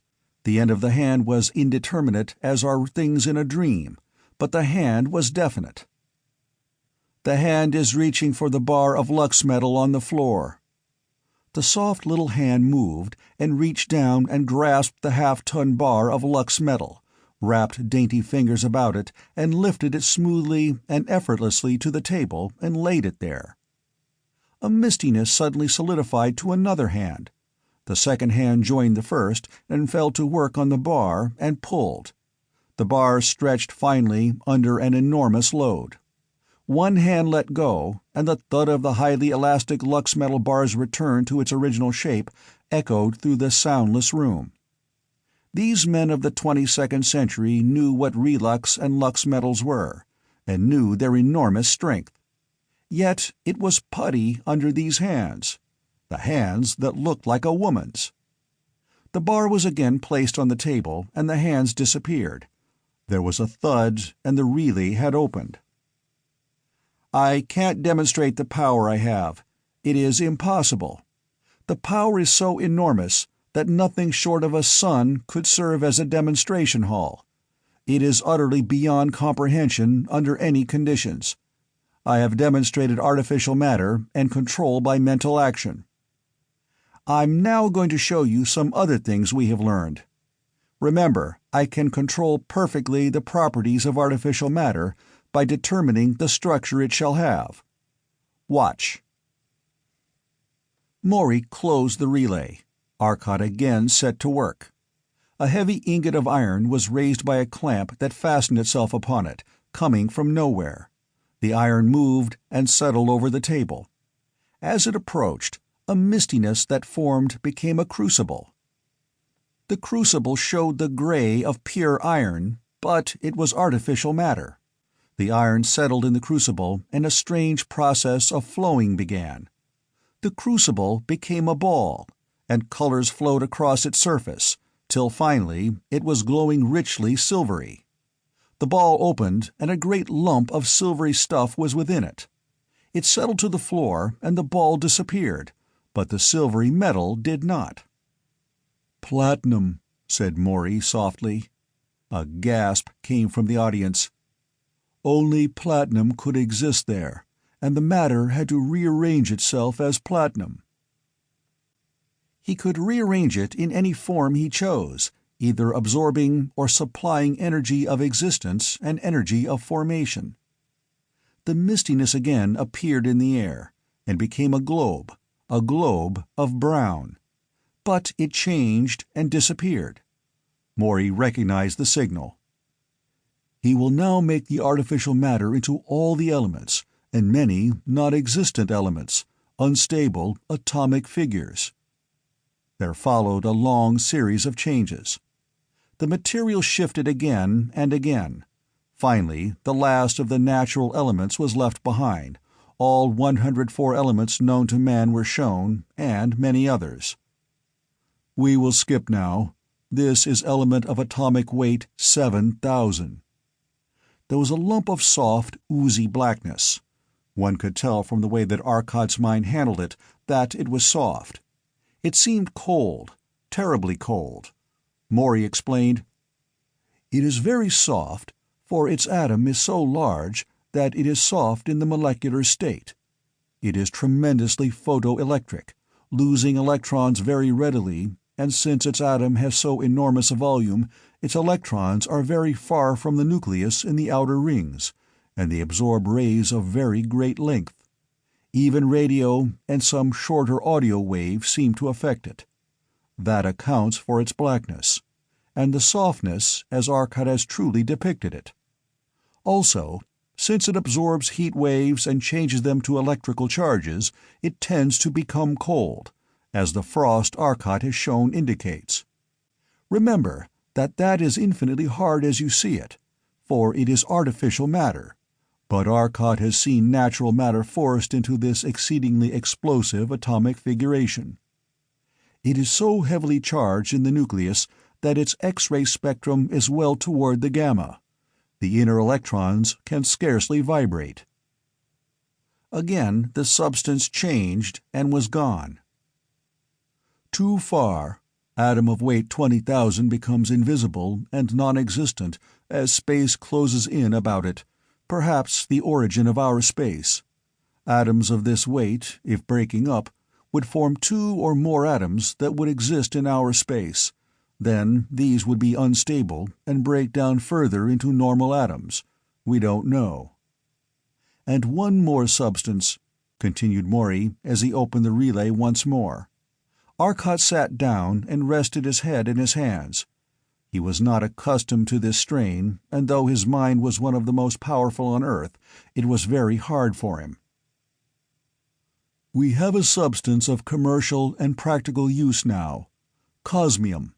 Arcot will show one method of making it. Arcot resumed his work, seated now. A formation reached out and grasped the lump of platinum still on the floor. Other bars of iron were brought over from the stack of material laid ready, and piled on a broad sheet that had formed in the air. Tons of it, tens of tons. Finally, he stopped. There was enough. The sheet wrapped itself into a sphere and contracted, slowly, steadily. It was rampant with energy, energy flowed from it, and the air about was glowing with ionization. There was a feeling of awful power that seeped into the minds of the watchers, and held them spellbound before the glowing, opalescent sphere. The tons of matter were compressed now into a tiny ball. Suddenly, the energy flared out violently, a terrific burst of energy, ionizing the air in the entire room, and shooting it with tiny, burning sparks. Then it was over. The ball split and became 2 planes. Between them was a small ball of a glistening solid. The planes moved slowly together, and the ball flattened and flowed. It was a sheet. A clamp of artificial matter took it and held the paper-thin sheet, many feet square, in the air. It seemed it must bend under its own enormous weight of tons, but, thin as it was, it did not. "Cosmium," said Maury softly. Arcot crumpled it and pressed it once more between artificial matter tools. It was a plate, thick as heavy cardboard, and 2 feet on a side. He set it in a holder of artificial matter, a sort of frame, and caused the controls to lock. Taking off the headpiece he had worn, he explained, "As Maury said, cosmium. Briefly, density 5007.89. Tensile strength about 200,000 times that of good steel." The audience gasped. That seems little to men who do not realize what it meant. An inch of this stuff would be harder to penetrate than 3 miles of steel. "Our new ship," continued Arcot, "will carry 6-inch armor. 6 inches would be the equivalent of 18 miles of solid steel, with the enormous improvement that it will be concentrated, and so will have far greater resistance than any amount of steel. Its tensile strength would be the equivalent of an 18-mile wall of steel. But its most important properties are that it reflects everything we know of, cosmics, light, and even moleculars. It is made of cosmic ray photons, as lux is made of light photons, but the inexpressibly tighter bond makes the strength enormous. It cannot be handled by any means save by artificial matter tools. And now I'm going to give a demonstration of the theatrical possibilities of this new agent. Hardly scientific, but amusing." But it wasn't exactly amusing. Arcot again donned the headpiece. "I think," he continued, "that a manifestation of the supernatural will be the most interesting. Remember that all you see is real, and all the effects are produced by artificial matter generated by the cosmic energy, as I have explained, and are controlled by my mind." Arcot had chosen to give this demonstration with definite reason. Apparently a bit of scientific playfulness, yet he knew that nothing is so impressive, nor so lastingly remembered, as a theatrical demonstration of science. The greatest scientist likes to play with his science. But Arcot's experiment now, it was on a level of its own. From behind the table, apparently crawling up the leg, came a thing. It was a hand, a horrible, disjointed hand. It was withered and encarmined with blood, for it was severed from its wrist, and, as it hunched itself along, moving by a ghastly twitching of fingers and thumb, it left a trail of red behind it. The papers to be distributed rustled as it passed, scurrying suddenly across the table, down the leg, and racing toward the light switch. By some process of writhing jerks it reached it, and suddenly the room was plunged into half-light as the lights winked out. Light filtering over the transom of the door from the hall alone illuminated the hall, but the hand glowed. It glowed and scurried away with an awful rustling, scuttling into some unseen hole in the wall. The quiet of the hall was the quiet of tenseness. From the wall, coming through it, came a mistiness that solidified as it flowed across. It was far to the right, a bent, stooped figure, a figure half glimpsed but fully known, for it carried in its bony, glowing hand a great, nicked scythe. Its rattling tread echoed hollowly on the floor. Stooping walk, shuffling gait, the great metal scythe scraping on the floor, half seen as the gray, luminous cloak blew open in some unfelt breeze of its ephemeral world, revealing bone, dry, gray bone. Only the scythe seemed to know life, and it was red with that life. Slow-running, sticky life stuff. Death paused and raised his awful head. The hood fell back from the cavernous eye sockets, and they flamed with a greenish radiance that made every strained face in the room assume the same deathly pallor. "The scythe of death," grated the rusty voice. "The scythe is slow, too slow. I bring new things." It crackled in its cracked voice. "New things of my tools. See?" The clutching bones dropped their rattling scythe, and the handle broke as it fell, and rotted before their eyes. "Heh, heh," the thing cackled as it watched. "Heh!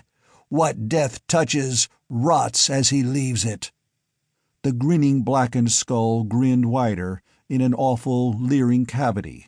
Rotting, twisted teeth showed. But from under his flapping robe, the skeletal hands drew something, ray pistols.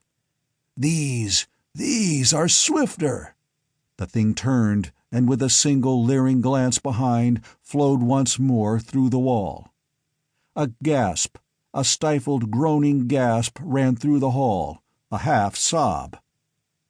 But far, far away, they could hear something clanking, dragging its slow way along. Spellbound, they turned to the farthest corner, and looked down the long, long road that twined off in distance. A lone, luminous figure plodded slowly along it, his half-human shamble bringing him rapidly nearer. Larger and larger he loomed, clearer and clearer became the figure and his burden. Broken, twisted steel, or metal of some sort, twisted and blackened. It's over, and my toys are here. I win, I always win. For I am the spawn of Mars, of war, of hate, the sister of war, and my toys are the things they leave behind." It gesticulated, waving the twisted stuff, and now through the haze they could see them. Buildings. The framework of buildings and twisted liners, broken weapons. It loomed nearer. The cavernous, glowing eyes under low, shaggy brows became clear. The awful brutal hate, the lust of death, the rotting flesh of disease, all seemed stamped on the horror that approached. Ah! It had seen them. Ah! It dropped the buildings, the broken things, and shuffled into a run toward them. Its face changed, the lips drew back from broken, stained teeth, the curling, cruel lips and the rotting flesh of the face wrinkled into a grin of lust and hatred. The shaggy mop of its hair seemed to writhe and twist. The long, thin fingers grasped spasmodically as it neared. The torn, broken fingernails were visible. Nearer, nearer, nearer. "Oh, God, stop it!" a voice shrieked out of the dark as someone leapt suddenly to his feet. Simultaneously with the cry, the thing puffed into nothingness of energy from which it had sprung, and a great ball of clear, white glowing light came into being in the center of the room, flooding it with a light that dazzled the eyes but calmed broken nerves. Chapter 18. Earth's Defenses. "I am sorry, Arcot. I did not know. For I see I might have helped, but to me, with my ideas of horror, it was, as you said, amusement," said Torlos. They were sitting now in Arcot's study at the cottage. Arcot, his father, Maury, Wade, Torlos, the three Ortolians, and the Talsonian. "I know, Torlos. You see, where I made my mistake, as I have said, was in forgetting that in doing as I did, picturing horror, like a snowball rolling, it would grow greater. The idea of horror started, my mind pictured one, and it inspired greater horror, which in turn reacted on my all-too-reactive apparatus. As you said, the things changed as you watched, molding themselves constantly as my mind changed them, under its own initiative, and the concentrated thoughts of all those others. It was a very foolish thing to do, for that last thing, well, remember, it existed, and the idea of hate and lust it portrayed was caused by my mind. But my mind could picture what it would do if such were its emotions, and it would do them because my mind pictured them. And nothing could resist it." Arcot's face was white once more as he thought of the danger he had run, of the terrible consequences possible of that amusement. "I think we had best start on the ship. I'll go get some sleep now, and then we can go." Arcot led the way to the ship, while Torlos, Maury, and Wade and Stelfelso Thew accompanied him. The Ortolians were to work on Earth, aiding in the detection of attacks by means of their mental investigation of the enemy. "Well, goodbye, Dad. Don't know when I'll be back. Maybe 25,000 years from now, or 25,000 years ago. But we'll get back somehow, and we'll clean out the Thessians." He entered the ship and rose into space. "Where are you going, Arcot?" asked Maury. "Eros," replied Arcot laconically. "Not if my mind is working right," cried Wade suddenly. All the others were tense, listening for inaudible sounds. "I quite agree," replied Arcot. The ship turned about and dived toward New York, 100,000 miles behind now, at a speed many times that of light, as Arcot snapped into time. Across the void, Zesdon Fentus' call had come. New York was to be attacked by the Thessians. New York and Chicago next. New York because the orbits of their two forts were converging over that city in a few minutes. They were in the atmosphere, screaming through it as their relux glowed instantaneously in the heaviside layer, then was through before damage could be done. The screen was up. Scarcely a minute after they passed, the entire heavens blazed into light, the roar of tremendous thunders crashing above them. Great lightning bolts rent the upper air for miles as enormous energies clashed. "Ah, they're sending everything they have against that screen, and it's hot. We have 10 of our biggest tube stations working on it, and more coming in, to our total of 30. But they have 2 forts, and Lord knows how many ships. I'm going to cause them some worrying." Arcot turned the ship and drove up again, now at a speed very low to them, but as they had the time field up, very great. They passed the screen, and a tremendous bolt struck the ship. Everything in it was shielded, but the static was still great enough to cause them some trouble as the time field and electric field fought. But the time field, because of its very nature, could work faster, and they won through undamaged, though the enormous current seemed flowing for many minutes as they drifted slowly past it. Slowly, at 50 miles a second. Out in space, free of the atmosphere, Arcot shot out to the point where the Thessians were congregating. The shining dots of their ships and the disks of the forts were visible from Earth, save for the air's distortion. They seemed a miniature Milky Way, their deadly beams concentrated on Earth. Then the Thessians discovered that the terrestrial fleet was in action. A ship glowed with the ray, the opalescence of relux under moleculars visible on its walls. It simply searched for its opponent while its relux slowly yielded. It found it in time, and the terrestrial ship put up its screen. The terrestrial fleet set to work, everything they had flying at the Thessian giants. But the Thessians had heavier ships and heavier tubes. More power was winning for them. Inevitably, when the sun's interference somewhat weakened the ray shield. About that time, Arcot arrived. The nearest fort dived toward the further, with an acceleration that smashed it against no less than 10 of its own ships, before they could so much as move. When the way was clear to the other fort, and that fort had moved, the Berserk fort started off a new tack, and garnered 6 more wrecks on its side. Then Thet's emissaries located Arcot. The screen was up, and the Nagrian attractive ray apparatus which Arcot had used was working through it.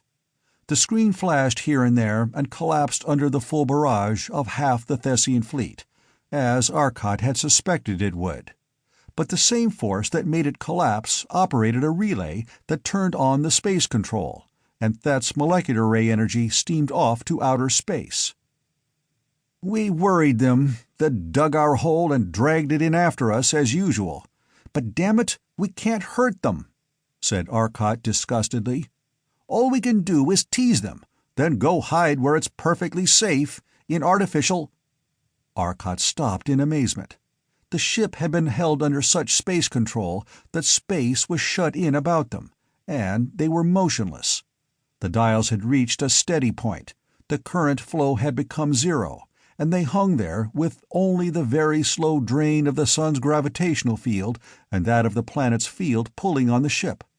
Suddenly the current had leapt, and the dials giving the charge in the various coil banks had moved them down toward zero.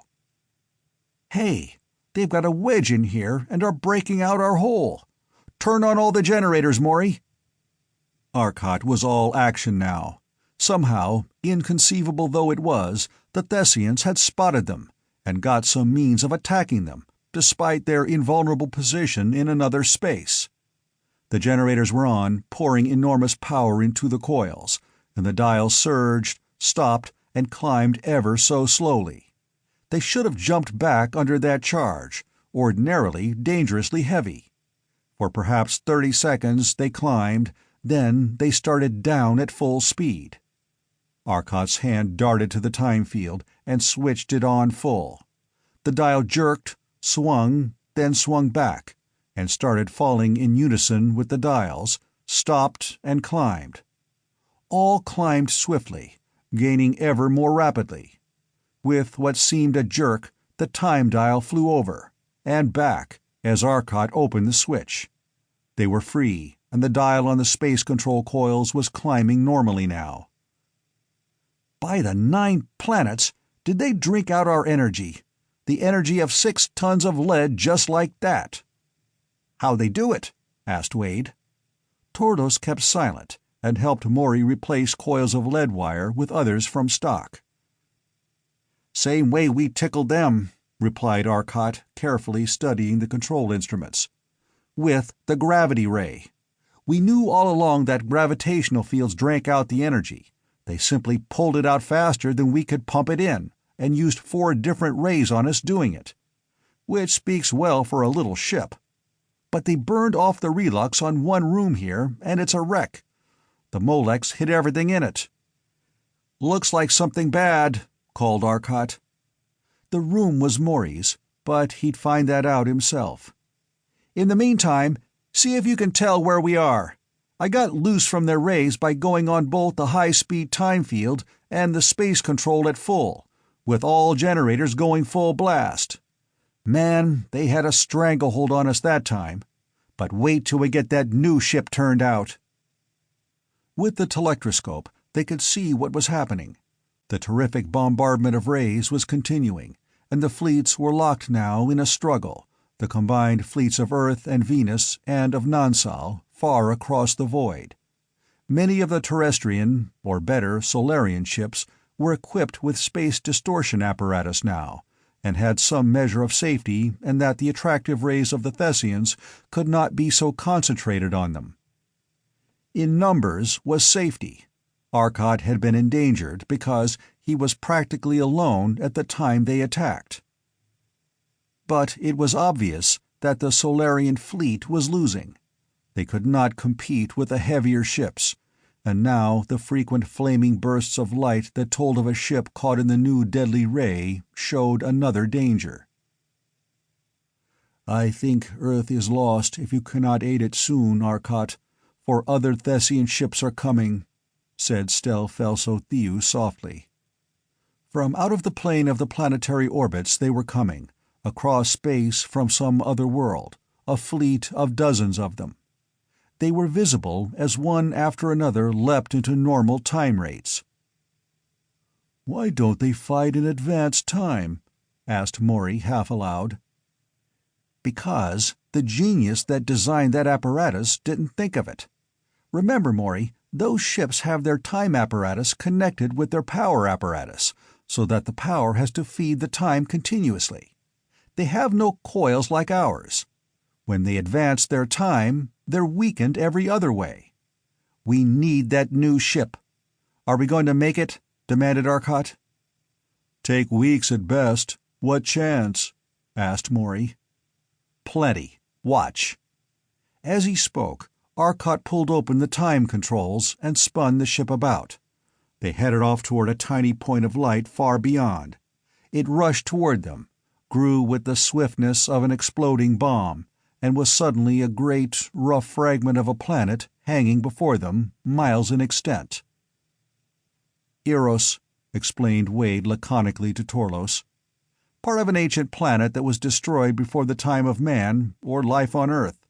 The planet got too near the sun when its orbit was irregular, and old Sol pulled it to pieces. This is one of the pieces. The other asteroids are the rest. All planetary surfaces are made up of great blocks. They aren't continuous, you know. Like blocks of concrete in a building, they can slide a bit on each other, but friction holds them till they slip with a jar and we have earthquakes. This is one of the planetary blocks. We see Eros from Earth intermittently, for when this thing turns broadside, it reflects a lot of light. Edge on, it does not reflect so much." It was a desolate bit of rock. Bare, airless, waterless rock of enormous extent. It was contorted and twisted, but there were no great cracks in it, for it was a single planetary block. Arcot dropped the ship to the barren surface, and anchored it with an attractive ray at low concentration. There was no gravity of consequence on this bit of rock. "Come on, get to work. Spacesuits, and rush all the apparatus out," snapped Arcot. He was on his feet, the power of the ship in neutral now. Only the attractor was on. In the shortest possible time they got into their suits, and under Arcot's direction set up the apparatus on the rocky soil as fast as it was brought out. In all, less than 15 minutes were needed, yet Arcot was hurrying them more and more. Torlo's tremendous strength helped, even on this gravitationless world, for he could accelerate more quickly with his burdens. At last it was up for operation. The artificial matter apparatus was operated by cosmic power, and controlled by mental operation, or by mathematical formula as they pleased. Immediately Arcot set to work. A giant hollow cylinder drilled a great hole completely through the thin, curved surface of the ancient planetary block, through 12 miles of solid rock, a cylinder of artificial matter created on a scale possible only to cosmic power. The cylinder, half-mile across, contained a huge plug of matter. Then the artificial matter contracted swiftly, compressing the matter, and simultaneously treating it with the tremendous fields that changed its energy form. In seconds it was a tremendous mass of cosmium. A second, smaller cylinder bored a plug from the rock and worked on it. A huge mass of relux resulted. Now other artificial matter tools set to work at Arcot's bidding, and cut pieces from his huge masses of raw materials, and literally, quick as thought, built a great framework of them, anchored in the solid rock of the planetoid. Then a tremendous plane of matter formed, and neatly bisected the planetoid. Two great flat pieces of rock were left where one had been, miles across, miles thick. Planetary chips. On the great framework that had been constructed, 4 tall shafts of cosmium appeared, and each was a hollow tube, up the center of which ran a huge cable of relux. At the peak of each mile-high shaft was a great globe. Now in the framework below things were materializing, as Arcot's flying thoughts arranged them, great tubes of cosmium with relux element, huge coils of relux conductors, insulated with microscopic but impenetrable layers of cosmium. Still, for all his swiftness of mind and accuracy of thought, he had to correct 2 mistakes in all his work. It was nearly an hour before the thing was finished. Then, 200 feet long, 100 wide, and 50 in height, the great mechanism was completed, the tall columns rising from 4 corners of the great framework that supported it. Then into it Arcot turned the powers of the cosmos. The stars in the airless space wavered and danced as though seen through a thick atmosphere. Tingling power ran through them as it flowed into the tremendous coils. For 30 seconds, then the heavens were as before. At last Arcot spoke. Through the radio communicators and through the thought channels his ideas came as he took off the headpiece. "It's done now, and we can rest." There was a tremendous crash from within the apparatus. The heavens reeled before them and shifted, then were still, but the stars were changed. The sun shone weirdly, and the stars were altered. "That is a time-shifting apparatus on a slightly larger scale," replied Arcot to Torlo's question, "and is designed to give us a chance to work. Come on, let's sleep. A week here should be a few minutes of Earth time." "You sleep, Arcot. I'll prepare the materials for you," suggested Maury. So Arcot and Wade went to sleep, while Maury and the Talsonian and Torlos worked. First, Maury bound the Ancient Mariner to the frame of the time apparatus, safely away from the 4 luminous balls, broadcasters of the time field. Then he shut off the attractive ray and bound himself in the operator's seat of the apparatus of the artificial matter machine. A plane of artificial matter formed, and a stretch of rock rose under its lift as it cleft the rock apart. A great cleared, level space resulted. Other artificial matter enclosed the rock, and the fragments cut free were treated under tremendous pressure. In a few moments a second enormous mass of cosmium was formed. For 3 hours Maury worked steadily, building a tremendous reserve of materials. Lux metal he did not make, but relux, the infusible, perfect conductor, and cosmium in tremendous masses he did make. And he made some great blocks of oxygen from the rock, transmuting the atoms, and stored it frozen on the plane, with liquid hydrogen in huge tanks, and some metals that would be needed. Then he slept while they waited for Arcot. 8 hours after he had lain down, Arcot was up and ate his breakfast. He set to work at once with the machine. It didn't suit him, it seemed, and first he made a new tool, a small ship that could move about, propelled by a piece of artificial matter, and the entire ship was a tremendously greater artificial matter machine with a greater power than before. His thoughts, far faster than hands could move, built up the gigantic hull of the new ship, and put in the rooms and the brace members in less than 12 hours. A titanic shell of 8-inch cosmium, a space, with braces of the same non-conductor of heat, cosmium, and a 2-inch inner hull. A tiny space in the gigantic hull, a space less than 1,000 cubic feet in dimension, was the control and living quarters. It was held now on great cosmium springs, but Arcot was not by any means through. One man must do all the work, for one brain must design it, and though he received the constant advice and help of Maury and the others, it was his brain that pictured the thing that was built. At last the hull was completed. A single glistening tube of enormous bulk, a mile in length, 1,000 feet in diameter. Yet nearly all of that great bulk would be used immediately. Some room would be left for additional apparatus they might care to install. Spare parts they did not have to carry. They could make their own from the energy abounding in space. The enormous, shining hull was a thing of beauty through stark grandeur now, but obviously incomplete. The ray projectors were not mounted, but they were to be ray projectors of a type never before possible. Space is the transmitter of all rays, and it is in space that those energy forms exist. Arcot had merely to transfer the enormously high energy level of the space curvature to any form of energy he wanted, and now, with the complete statistics on it, he was able to do that directly. No tubes, no generators, only fields that changed the energy already there, the immeasurable energy available.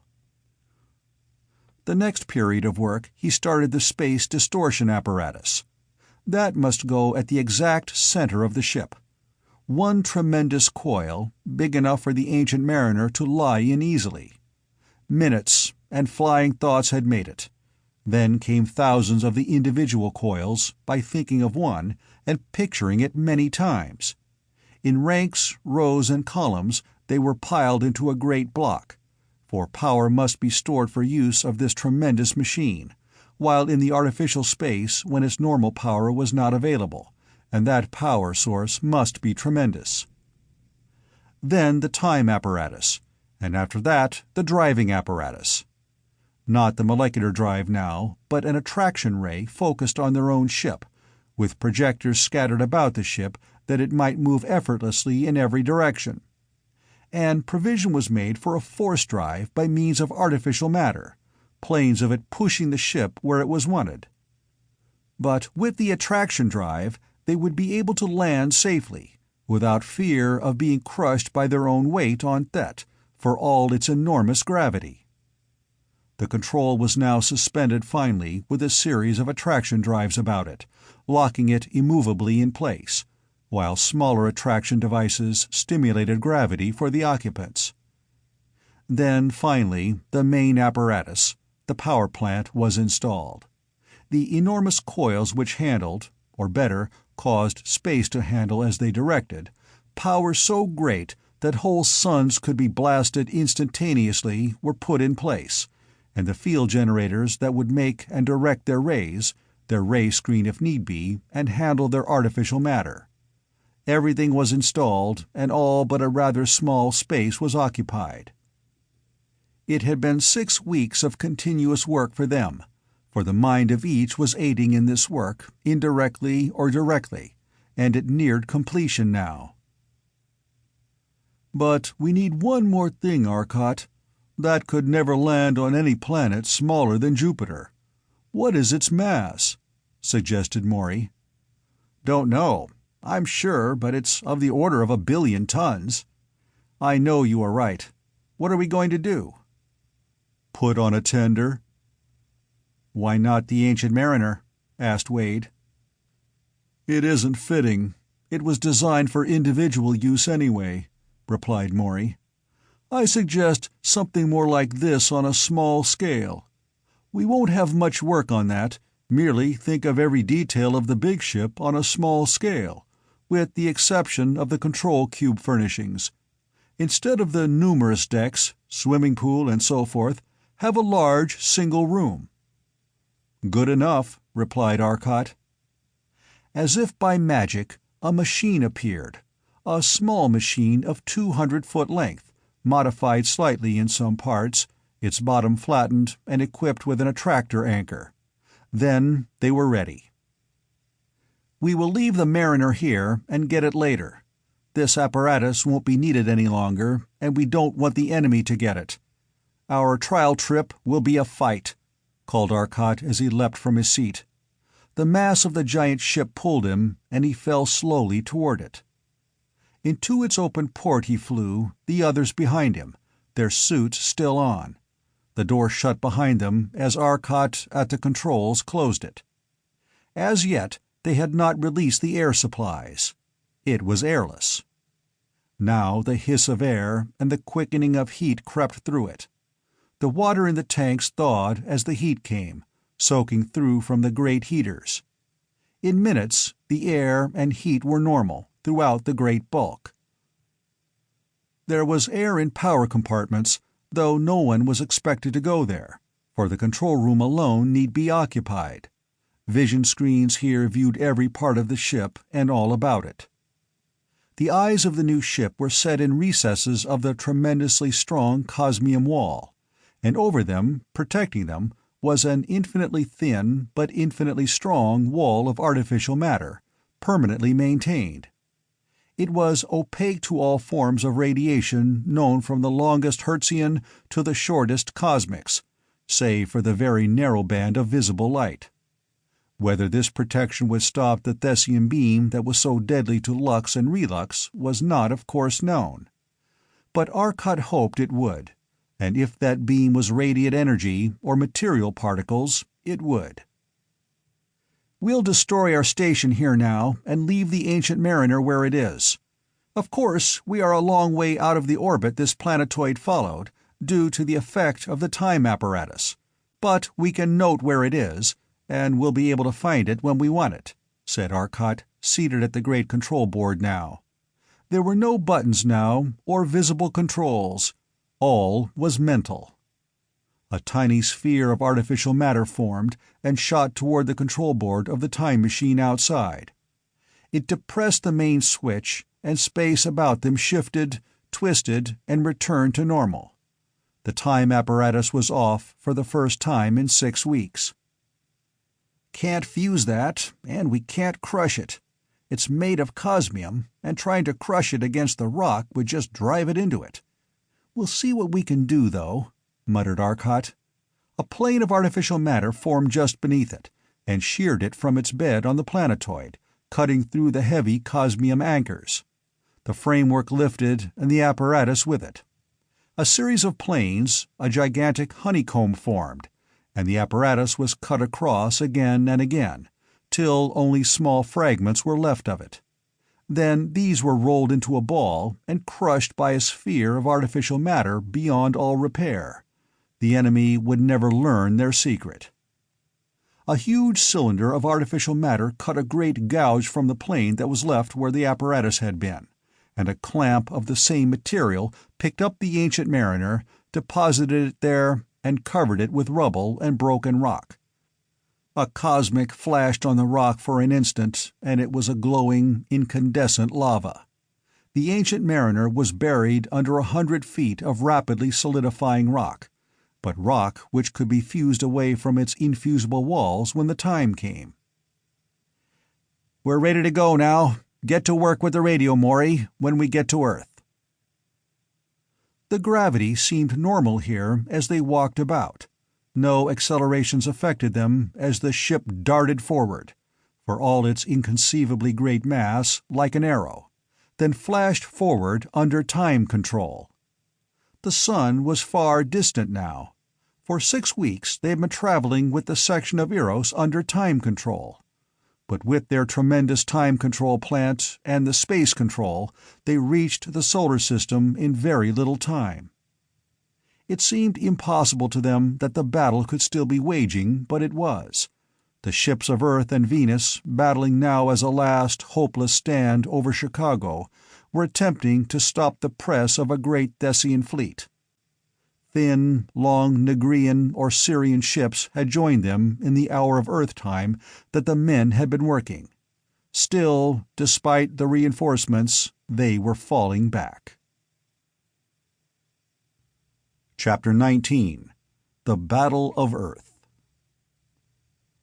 It had been an anxious hour for the forces of the solar system. They were in the last fine stages of Earth's defense when the General Staff received notice that a radio message of tremendous power had penetrated the ray screen with advice for them. It was signed Arcot. Bringing new weapon. Draw all ships within the atmosphere when I start action, and drive Thessians back into space.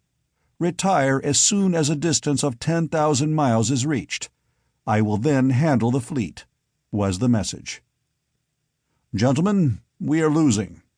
The move suggested would be eminently poor tactics unless we are sure of being able to drive them. If we don't, we are lost in any event. I trust Arcot. How vote you? Asked General Hetzar Sthel. The message was relayed to the ships. Scarcely a moment after the message had been relayed, a tremendous battleship appeared in space, just beyond the battle. It shot forward and planted itself directly in the midst of the battle, brushing aside 2 huge Thessians in its progress. The Thessian ships bounced off its sides and reeled away. It lay waiting, making no move. All the Thessian ships above poured the full concentration of their moleculars into its tremendous bulk. A diffused glow of opalescence ran over every ship, save the giant. The moleculars were being reflected from its sides, and their diffused energy attacked the very ships that were sending them. A fort moved up, and the deadly beam of destruction reached out, luminous even in space. Muttered Maury, "We shall see what Cosmium will stand." A huge spot on the side of the ship had become incandescent. A vapor, a strange puff of smokiness exploded from it, and disappeared instantly. Another came, and faster they followed each other. The Cosmium was disintegrating under the ray, but very slowly, breaking first into gaseous cosmic rays, then free and spreading. "We will not fight," muttered Maury happily as he saw Arcot shift in his seat. Arcot picked the moleculars. They reached out, touched the heavy relux of the fort, and it exploded into opalescence that was hazily white. The colors shifted so quickly. A screen sprang into being, and the ray was chopped off. The screen was a mass of darting flames as energies of stupendous magnitude clashed. Arcot used a bit more of his inconceivable power. The ray struck the screen, and it flashed once, then died into blackness. The fort suddenly crumpled in like a dented can and rolled clumsily away. The other fort was near now, and started an attack of its own. Arcot chose the artificial matter this time. He was not watching the many attacking ships. The great ship careened suddenly, fell over heavily to one side. "Foolish of me," said Arcot. "They tried crashing us." A mass of crumpled, broken relux and lux, surrounded by a haze of gas lying against a slight scratch on the great sides, told the story. 8 inches of cosmium does not give way. Yet another ship tried it, but it stopped several feet away from the real wall of the ship. It struck a wall even more unyielding: artificial matter. But now Arcot was using this major weapon, artificial matter. Ship after ship, whether fleeing or attacking, was surrounded suddenly by a great sphere of it, a sudden terrific blaze of energy as the sphere struck the ray shield, the control forces now backed by the energy of all the millions of stars of space shattered it in an instant. Then came the inexorable crush of the artificial matter, and a ball of matter alone remained. But the pressing disk of the battlefront which had been lowering on Chicago, greatest of Earth's metropolises, was lifted. This disk front was staggering back now as Arcot's mighty ship weakened its strength and destroyed its morale under the steady drive of the now hopeful Solarians. The other gigantic fort moved up now with 20 of the largest battleships. The fort turned loose its destructive ray, and Arcot tried his new magnet. It was not a true magnet, but a transformed space field, a field created by the energy of all the universe.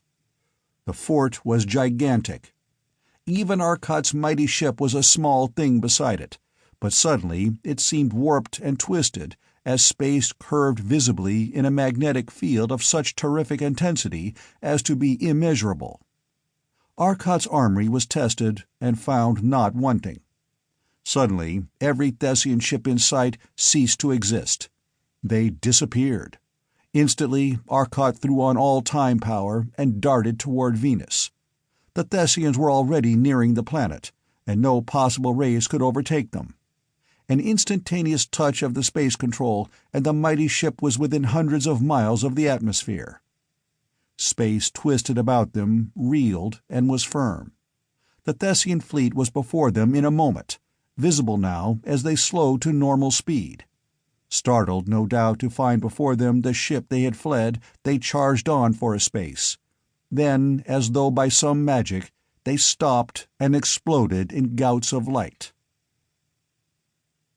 When space had twisted, seconds before, it was because Arcot had drawn on the enormous power of space to an extent that had been appreciable even to it. 10 sols. That was 40 million tons of matter a second, and for a hundredth part of a second it had flowed. Before them, in a vast plain, had been created an infinitesimally thin film of artificial matter, 400,000 tons of it, and into this invisible, infinitely hard barrier the Thessian fleet had rammed. And it was gone. "I think," said Arcot softly as he took off his headpiece, "that the beginning of the end is in sight." "And I," said Morey, "think it is now out of sight. Half a dozen ships stopped, and they are gone now to warn the others." "What warning? What can they tell? Only that their ships were destroyed by something they couldn't see." Arcot smiled. "I'm going home." Chapter 20. Destruction. Some time later, Arcot spoke. "I have just received a message from Zesdan Fentis that he has an important communication to make, so I will go down to New York instead of to Chicago, if you gentlemen do not mind. Morey will take you to Chicago in the tender, and I can find Zesdan Fentis." Zesdan Fentis' message was brief. He had discovered from the minds of several who had been killed by the magnetic field Arcot had used, and not destroyed, that they had a base in this universe. Thet's base was somewhere near the center of the galaxy, on a system of unusually large planets, circling a rather small star. But what star, their minds had not revealed. "It's up to us, then, to locate said star," said Arcot, after listening to Zesdan Fentis' account. "I think the easiest way will be to follow them home. We can go to your world, Zesdan Fentis, and see what they are doing there and drive them off. Then to yours, Stelfelso. I place your world second, as it is far better able to defend itself than is Ortal. It is agreeable?" It was, and the ship which had been hanging in the atmosphere over New York, where Zesdan Afthan, Fentis, and Inthel had come to it in a taxi-ship, signaled for the crowd to clear away above. The enormous bulk of the shining machine, the savior of Earth, had attracted a very great amount of attention naturally, and thousands on thousands of hardy souls had braved the cold of the 15-mile height with altitude suits or in small ships. Now they cleared away, and as the ship slowly rose, the tremendous concentrated mental well-wishing of the thousands reached the men within the ship. "That," observed Morley, "is one thing Cosmium won't stop. In some ways, I wish it would, because the mental power that could be wielded by any great number of those highly advanced Thessians, if they know its possibilities, is not a thing to neglect." "I can answer that, Terrestrian," thought Zesden Afton. "Our instruments show great mental powers, and great ability to concentrate the will in mental processes, but they indicate a very slight development of these abilities. Our race, despite the fact that our mental powers are much less than those of such men as Arcot and yourself, have done and can do many things your greater minds cannot, for we have learned the direction of the will. We need not fear the will of the Thessians. I feel confident of that." The ship was in space now, and as Arcot directed it toward Ortal, far, far across the island, he threw on, for the moment, the combined power of space distortion and time fields. Instantly, the sun vanished, and when, less than a second later, he cut off the space field and left only the time, the constellations were instantly recognizable. They were within a dozen light-years of Ortal. "Maury, may I ask what you call this machine?" asked Torlos. "You may, but I can't answer," laughed Maury. "We were so anxious to get it going that we didn't name it. Any suggestions?" For a moment none of them made any suggestions. Then slowly came Arcot's thoughts, clear and sharp, the thoughts of carefully weighed decision. The swiftest thing that ever was, thought. The most irresistible thing, thought, for nothing can stop its progress. The most destructive thing, thought. Thought, the greatest conductor, the greatest destroyer, the product of mind and producer of powers, the greatest of powers. Thought is controlled by the mind. Let us call it thought. "Excellent, Arcot, excellent! The thought! The controller of the powers of the cosmos!" cried Maury. "But the thought has not been christened, save in battle, and then it had no name. Let us emblazon its name on it now," suggested Wade. Stopping their motion through space, but maintaining a time field that permitted them to work without consuming precious time, Arcot formed some more cosmium, but now he subjected it to a special type of converted field, and into the cosmium he forced some light photons, half bound, half free. The fixture he formed into the letters, and welded forever on the gigantic prow of the ship and on its huge sides. Thought. It stood in letters 10 feet high, made of clear, transparent cosmium. And the golden light photons imprisoned in it, the slowly disintegrating lux metal, would cause those letters to shine for countless eons with the steady golden light they now had. The thought continued on now, and as they slowed their progress for Ortal, they saw that messengers of Thet had barely arrived. The fort here, too, had been razed to the ground, and now they were concentrating over the largest city of Ortal. Their rays were beating down on the great ray screen that terrestrial engineers had set up protecting the city, as Earth had been protected. But the fleet that stood guard was small, and was rapidly being destroyed. A fort broke free, and plunged at last for the ray screen. Its relux walls glowed 1,000 colors as the tremendous energy of the ray screen struck them, but it was through. A molecular ray reached down for the city and stopped halfway in a tremendous coruscating burst of light and energy. Yet there was none of the sheen of the ray screen, merely light. The fort was still driving downward. Then suddenly it stopped, and the side dented in like the side of a can someone has stepped on, and it came to a sudden rest against an invisible, impenetrable barrier. A molecular reached down from somewhere in space, hit the ray screen of Ortal, which the Thessians had attacked for hours, and the screen flashed into sudden brilliance and disappeared. The ray struck the Thessian fort, and the fort burst into tremendous opalescence, while the invisible barrier the ray had struck was suddenly a great sheet of flaming light. In less than half a second, the opalescence was gone. The fort shuddered and shrieked out of the planet's atmosphere, a mass of lux now and susceptible to the moleculars. And everything that lived within that fort had died instantly and painlessly. The fleet which had been preparing to follow the leading fort was suddenly stopped. It halted indecisively. Then the thought became visible as its great golden letters showed suddenly, streaking up from distant space. Every ship turned cosmic and moleculars on it. The cosmic rebounded from the cosmium walls, and from the artificial matter that protected the eyes. The moleculars did not affect either, but the invisible protective sheet that the thought was maintaining in the Ortolian atmosphere became misty as it fought the slight molecular rebounds. The thought went into action. The fort which remained was the point of attack. The fort had turned its destructive ray on the cosmium ship with the result that, as before, the cosmium slowly disintegrated into puffs of cosmic rays. The vapor seemed to boil out, puffed suddenly, then was gone. Arcot put up a wall of artificial matter to test the effect. The ray went right through the matter, without so much as affecting it. He tried a sheet of pure energy, an electromagnetic energy stream of tremendous power. The ray bent sharply to one side, but in a moment the Thessians had realigned it. "It's a photonic stream, but of some type that doesn't affect ordinary matter, but only artificial matter, such as lux, relux, or cosmium. If the artificial matter would only fight it, I'd be all right." The thought running through Arcot's mind reached the others.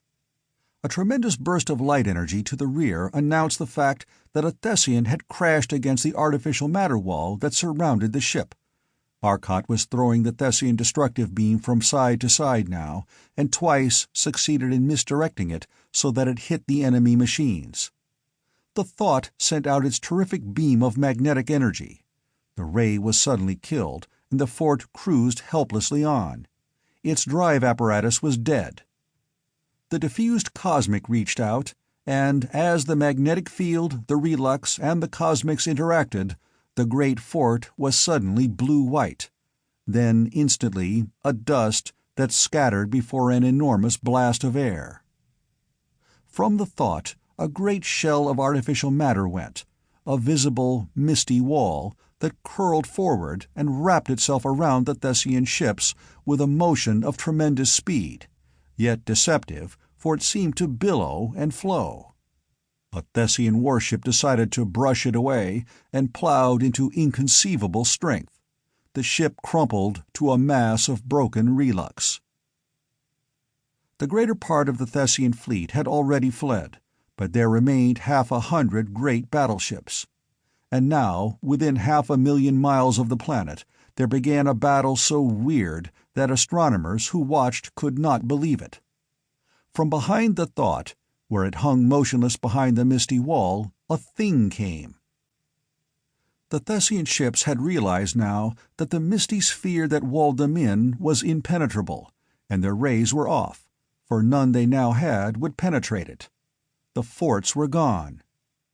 But the thing that came behind the thought was a ship, a little ship of the same misty white, and it flowed into and through the wall, and was within their prison. The Thessian ships turned their rays toward it and waited. What was this thing? The ovaloid ship which drifted so slowly toward them suddenly seemed to jerk, and from it reached pseudopods. An amoeba on a titanic scale. It writhed its way purposefully toward the nearest ship, and while that ship waited, a pseudopod reached out and suddenly drove through the 4-foot relux armor. A second pseudopod followed with lightning rapidity, and in an instant the ship had been split from end to end. Now 100 rays were leaping toward the thing, and the rays burst into fire and gouts of light. Blackened, burned pseudopods seemed to fall from the thing, and hastily it retreated from the enclosure, flowing once more through the wall that stopped their rays. But another thing came. It was enormous, a mile long, a great, shining, scaly thing, a dragon, and on its mighty neck was mounted an enormous distorted head, with great flat nose and huge flapping nostrils. It was a Thessian head. The mouth, 50 feet across, wrinkled into an horrific grin, and broken stained teeth of iron showed in the mouth. Great talons upraised, it rent the misty wall that bound them, and writhed its awful length in. The swish of its scales seemed to come to the watchers, as it chased after a great battleship whose pilot fled in terror. Faster than the mighty spaceship, the awful thing caught it in mighty talons that ripped through solid relux. Scratching, fluttering, enormous blood-red wings, the silvery claws tore away great masses of relux, sending them flying into space. Again rays struck at it, cosmic and moleculars with blinding pencils of light. For now in the closed space of the wall was an atmosphere, the air of 2 great warships, and though the space was great, the air in the ships was dense. The rays struck its awful face. The face burst into light, and black, greasy smoke steamed up, as the thing writhed and twisted horribly, awful screams ringing out. Then it was free, and half the face was burned away, and a grinning, bleeding, half-cooked face writhed and screamed in anger at them. It darted at the nearest ship, and ripped out that ray that burned it, and quivered into death. It quivered, then quickly faded into mist, a haze, and was gone. A last awful thing, a thing they had not noticed as all eyes watched that thing, was standing by the rent in the sphere now, the gigantic Thessian, with leering, bestial jaws, enormous squat limbs, the webbed fingers and toes, and the heavy torso of his race, grinning at them. In one hand was a thing, and his jaws munched. Thet's men stared in horror as they recognized that thing in his hand, a Thessian body. He grinned happily and reached for a battleship. A ray burned him. He howled and leaped into their midst. Then the Thessians went mad.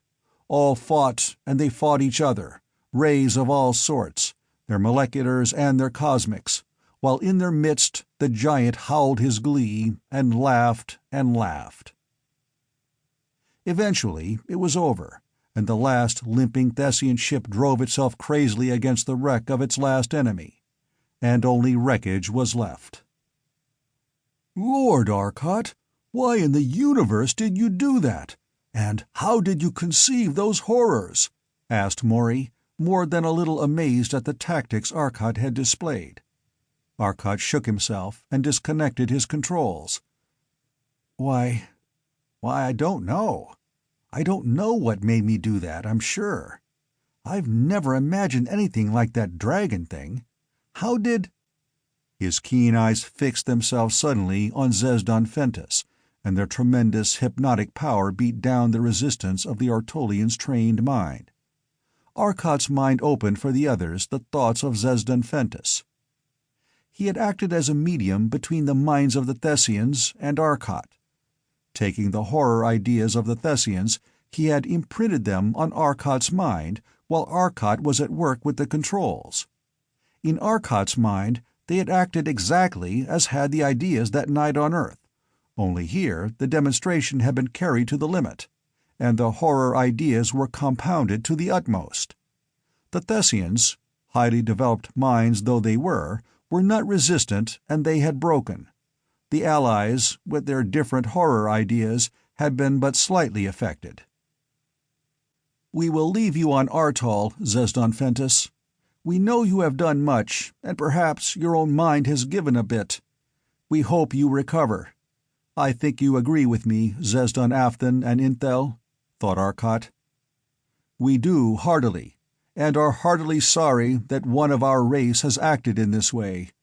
Let us proceed to Talso as soon as possible. You might send Fentis down in a shell of artificial matter," suggested Zesdan Afthan.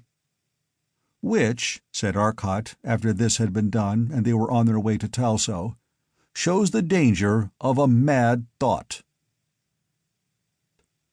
Chapter 21 the power of the thought. But it seemed, or must have seemed to any infinite being capable of watching it as it moved now, that the thought was a mad thought. With the time control open to the limit, and a touch of the space control, it fled across the universe at a velocity such as no other thing was capable of. One star, it flashed to a disk, loomed enormous, overpowering. Then suddenly they were flashing through it. The enormous coils fed their current into the space coils and the time field, and the ship seemed to twist and writhe in distorted space as the gravitational field of a giant star and a giant ship's space field fought for a fraction of time so short as to be utterly below measurement. Then the ship was gone, and behind it a star, the center of which had suddenly been hurled into another space forever, as the counteracting gravitational field of the outer layers was removed for a moment and only its own enormous density affected space, writhed and collapsed upon itself, to explode into a mighty sea of flames. Planets it formed, we know, by a process such as can happen when only this man-made accident happens. But the ship fled on, its great coils partly discharged, but still far more charged than need be. It was minutes to Talso, where it had been hours with the Ancient Mariner, but now they traveled with the speed of thought. Talso, too, was the scene of a battle, and more of a battle than Ortal had been, for here, where more powerful defensive forces had been active, the Thessians had been more vengeful. All their remaining ships seemed concentrated here, and the great molecular screen that Terrestrian engineers had flung up here had already fallen. Great holes had opened in it, as two great forts and 1,000 ships, some mighty battleships of the intergalactic spaces, some little scout cruisers, had turned their rays on the struggling defensive machines. It had held for hours, thanks to the tremendous tubes that Talso had in their power distribution stations, but in the end had fallen, but not before many of their largest cities had been similarly defended, and the people of the others had scattered broadcast. True, wherever they might be, a diffused molecular would find them and destroy all life save under the few screens, but if the Thessians once diffused their rays, without entering the atmosphere, the broken screen would once more be able to hold. No fleet had kept the Thessian forces out of this atmosphere, but dozens of more adequately powered artificial matter bomb stations had taught Thet respect for Talso. But Talso's own ray screen had stopped their bombs. They could only send their bombs as high as the screen. They did not have Arcot's tremendous control power to maintain the matter without difficulty even beyond a screen. At last the screen had fallen, and the Thessian ships, a hole once made, were able to move, and kept that hole always under them, though if it once were closed, they would again have the struggle to open it. Exploding matter bombs had twice caused such spatial strains and ionized conditions as to come near closing it, but finally the Thessian fleet had arranged a ring of ships about the hole and opened a cylinder of rays that reached down to the planet. Like some gigantic plow, the rays tore up mountains, oceans, glaciers, and land. Tremendous chasms opened in straight lines as it plowed along. Unprotected cities flashed into fountains of rock and soil and steel that leapt upwards as the rays touched and were gone. Protected cities, their screens blazing briefly under the enormous ray concentrations as the ships moved on unheeding, stood safe on islands of safety amidst the destruction. Here in the lower air, where ions would be so plentiful, Thet did not try to break down the screens, for the air would aid the defenders. Finally, as Thet's forces had planned, they came to one of the ionized layer ray screen stations that was still projecting its cone of protective screening to the layer above. Every available ray was turned on that station, and, designed as it was for protecting part of a world, the station was itself protected.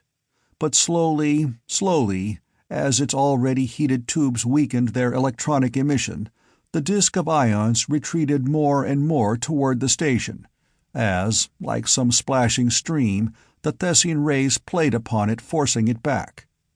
A rapidly accelerating retreat, faster and faster, as the disk changed from the dull red of normal defense to the higher and bluer quanta of failing, less complete defense. The disk of interference retreated. Then, with a flash of light, and a roar as the soil below spouted up, the station was gone. It had failed. Instantly, the ring of ships expanded as the great screen was weakened by the withdrawal of this support. Wider was the path of destruction now as the forces moved on. But high, high in the sky, far out of sight of the naked eye, was a tiny spot that was in reality a giant ship.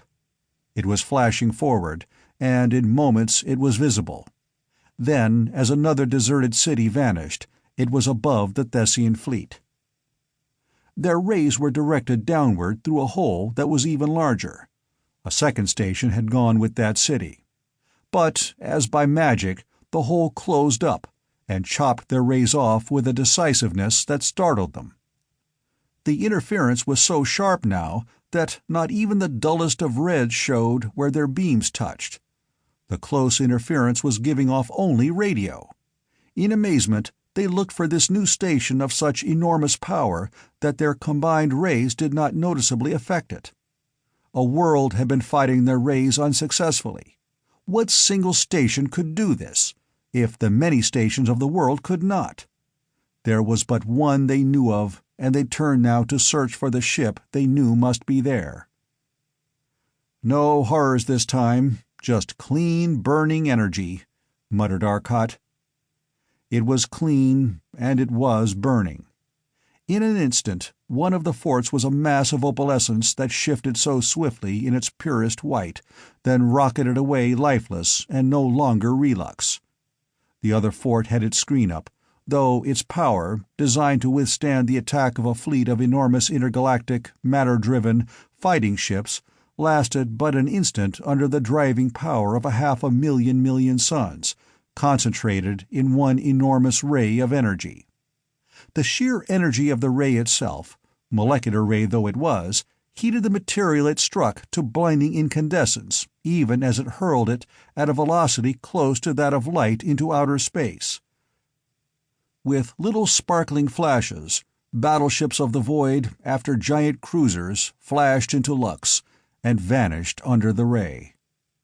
A tremendous combined ray of magnetism and cosmic ray energy replaced the molecular, and the ships exploded into a dust as fine as the primeval gas from which came all matter.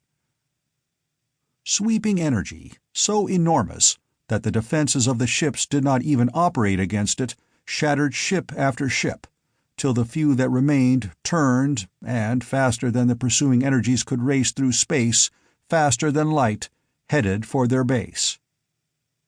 "That was fair fight. Energy against energy," said Arcot delightedly, for his new toy, which made playthings of suns and fed on the cosmic energy of a universe, was behaving nicely.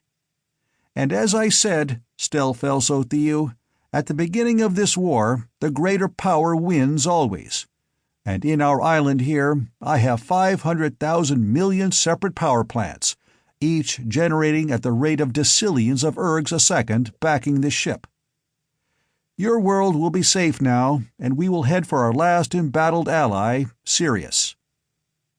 The Titanic ship turned and disappeared from the view of the madly rejoicing billions of Talso below, as it sped, far faster than light, across a universe to relieve another sorely tried civilization.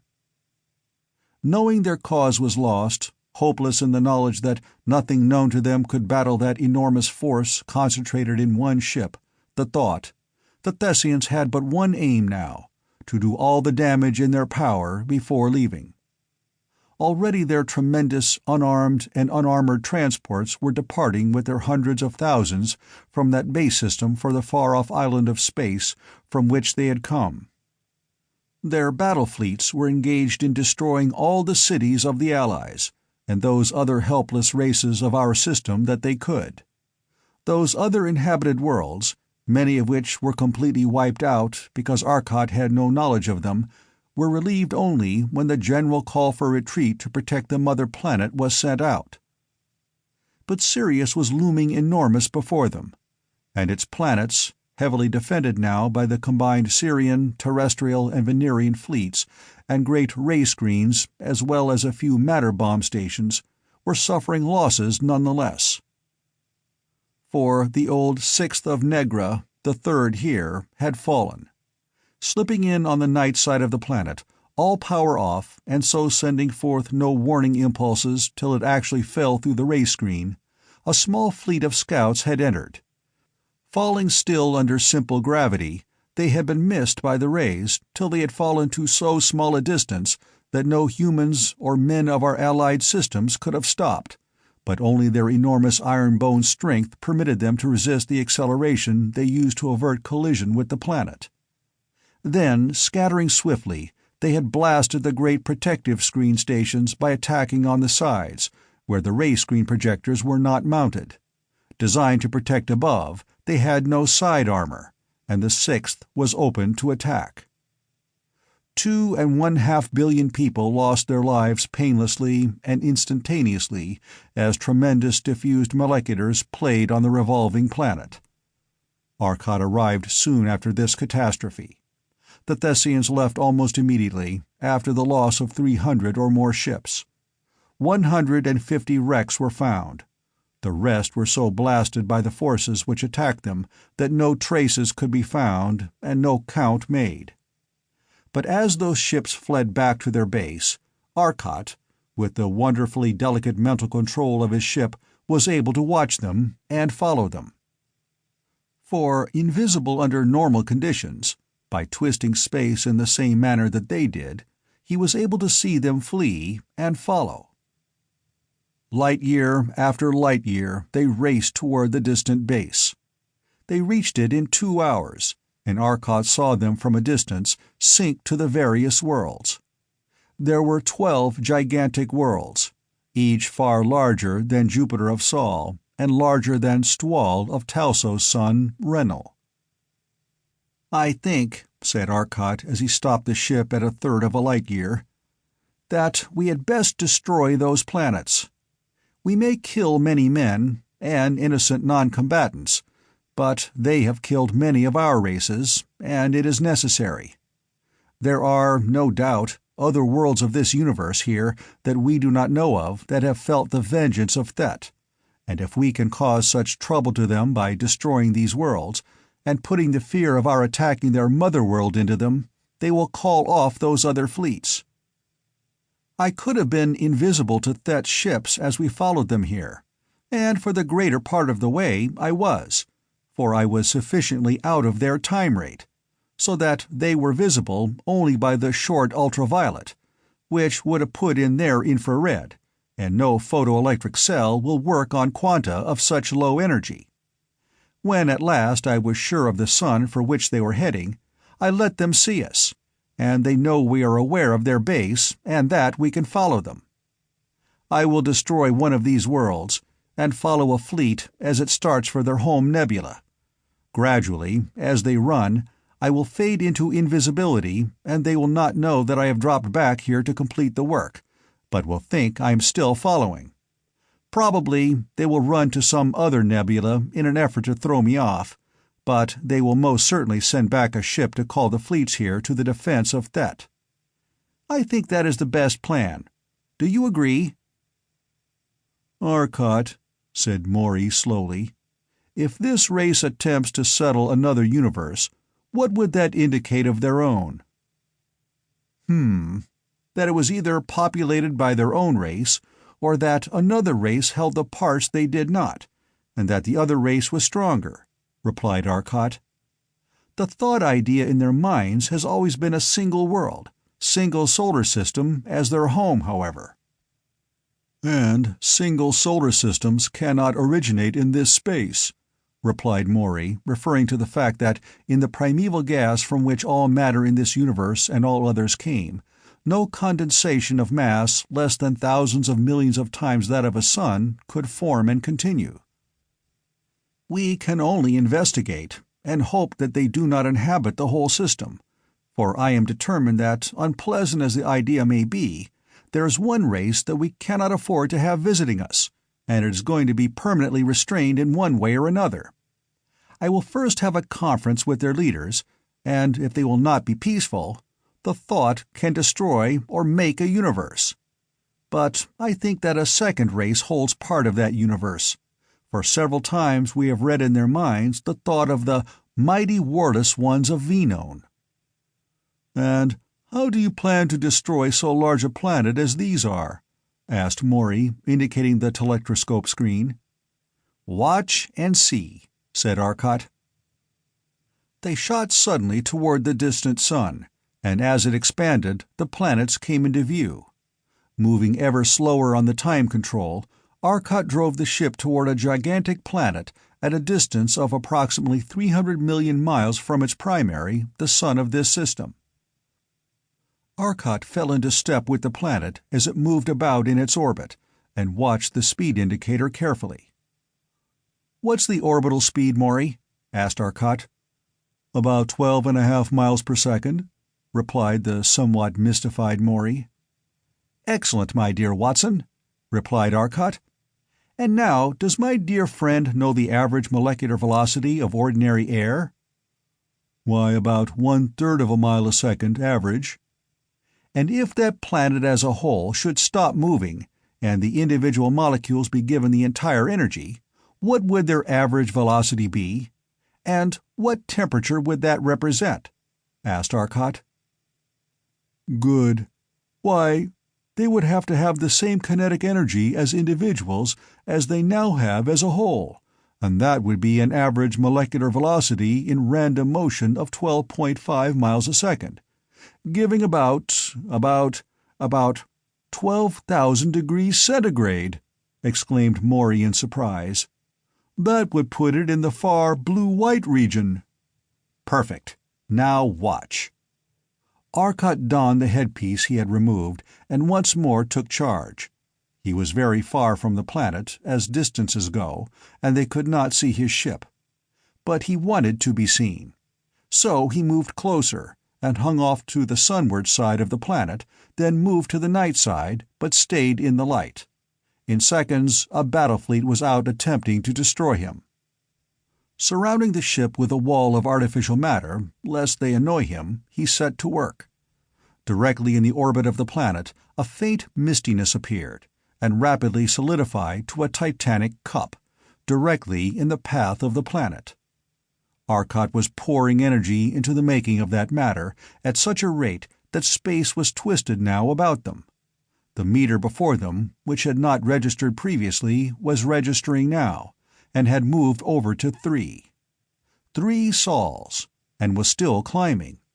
It stopped when 10 were reached. 10 times the energy of our sun was pouring into that condensation, and it solidified quickly. The Thessians had seen the danger now. It was less than 10 minutes away from their planet, and now great numbers of ships of all sorts started up from the planet, swarming out like rats from a sinking vessel.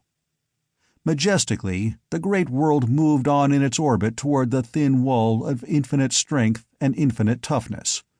Already Thessian battleships were tearing at that wall with rays of all types, and the wall sputtered back little gouts of light, and remained. The meters on the thought were no longer registering. The wall was built, and now Arcot had all the giant power of the ship holding it there. Any attempt to move it or destroy it, and all the energy of the universe would rush to its defense. The atmosphere of the planet reached the wall. Instantly, as the pressure of that enormous mass of air touched it, the wall fought and burst into a blaze of energy. It was fighting now, and the meter that measured sun powers ran steadily, swiftly up the scale. But the men were not watching the meter.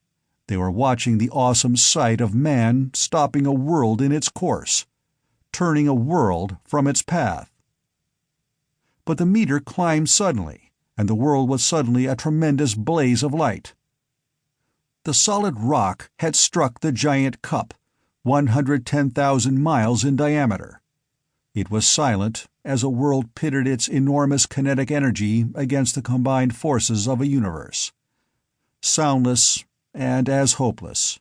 Its strength was nothing, its energy pitted unnoticed against the energy of 500,000 million suns, as vain as those futile attempts of the Thessian battleships on the invulnerable walls of the thought.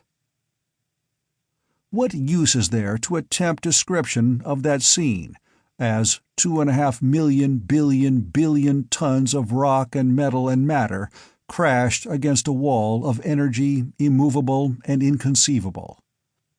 The planet crumpled and split wide, 1,000 pieces, and suddenly there was a further mistiness about it, and the whole enormous mass, seeming but a toy as it was from this distance in space, and as it was in this ship, was enclosed in that same immovable, unalterable wall of energy. The ship was as quiet and noiseless, as without indication of strain as when it hummed its way through empty space. But the planet crumpled and twirled, and great seas of energy flashed about it. The world, seeming tiny, was dashed helpless against a wall that stopped it, but the wall flared into equal and opposite energy, so that matter was raised not to the 12,000 Maury had estimated, but nearer 24,000 degrees. It was over in less than half an hour, and a broken, misshapen mass of blue incandescence floated in space. It would fall now toward the sun, and it would, because it was motionless and the sun moved, take an eccentric orbit about that sun. Eventually, perhaps, it would wipe out the 4 inferior planets, or perhaps it would be broken as it came within the Roche's limit of that sun. But the planet was now a miniature sun, and not so very small at that. And from every planet of the system was pouring an assorted stream of ships, great and small, and they all set panic-stricken across the void in the same direction. They had seen the power of the thought, and did not contest any longer its right to this system. Chapter 22. Thet. Through the utter void of intergalactic space sped a tiny shell, a wee mite of a ship. Scarcely 20 feet long, it was one single power plant. The man who sat alone in it, as it tore through the void at the maximum speed that even its tiny mass was capable of, when every last twist possible had been given to the distorted time fields, watched a far, far galaxy ahead that seemed unchanging. Hours, days sped by, and he did not move from his position in the ship. But the ship had crossed the Great Gulf, and was speeding through the galaxy now. He was near the end.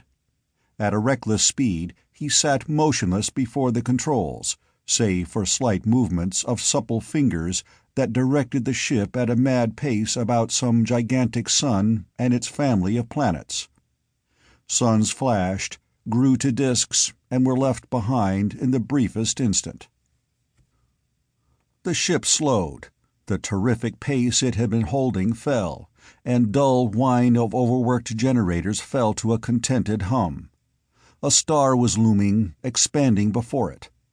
The great sun glowed the characteristic red of a giant as the ship slowed to less than a light speed, and turned toward a gigantic planet that circled the red sun. The planet was very close to 50,000 miles in diameter, and it revolved at a distance of 4.5 billions of miles from the surface of its sun, which made the distance to the center of the Titanic primary 4,800,000,000 miles in round figures, for the sun's diameter was close to 650 million miles. Greater even than Antares, whose diameter is close to 400 million miles, was this star of another universe, and even from the billions of miles of distance that its planet revolved, the disk was enormous, a titanic disk of dull red flame. But so low was its surface temperature that even that enormous disk did not overheat the giant planet. The planet's atmosphere stretched out tens of thousands of miles into space, and under the enormous gravitational acceleration of the tremendous mass of that planet, it was near the surface a blanket dense as water. There was no temperature change upon it, though its night was 100 hours long and its day the same. The centrifugal force of the rapid rotation of this enormous body had flattened it when still liquid, till it seemed now more the shape of a pumpkin than of an orange. It was really a double planet, for its satellite was a world of 100,000 miles diameter, yet smaller in comparison to its giant primary than is Luna in comparison to Earth. It revolved at a distance of 5 million miles from its primary center, and it too was swarming with its people. But the racing ship sped directly toward the great planet, and shrieked its way down through the atmosphere till its outer shell was radiating far in the violet. Straight it flew to where a gigantic city sprawled in the heaped, somber masonry, but in some order yet, for on closer inspection the appearance of interlaced circles came over the edge of the giant cities. Ray screens were circular, and the city was protected by dozens of stations. The scout was going well under the speed of light now, and a message, imperative and commanding, sped ahead of him. Half a dozen patrol boats flashed up and fell in beside him, and with him raced to a gigantic building that reared its somber head from the center of the city. Under a white sky they proceeded to it, and landed on its roof. From the little machine the single man came out. Using the webbed hands and feet that had led the Allied scientists to think them an aquatic race, he swam upward, and through the water-dense atmosphere of the planet toward the door. Trees overtopped the building, for it had but 4 stories above ground, though it was the tallest in the city.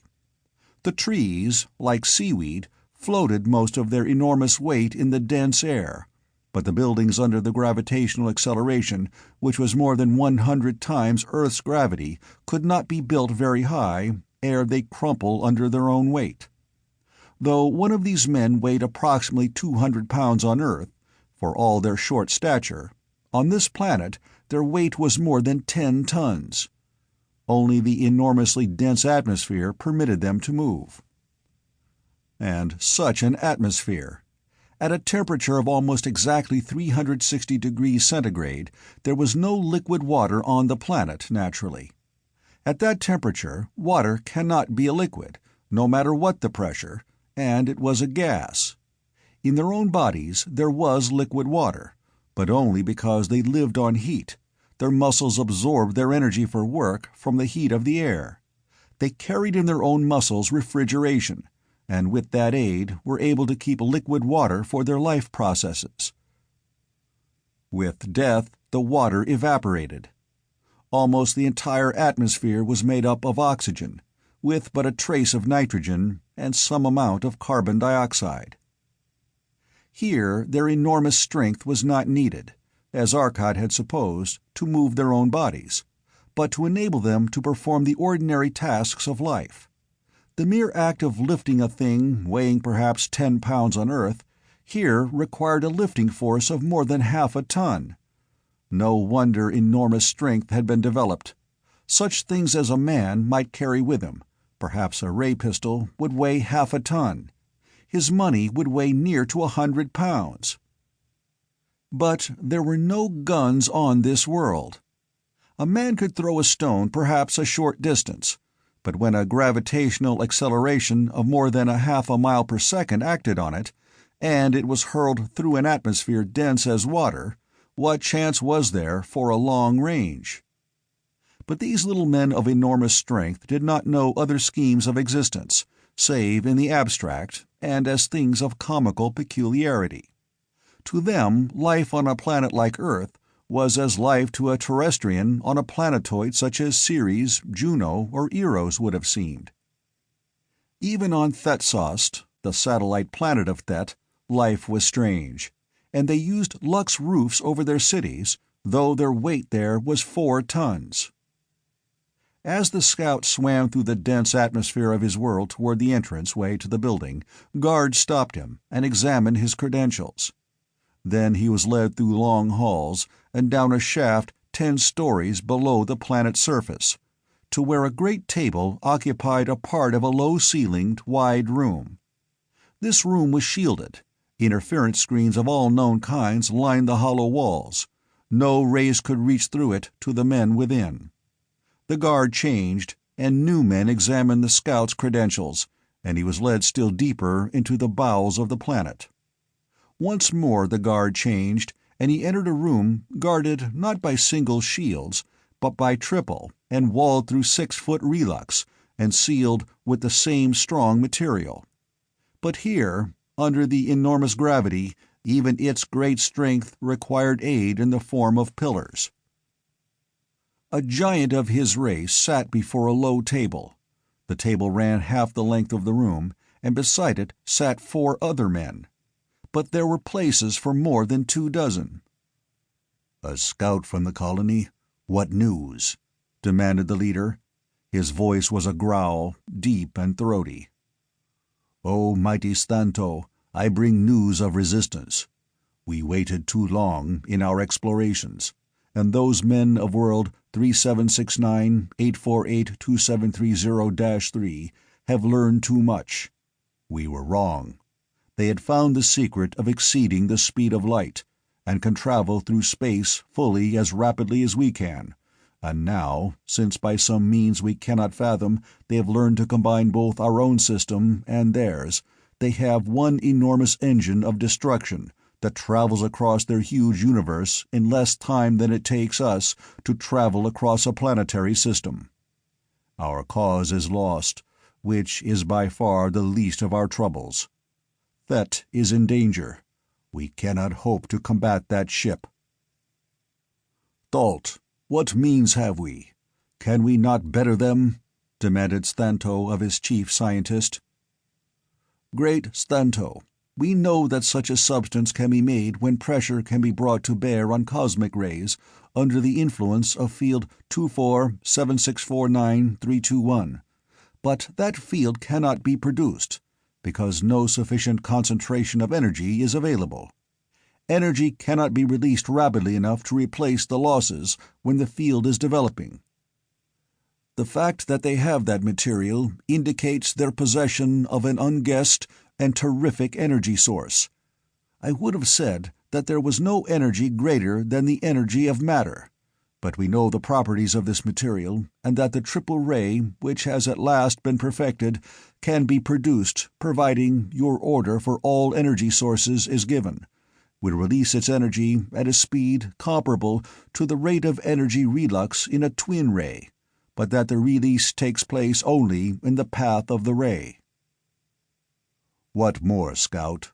asked Stanto smoothly. "The ship first appeared in connection with our general attack on world 3769-848-273-3. The attack was near success. Their screens were already failing. They have devised a new and very ionized layer as a conductor.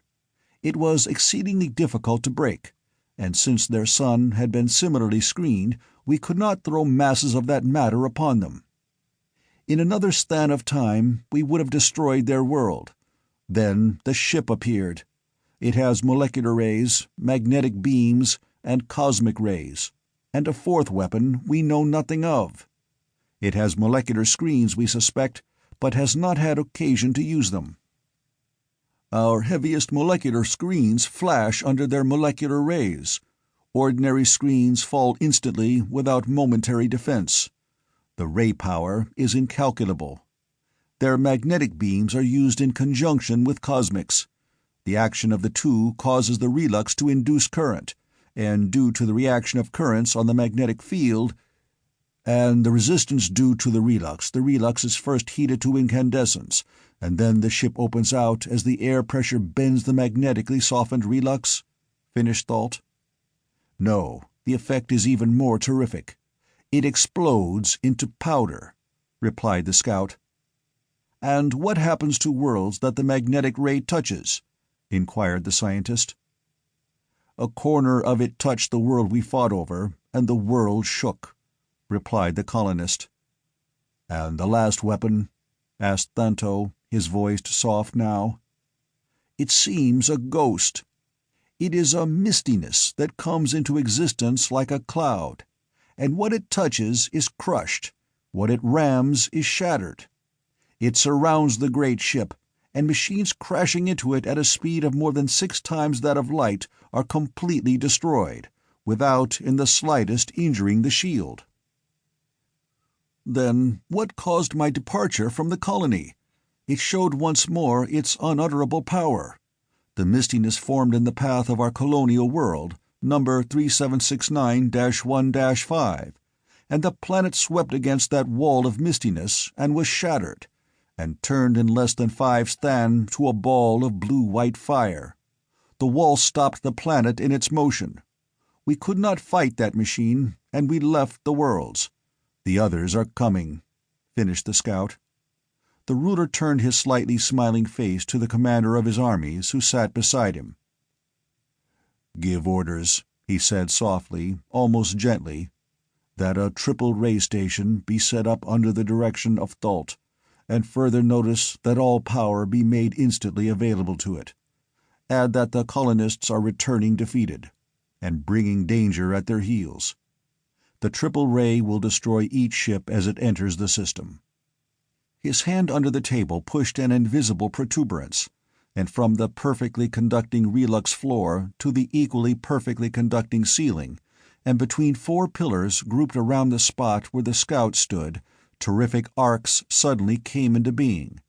They lasted for the 1,000th part of a second, and when they suddenly died away, as swiftly as they had come, there was not even ash where the scout had been. "Have you any suggestions, Thalt?"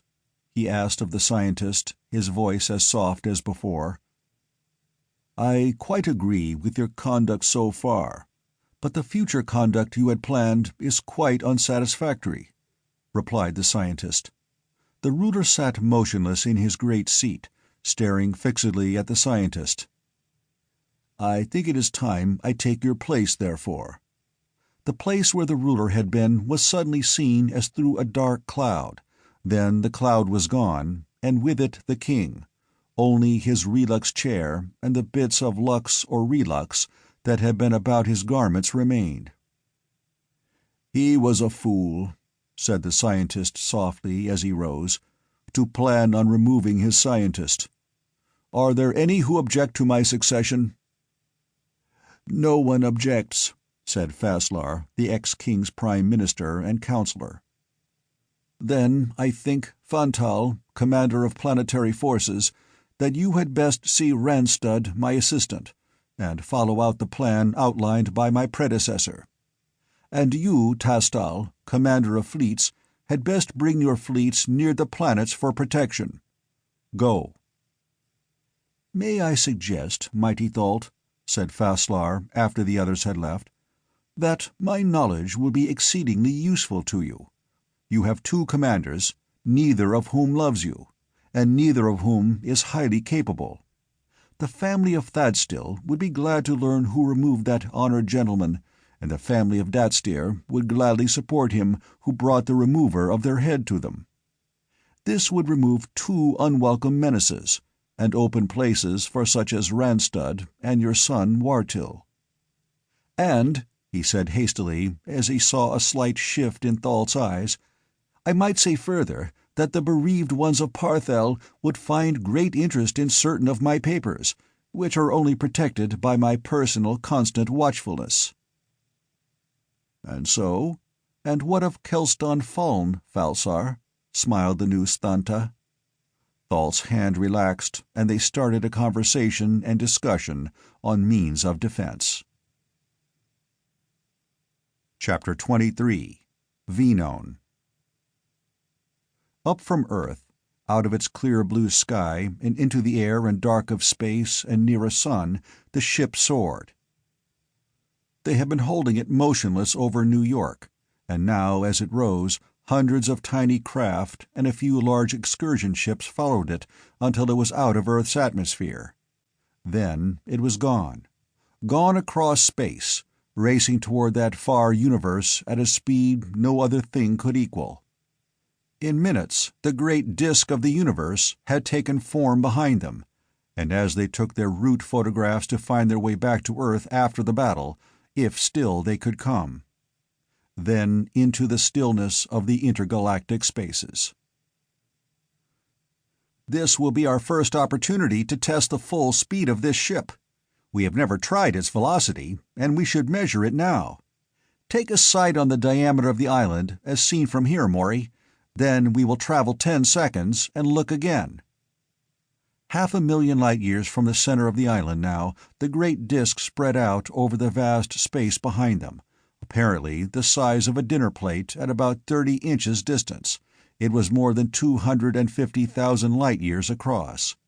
Checking carefully, Maury read their distance as just shy of 500,000 light-years.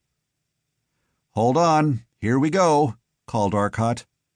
Space was suddenly black, and beside them ran the twin ghost ships that follow always when space is closed to the smallest compass, for light leaving goes around a space whose radius is measured in miles instead of light centuries and returns. There was no sound, no slightest vibration. Only Torlos' iron bones felt a slight shock as the inconceivable currents flowed into the gigantic space distortion coil from the storage fields, their shielded magnetic flux leaking by in some slight degree. For 10 seconds, that seemed minutes, Arcot held the ship on the course under the maximum combined powers of space distortion and time field distortion. Then he released both simultaneously. The velvet black of space was about them as before, but now the disk of the nebula was tiny behind them. So tiny was it that these men, who knew its magnitude, gasped in sudden wonder. None of them had been able to conceive of such a velocity as this ship had shown. In seconds, Maury announced a moment later, they had traveled 1,100,000 light-years. Their velocity was 660 quadrillion miles per second. "Then it will take us only a little over 1,000 seconds to travel the 150 million light-years, at 110,000 light-years per second. That's about the radius of our galaxy, isn't it?" exclaimed Wade. They started on now, and 1,010 seconds, or a little more than 18 minutes later, they stopped again. So far behind them now as to be almost lost in the far-scattered universes lay their own island, and carefully they photographed the universe that now lay less than 20 million light-years ahead. Still, it was further, even after crossing this enormous gulf, than are many of those nebulae we see from Earth, many of which lie within that distance. They must proceed cautiously now, for they did not know the exact distance to the nebula. Carefully, running forward in jumps of 5 million light-years, 45-second drives, they worked nearer.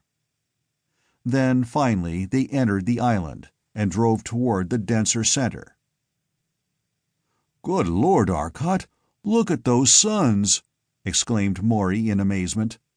For the first time, they were seeing the suns of this system at a range that permitted observation, and Arcot had stopped to observe. The first one they had chosen had been a blue-white giant of enormous mass, nearly 150 times as heavy as our own sun, and all the enormous surface was radiating power into space at a rate of nearly 30,000 horsepower per square inch. No planet circled it, however, in its journey through space.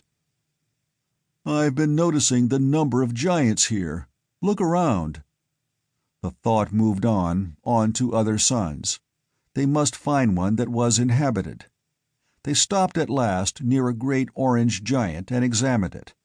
It had indeed planets, and as Arcot watched, he saw in the telectroscope a line of gigantic freighters rise from the world and whisk off to nothingness as they exceeded the speed of light. Instantly, he started the thought searching in time fields for the freighters. He found them and followed them as they raced across the void. He knew he was visible to them, and as he suspected, they soon stopped, slowing down and signaling to him. "Maury, take the thought. I'm going to visit them in the Banderlog, as I think we shall name the tender," called Arcot, stripping off the headset and leaving the control seat. The other fleet of ships was now less than 100,000 miles away, clearly visible in the telectroscope. They were still signaling, and Arcot had set an automatic signaling device flashing an enormously powerful searchlight toward them, in a succession of dots and dashes, an obvious signal, though also obviously unintelligible to those others. "Is it safe, Arcot?" asked Torlos anxiously. To approach those enormous ships in the relatively tiny Banderlog seemed unwise. "Far safer than they'll believe. Remember, only the thought could stand up against such weapons as even the Banderlog carries, run as they are by cosmic energy," replied Arcot, diving down toward the little tender. In a moment it was out through the lock and sped away from them like a bullet, reaching the distant stranger fleet in less than 10 seconds. "They are communicating by thought," announced Zesdan Afton presently.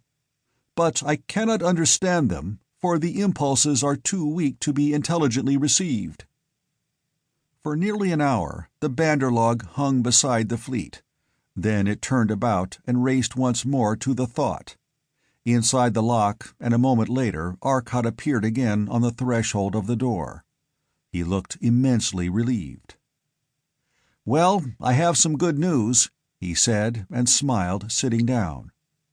"Follow that bunch, Maury, and I'll tell you about it. Set it, and she'll hold nicely. We have a long way to go, and those are slow freighters, accompanied by one cruiser." "Those men," he began, "are men of Venone. You remember Thet's record said something of the mighty warless ones of Venone? Those are they.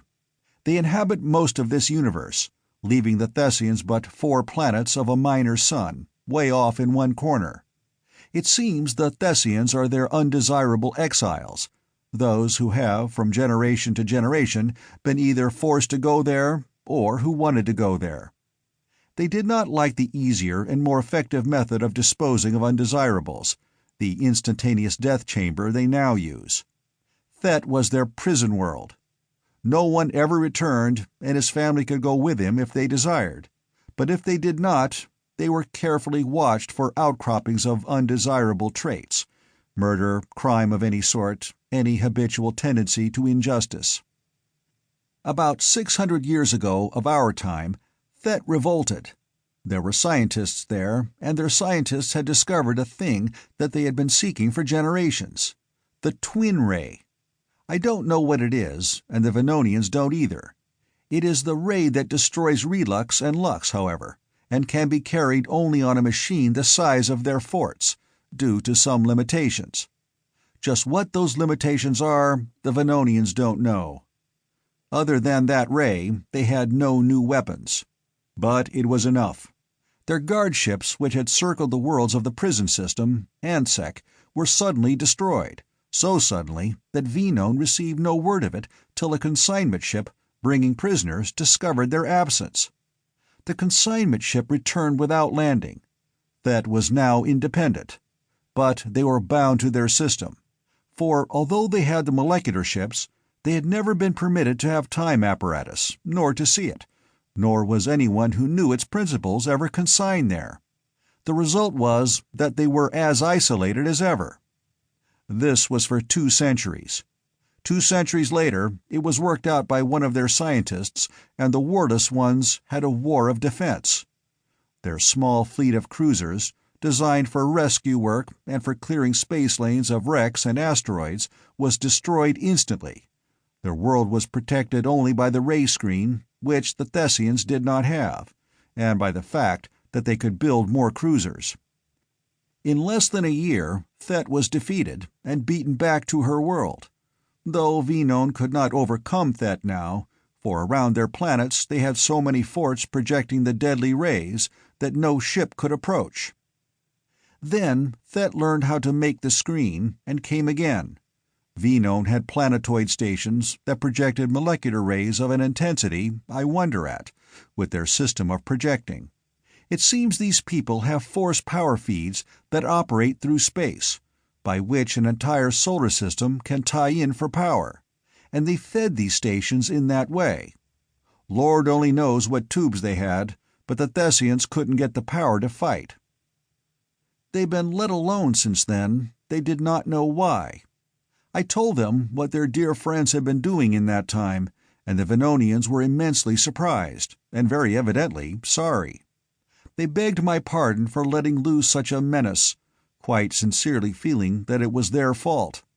They offered any help they could give, and I told them that a chart of this system would be of the greatest use. They are going now to Venone, and we're to go with them, and see what they have to offer.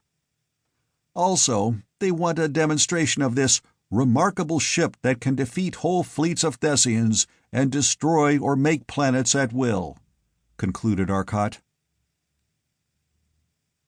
"I do not in the least blame them for wanting to see the ship in operation, Arcot, but they are, very evidently, a much older race than yours," said Torlos, his thoughts coming clear and sharp, as those of a man who has thought over what he says carefully.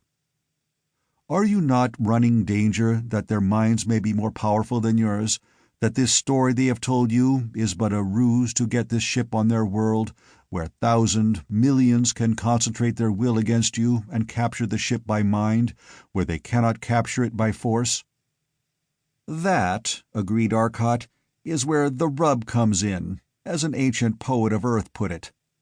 I don't know, and I did not have a chance to see. Wherefore I am about to do some work. Let me have the controls, Maury, will you?" Arcot made a new ship.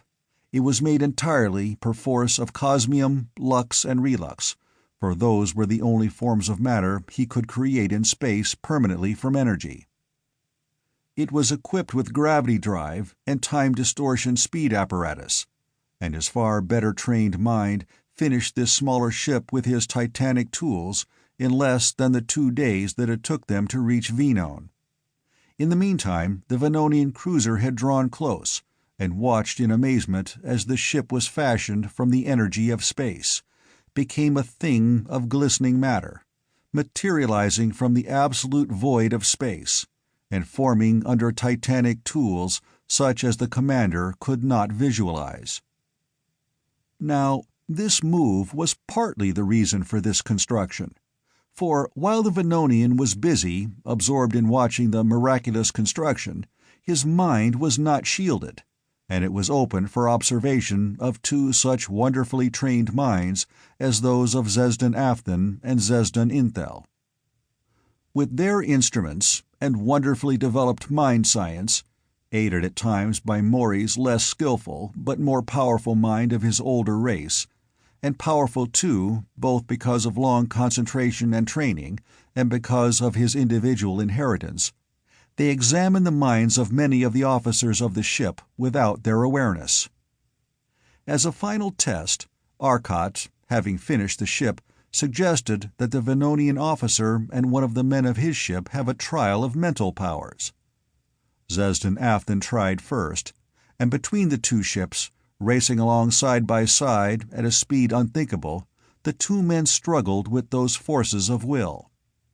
Quickly, Zesdan Afthan told Arcot what he had learned.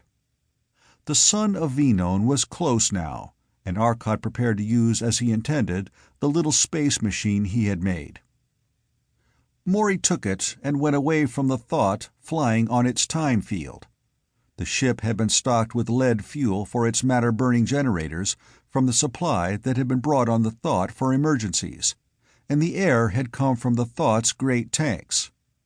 Maury was going to Venone ahead of the thought to scout, to see many of the important men of Venone and find out from them what I can of the relationship between Venone and Thet. Hours later, Maury returned with a favorable report. He had seen many of the important men of Venone and conversed with them mentally from the safety of his ship, where the specially installed gravity apparatus had protected him and the ship against the enormous gravity of this gigantic world. He did not describe Venone. He wanted them to see it as he had first seen it. So the little ship, which had served its purpose now, was destroyed, nearly a light-year from Venone, and left a crushed wreck when 2 plates of artificial matter had closed upon it, destroying the apparatus, lest some unwelcome finder use it. There was little about it, the gravity apparatus alone perhaps, that might have been of use to Thet, and Thet already had the ray, but why take needless risk? Then once more they were racing toward Venone. Soon the giant star of which it was a planet loomed enormous. Then, at Maury's direction, they swung, and before them loomed a planet. Large as Thet, nearly 500,000 miles in diameter, its mass was very closely equal to that of our sun. Yet it was but the burned-out sweepings of the outermost photospheric layers of this giant sun, and the radioactive atoms that made a sun active were not here. It was a cold planet. But its density was far, far higher than that of our sun, for our sun is but slightly denser than ordinary seawater.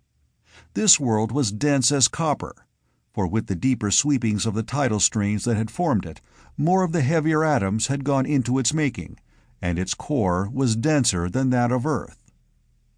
About it swept two gigantic satellite worlds, each larger than Jupiter, but satellites of a satellite here.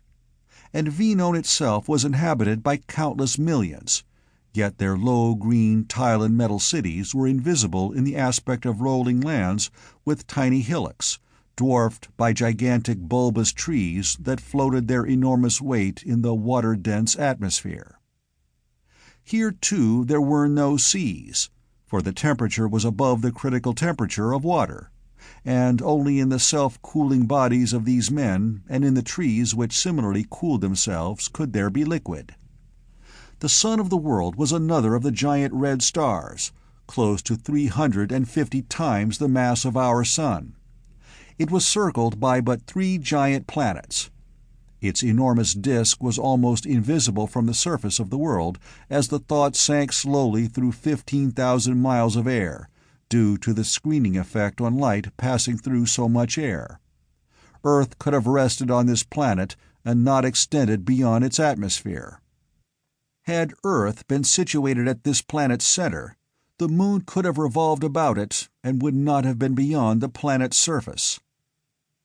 In silent wonder the Terrestrians watched the titanic world as they sank, and their friends looked on amazed, comprehending even less of the significance of what they saw. Already within the titanic gravitational field they could see that indescribable effects were being produced on them and on the ship.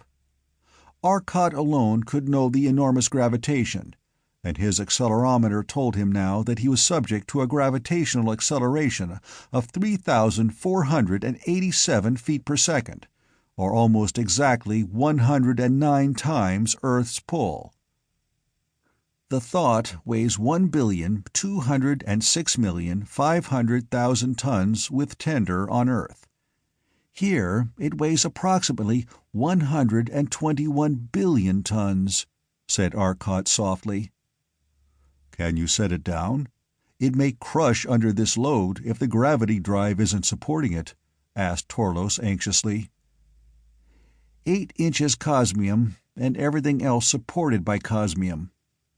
I made this thing to stand any conceivable strain. Watch, if the planet's surface will take the load, replied Arcot. They were still sinking, and now a number of small, marvelously streamlined ships were clustered around the slowly settling giant. In a few moments more, people, hundreds, thousands of men were flying through the air up to the ship. A cruiser had appeared and was very evidently intent on leading them somewhere, and Arcot followed it as it streaked through the dense air. No wonder they streamline, he muttered as he saw the enormous force it took to drive the gigantic ship through this air. The air pressure outside their ship now was so great that the sheer crushing effect of the air pressure alone was enormous. The pressure was well over 9 tons to the square inch on the surface of that enormous ship. They landed approximately 50 miles from a large city which was the capital. The land seemed absolutely level, and the horizon faded off in distance in an atmosphere absolutely clear. There was no dust in the air at their height of nearly 300 feet, for dust was too heavy on this world. There were no clouds. The mountains of this enormous world were not large, could not be large, for their sheer weight would tear them down, but what mountains there were jagged, tortured rock, exceedingly sharp in outline. "No rain, no temperature change to break them down," said Wade, looking at them. the zone of fracture can't be deep here." "What, Wade, is the zone of fracture?" asked Torlos. "Rock has weight. Any substance, no matter how brittle, will flow if sufficient pressure is brought to bear from all sides. A thing which can flow will not break or fracture. You can't imagine the pressure to which the rock 300 feet down is subject to. There is the enormous mass of atmosphere, the tremendous mass of rock above, and all forced down by this gravitation. By the time you get down half a mile, the rock is under such an inconceivably great pressure that it will flow like mud. The rock there cannot break. It merely flows under pressure. Above, the rock can break instead of flowing. That is the zone of fracture. On Earth, the zone of fracture is 10 miles deep. Here, it must be of the order of only 500 feet. And the planetary blocks that made a planet's surface float in the zone of flowage, they determine the zone of fracture." The gigantic ship had been sinking, and now, suddenly, it gave a very unexpected demonstration of Wade's words. It had landed, and Arcot shut off the power. There was a roaring, and the giant ship trembled, rocked, and rolled along a bit. Instantly, Arcot drove it into the air. "Whoa, can't do it. The ship will stand it, and won't bend under the load, but the planet won't. We caused a V-node quake. One of those planetary blocks Wade was talking about slipped under the added strain." Quickly, Wade explained that all the planetary blocks were floating, truly floating, and in equilibrium just as a boat must be. The added load had been sufficiently great, so that with an already extant overload on this particular planetary block, this boat had sunk a bit further into the flowage zone, till it was once more at rest and balanced. "They wish us to come out that they may see us, strangers and friends from another island," interrupted Zesdan Afthan. "Tell them they'd have to scrape us up off the ground if we attempted it. We come from a world where we weigh about as much as a pebble here," said Wade, grinning at the thought of Terrestrians trying to walk on this world. "Don't. Tell them we'll be right out," said Arcot sharply. "All of us." Maury and the others all stared at Arcot in amazement. It was utterly impossible. But Zesdan Afthan did as Arcot had asked. Almost immediately, another Maury stepped out of the airlock wearing what was obviously a pressure suit. Behind him came another Wade, Torlos, Stelfelso Thew, and indeed all the members of their party save Arcot himself. The Galactians stared in wonder, then comprehended and laughed together. Arcot had sent artificial matter images of them all. Their images stepped out, and the Venonian crowd which had collected stared in wonder at the giants, looming twice their height above them. "You see not us, but images of us. We cannot withstand your gravity nor your air pressure, save in the protection of our ship. But these images are true images of us." For some time, then, they communicated, and finally Arcot agreed to give a demonstration of their power. At the suggestion of the cruiser commander who had seen the construction of a spaceship from the emptiness of space, Arcot rapidly constructed a small, very simple molecular drive machine of pure cosmium, making it entirely from energy. It required but minutes, and the Venonians stared in wonder as Arcot's unbelievable tools created the machine before their eyes. The completed ship Arcot gave to an official of the city who had appeared. The Venonian looked at the thing skeptically, and half expecting it to vanish like the tools that made it, gingerly entered the port. Powered as it was by lead-burning cosmic ray generators, the lead alone having been made by transmutation of natural matter, it was powerful and speedy. The official entered it, and finding it still existing, tried it out. Much to his amazement, it flew and operated perfectly. Nearly 10 hours Arcot and his friends stayed at V-node, and before they left, the Venonians, for all their vast differences of structure, had proven themselves true, kindly, honest men, and a race that our alliance has since found every reason to respect and honor. Our commerce with them, though carried on under difficulties, is nonetheless a bond of genuine friendship. Chapter 24. Thet Prepares. Streaking through the void toward Thet was again a tiny scout ship. It carried but a single man, and with all the power of the machine he was darting toward distant Thet, at a speed insanely reckless. But he knew that he must maintain such a speed if his mission were to be successful. Again a tiny ship entered Thet's far-flung atmosphere, and slowed to less than a light speed, and sent its signal call ahead. In moments the patrol ship, less than 300 miles away, had reached it, and together they streaked through the dense air in a screaming dive toward Shatin Soma, the capital city. It was directly beneath, and it was not long before they had reached the great palace grounds and settled on the upper roof. Then the scout leapt out of his tiny craft and dove for the door. Flashing his credentials, he dove down and into the first shielded room. Here, precious seconds were wasted while a check was made of the credentials the man carried, then he was sent through to the council room.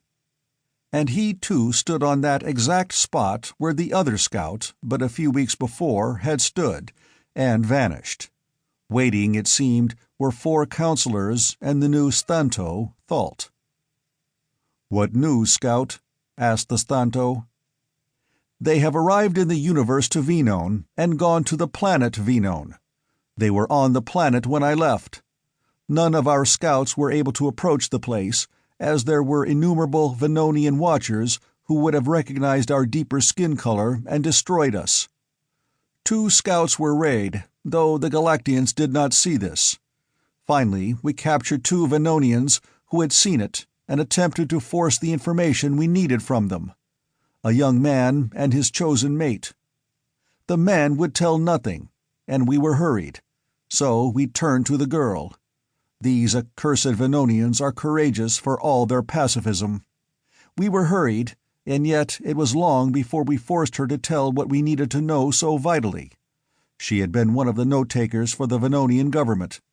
We got most of their conversation, but she died of burns before she finished. The Galactians know nothing of the twin ray beyond its action, and that it is an electromagnetic phenomenon, though they have been able to distort it by using a sheet of pure energy.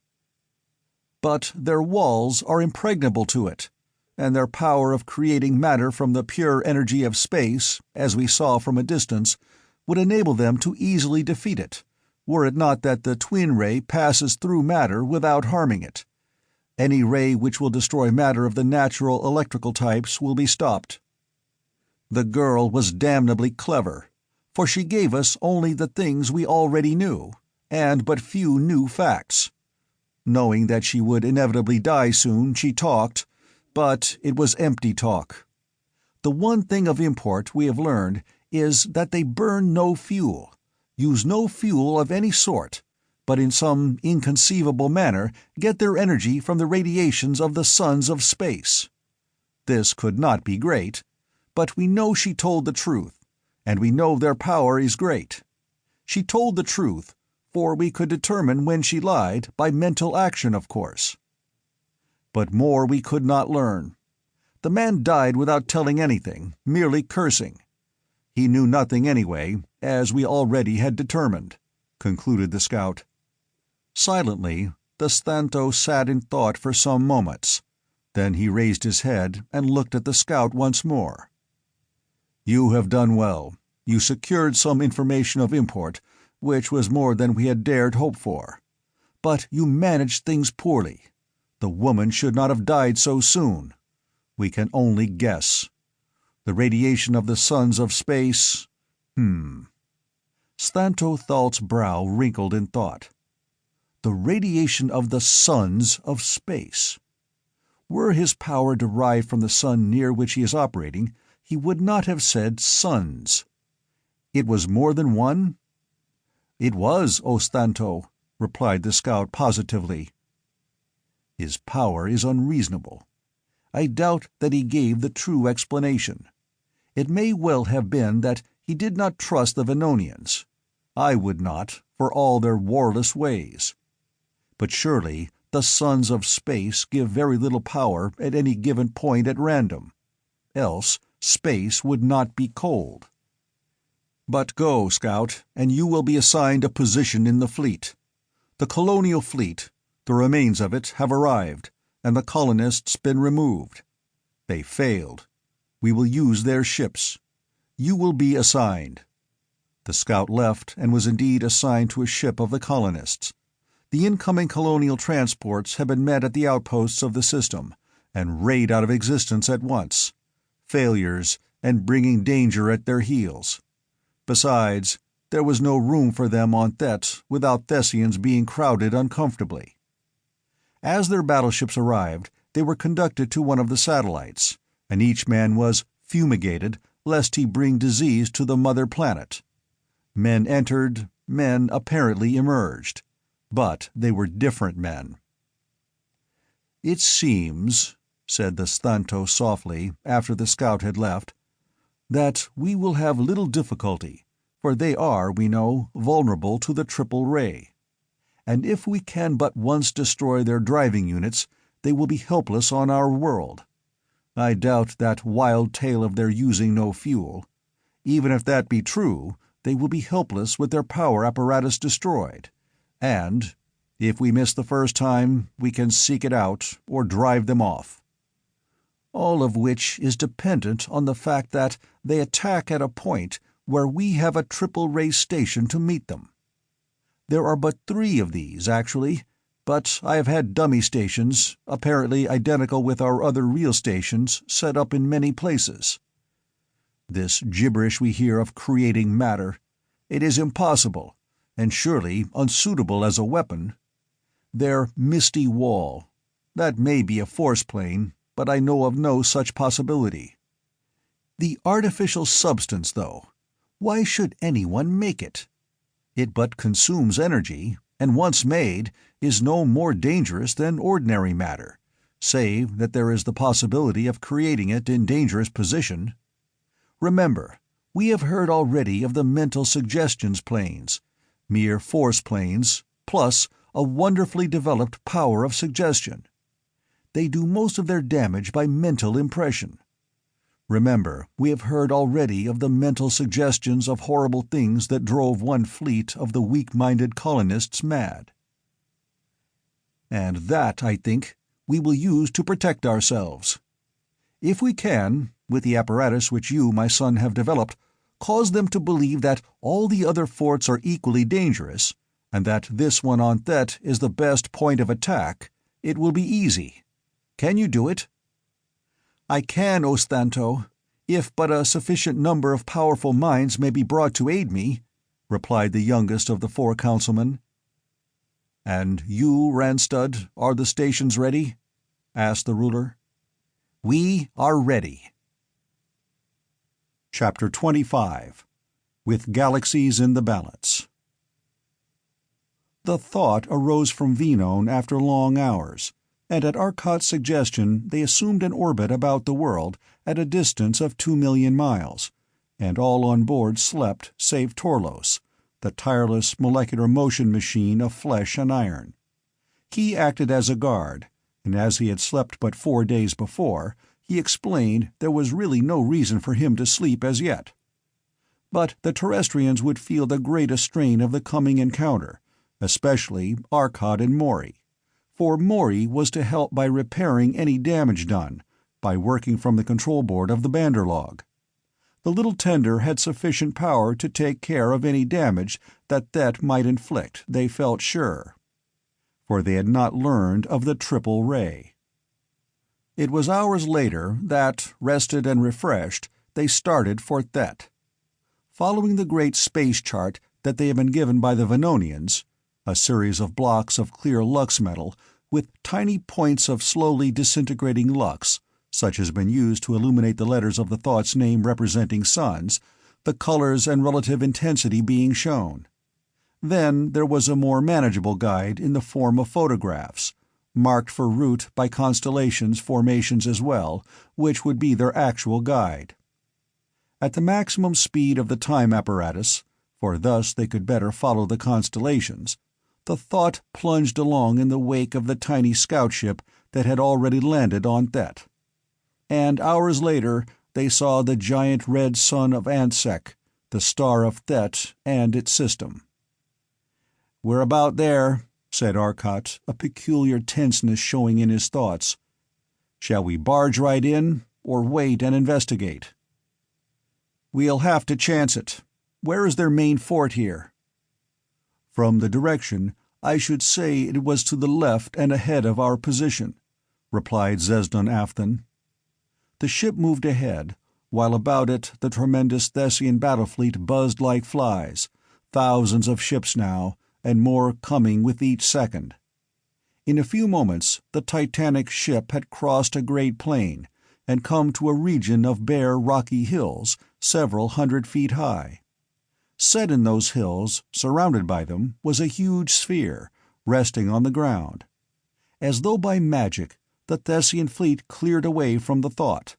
The last one had not left when Arcot shot a terrific cosmic ray toward the sphere.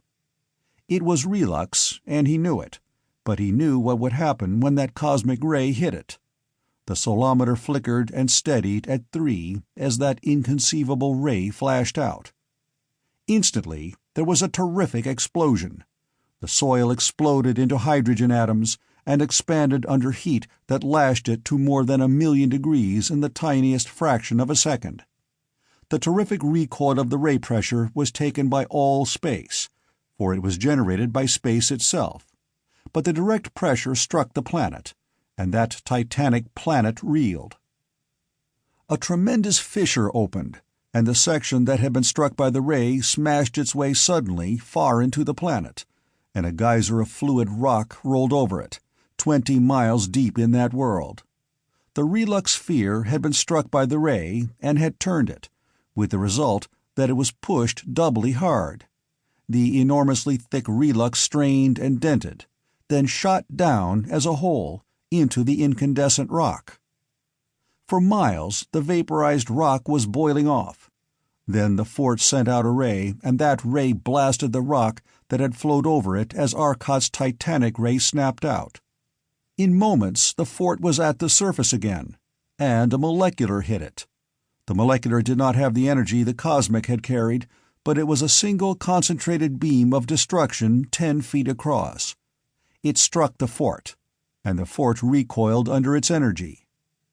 The marvelous new tubes that ran its ray screen flashed instantly to a temperature inconceivable, and so long as the elements embedded in the infusible Relux remained the metals they were, those tubes could not fail. But they were being lashed by the energy of half a sun. The tubes failed.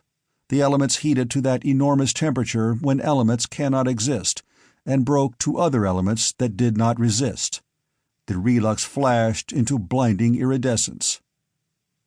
And from the fort came a beam of pure silvery light. It struck the Thought just behind the bow, for the operator was aiming for the point where he knew the control room and pilot must be. But Arcot had designed the ship for mental control, which the enemy operator could not guess. The beam was a flat beam, perhaps an inch thick, but it fanned out to 50 feet width. And where it touched the Thought, there was a terrific explosion, and the inconceivably violent energy lashed out as the cosmium instantaneously liberated its energy.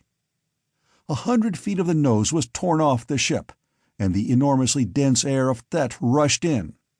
But that beam had cut through the very edge of one of the ray projectors, or better, one of the ray feed apparatus. And the ray feed released it without control. It released all the energy it could suck in from space about it, as one single beam of cosmic energy, somewhat lower than the regular cosmics, and it flashed out in a beam as solid matter. There was air about the ship, and the air instantly exploded into atoms of a different sort, threw off their electrons and were raised to the temperature at which no atom can exist, and became protons and electrons. but so rapidly was that coil sucking energy from space that space tended to close in about it, and in enormous spurts the energy flooded out. It was directed almost straight up, but one ship was caught in its beam. It was made of relux, but the relux was powdered under the inconceivable blow that countless quintillions of cosmic ray photons struck it. That ray was in fact a solid mass of cosmium moving with the velocity of light, and it was headed for that satellite of Thet, which it would reach in a few hours' time. The thought, due to the spatial strains of the wounded coil, was constantly rushing away to an almost infinite distance, as the ship approached that other space toward which the coil tended with its load, and rushing back as the coil, reaching a spatial condition which supplied no energy, fell back. In 1/100th of a second it had reached equilibrium, and they were in a weirdly, terribly distorted space. But the triple ray of the Thessian seemed to shear off and miss, no matter how it was directed. And it was painfully weak, for the coil sucked up the energy of whatsoever matter disintegrated in the neighborhood. Then suddenly the performance was over, and they plunged into artificial space that was black and clean, and not a thing of wavering, struggling energies. Maury, from his control in the Banderlog, had succeeded in getting sufficient energy, by using his space distortion coils, to destroy the great projector mechanism. Instantly Arcot, now able to create the artificial space without the destruction of the coils by the struggling ray feed coil, had thrown them into comparative safety. Space writhed before they could so much as turn from the instruments. The Thessians had located their artificial space, and reached it with an attraction ray. They already had been withstanding the drain of the enormous fields of the giant planet and the giant sun. The attractive ray was an added strain. Arcot looked at his instruments, and with a grim smile set a single dial. The space about them became black again. "Pulling our energy. Merely let 'em pull. They're pulling on an ocean, not a lake this time. I don't think they'll drain those coils very quickly." He looked at his instruments. "Good for 2.5 hours at this rate. Maury, you sure did your job then. I was helpless. The controls wouldn't answer, of course, with that titanic thing flopping its wings, so to speak. What are we going to do?" Maury stood in the doorway and from his pocket drew a cigarette, handed it to Arcot, another to each of the others who smoked and lit them, and his own. "Smoke," he said, and puffed. "Smoke and think. From our last experience with a minor tragedy, it helps." "But this is no minor tragedy. They have burst open the wall of this invulnerable ship, destroyed one of those enormous coils, and can do it again," exclaimed Zesden Afthan, exceedingly nervous, so nervous that the normal courage of the man was gone. His too psychic breeding was against him as a warrior. "Afthan," replied Stelfelso Theo calmly, "when our friends have smoked and thought, the thought will be repaired perfectly, and it will be made invulnerable to that weapon." "I hope so, Stelfelso Theo," smiled Arcot. He was feeling better already. "But do you know what that weapon is, Maury?" "Got some readings on it with the Banderlog's instruments, and I think I do. Twin Ray is right," replied Maury. So I think. It's a super photon. What they do is to use a field somewhat similar to the field we use in making cosmium, except that in theirs, instead of the photons lying side by side, they slide into one another, compounding. They evidently got 3 photons to go into one. Now, as we know, that size photon doesn't exist for the excellent reason that it can't in this space. Space closes in about it. Therefore, they have a projected field to accompany it that tends to open out space, and they're using that, not the attractive ray, on us now. The result is that for a distance not too great, the triple ray exists in normal space, then goes into another. Now the question is, how can we stop it? I have an idea. Have you any?" "Yes, but my idea can't exist in this space either," grinned Maury. "I think it can. If it's what I think, remember, it will have a terrific electric field." "It's what you think, then. Come on." Arcot and Maury went to the calculating room, while Wade took over the ship. But one of the ray feeds had been destroyed, and they had 3 more in action, as well as their most important weapon, artificial matter. Wade threw on the time field, and started the emergency lead burner working to recharge the coils that the Thessians were constantly draining. Being in their own peculiar space, they could not draw energy from the stars, and Arcot didn't want to return to normal space to discharge them unless necessary. "How's the air pressure in the rest of the ship?" asked Wade. "Triple normal," replied Maury. "The Thessian atmosphere leaked in and sent it up terrifically, but when we went into our own space, at the halfway point, a lot leaked out. But the ship is full of water now. It was a bit difficult coming up from the Banderlog, and I didn't want to breathe the air I wasn't sure of. But let's work." They worked. For 8 hours of the time they were now in, they continued to work. The supply of lead metal gave out before the end of the 4th hour, and the coils were nearing the end of their resistance. It would soon be necessary for Arcot to return to normal space. So they stopped, their calculations very nearly complete. Throwing all the remaining energy into the coils, they a little more than held the space about them and moved away from Thet at a speed of about twice that of light. For an hour more Arcot worked, while the ship plowed on. Then they were ready. As Arcot took over the controls, space reeled once more, and they were alone, far from Thet. The suns of this space were flashing and glowing about them, and the unlimited energy of a universe was at Arcot's command.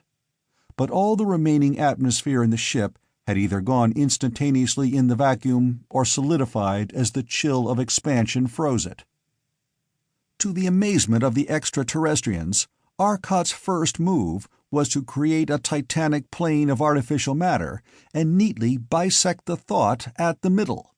He had thrown all of the controls thus interrupted into neutral, and in the little more than half of the ship which contained the control cabin was also the artificial matter control. It was busy now.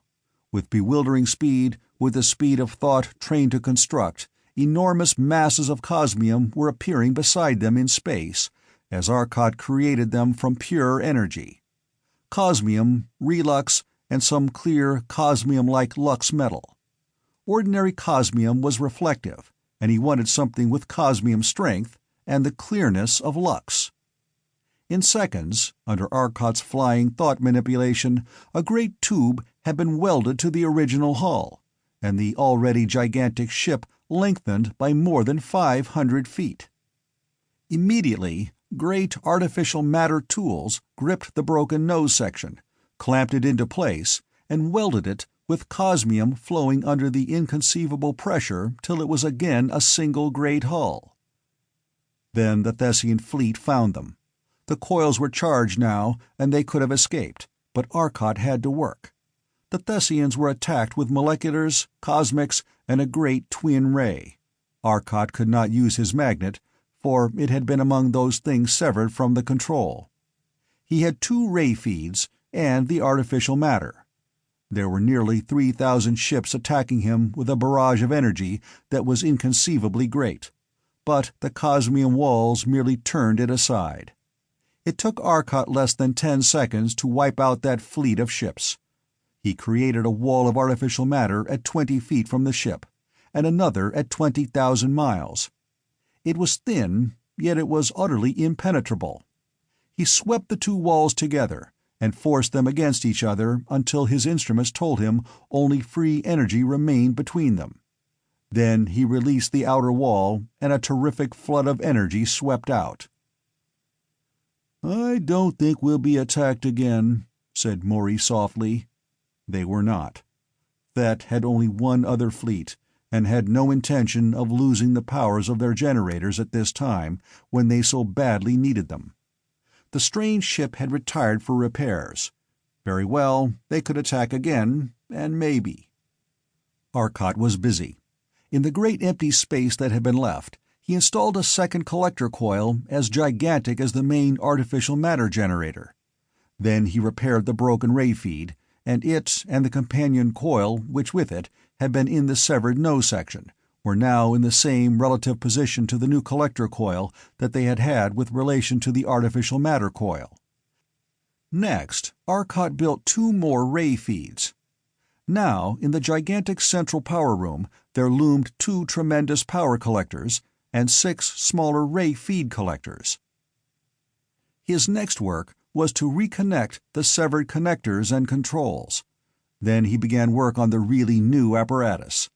Nothing he had constructed so far was more than a duplicate of existing apparatus, and he had been able to do it almost instantly from memory. Now he must vision something new to his experience, and something that was forced to exist in part in this space, and partly in another. He tried 4 times before the apparatus had been completed correctly, and the work occupied 10 hours. But at last it was done. The thought was ready now for the battle. "Got it right at last?" asked Wade. "I hope so." "It's right. Tried it a little. I don't think you noticed it. I'm going down now to give them a nice little dose," said Arcot grimly. His ship was repaired, but they had caused him plenty of trouble. "How long have we been out here, their time?" asked Wade. "About an hour and a half." The thought had been on the time field at all times, save when the Thessian fleet attacked. "I think, Earthmen, that you are tired and should rest, lest you make a tired thought and do great harm," suggested Zesden Afton. "I want to finish it," replied Arcot sharply. He was tired. In seconds, the thought was once more over that fortified station in the mountains, and the triple ray reached out, and suddenly about the ship was a wall of absolute, utter blackness.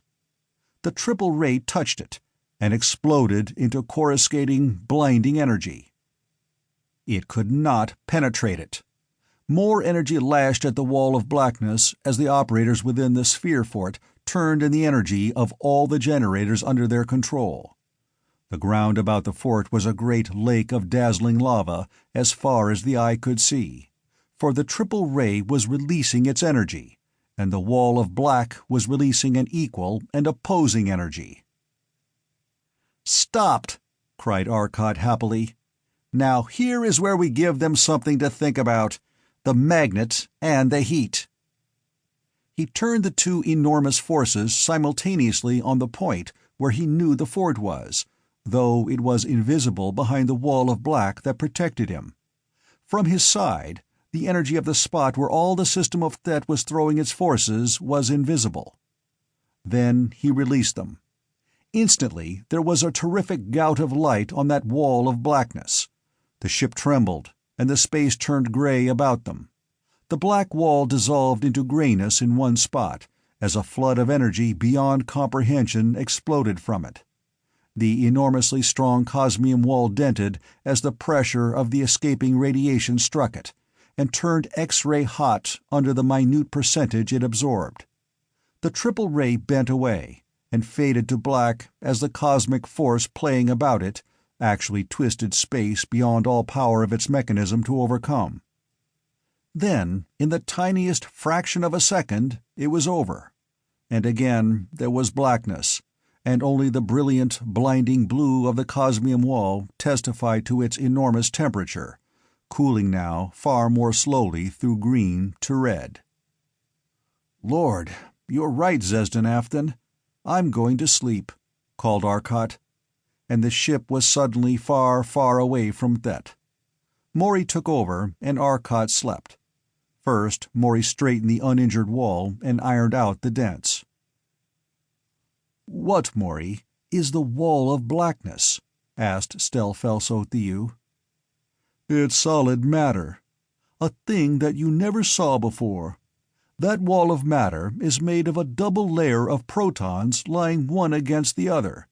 It absorbs absolutely every and all radiation, and because it is solid matter, not tiny sprinklings of matter in empty space, as is the matter of even the densest star, it stops the triple ray. That matter is nothing but protons. There are no electrons there, and the positive electrical field is inconceivably great.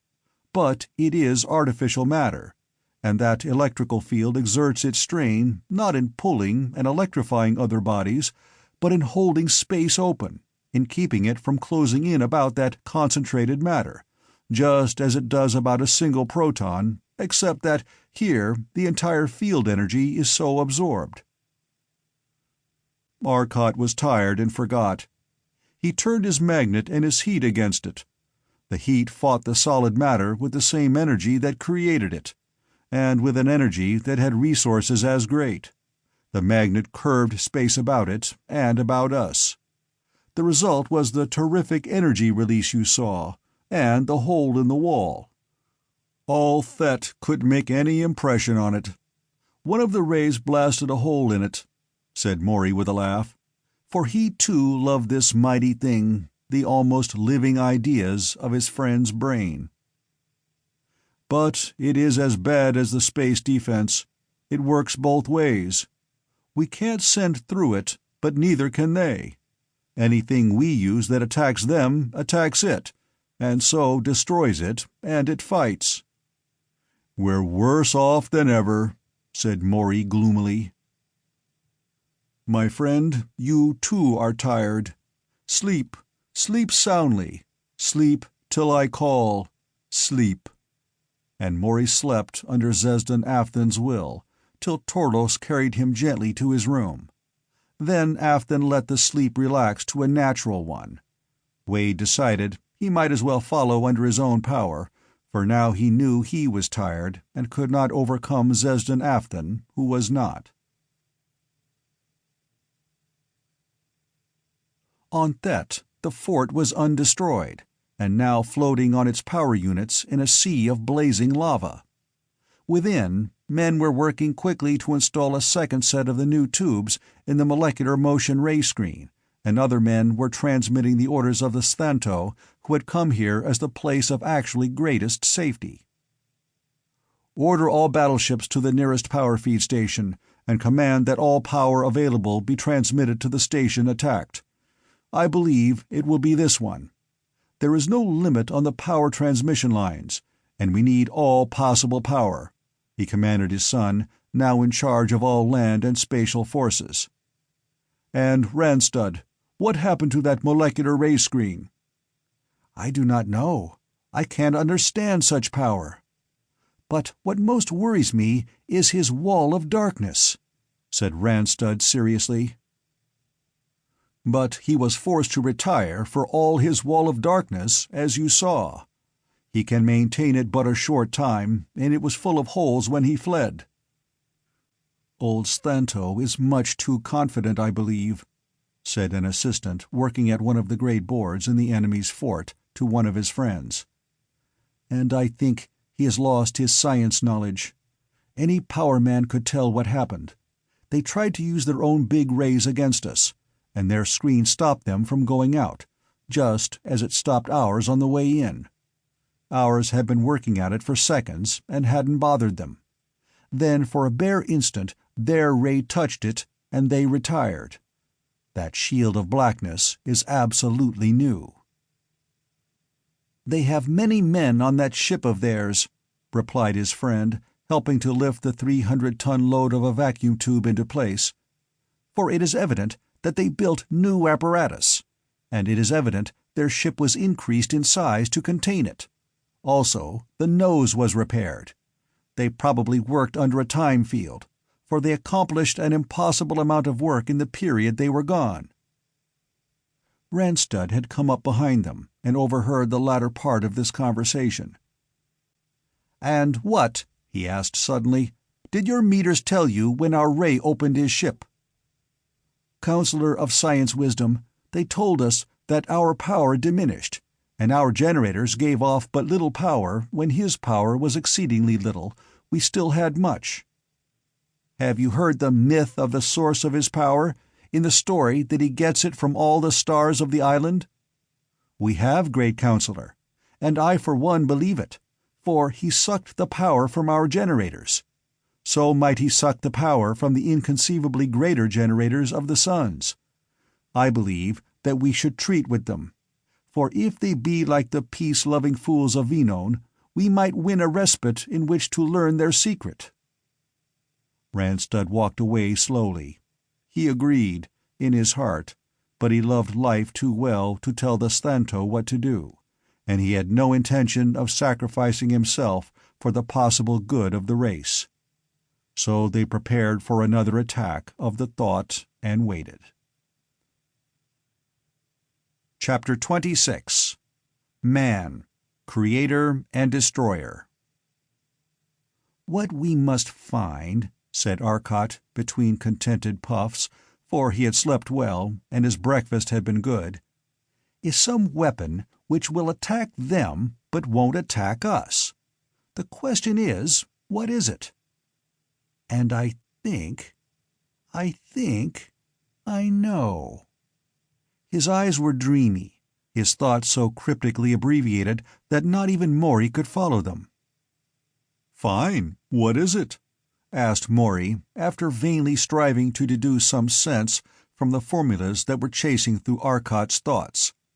Here and there he recognized them: Einstein's energy formula, Planck's quantum formulas, Nitsutansi's electron interference formulas, Stepkovsky's proton interference, Williamson's electric field, and his own formulas appeared, and others so abbreviated he could not recognize them. "Do you remember what Dad said about the way the Thessians made the giant forts out in space? Hauled matter from the moon and transformed it to lux and relux? Remember, I said then I thought it might be a ray, but found it wasn't what I thought? I want to use the ray I was thinking of. The only question in my mind is, what is going to happen to us when I use it?" "What's the ray?" "Why is it, Maury, that an electron falls through the different quantum energy levels, falls successively lower and lower, till it reaches its lowest energy level and can radiate no more? Why can't it fill another step and reach the proton? Why has it no more quanta to release? We know that electrons tend to fall always to lower energy level orbits. Why do they stop?" "And," said Maury, his own eyes dreamily bright now, "what would happen if it did? If it fell all the way?" "I cannot follow your thoughts, Earthmen, beyond a glimpse of an explosion. And it seems it is Thet that is exploding, and that Thet is exploding itself. Can you explain?" asked Stel Felso Thiu. "Perhaps. You know that electrons in their planetary orbits, so-called, tend to fall away to orbits of lower energy, till they reach the lowest energy orbit, and remain fixed till more energy comes and is absorbed, driving them out again. Now we want to know why they don't fall lower, fall all the way. As a matter of fact, thanks to some work I did last year with disintegrating lead, we do know.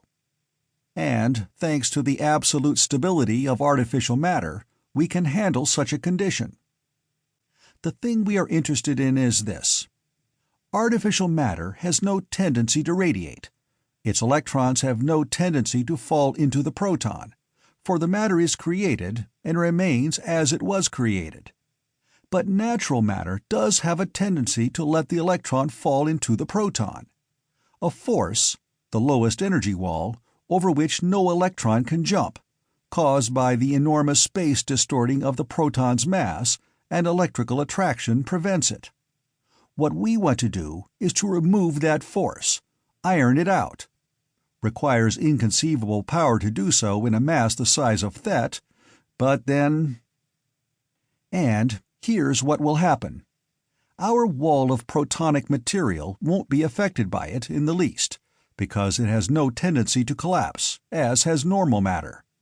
But Thet, beyond the wall, has that tendency, and the ray will release the energy of every planetary electron on Thet, and every planetary electron will take with it the energy of one proton. and it will take about 1/100 millionth of a second. Thet will disappear in one instantaneous flash of radiation. Radiation in the high cosmics. Here's the trouble. Thet represents a mass as great as our sun, and our sun can throw off energy at the present rate of 1 sol for a period of some 10 million years, 3.5 million tons of matter a second for 10 million years. If all of that went up in 1/100 millionth of a second, how many sols? Asked Maury. Too many is all I can say. Even this ship couldn't maintain its walls of energy against that, declared Stelfelso-Thew, awed by the thought. But that same power would be backing this ship and helping it to support its wall. We would operate from 500,000 miles. We will. If we are destroyed, so is Thet, and all the worlds of Thet.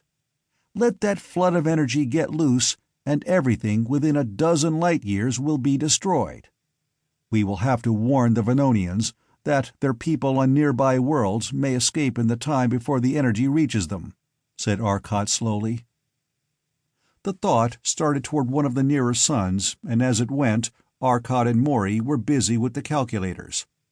They finished their work and started back from that world, having given their message of warning with the artificial matter constructors. When they reached Thet, less than a quarter of an hour of Thessian time had passed. But before they reached Thet, Arcot's viewplates were blinded for an instant as a terrific flood of energy struck the artificial matter protectors and caused them to flame into defense.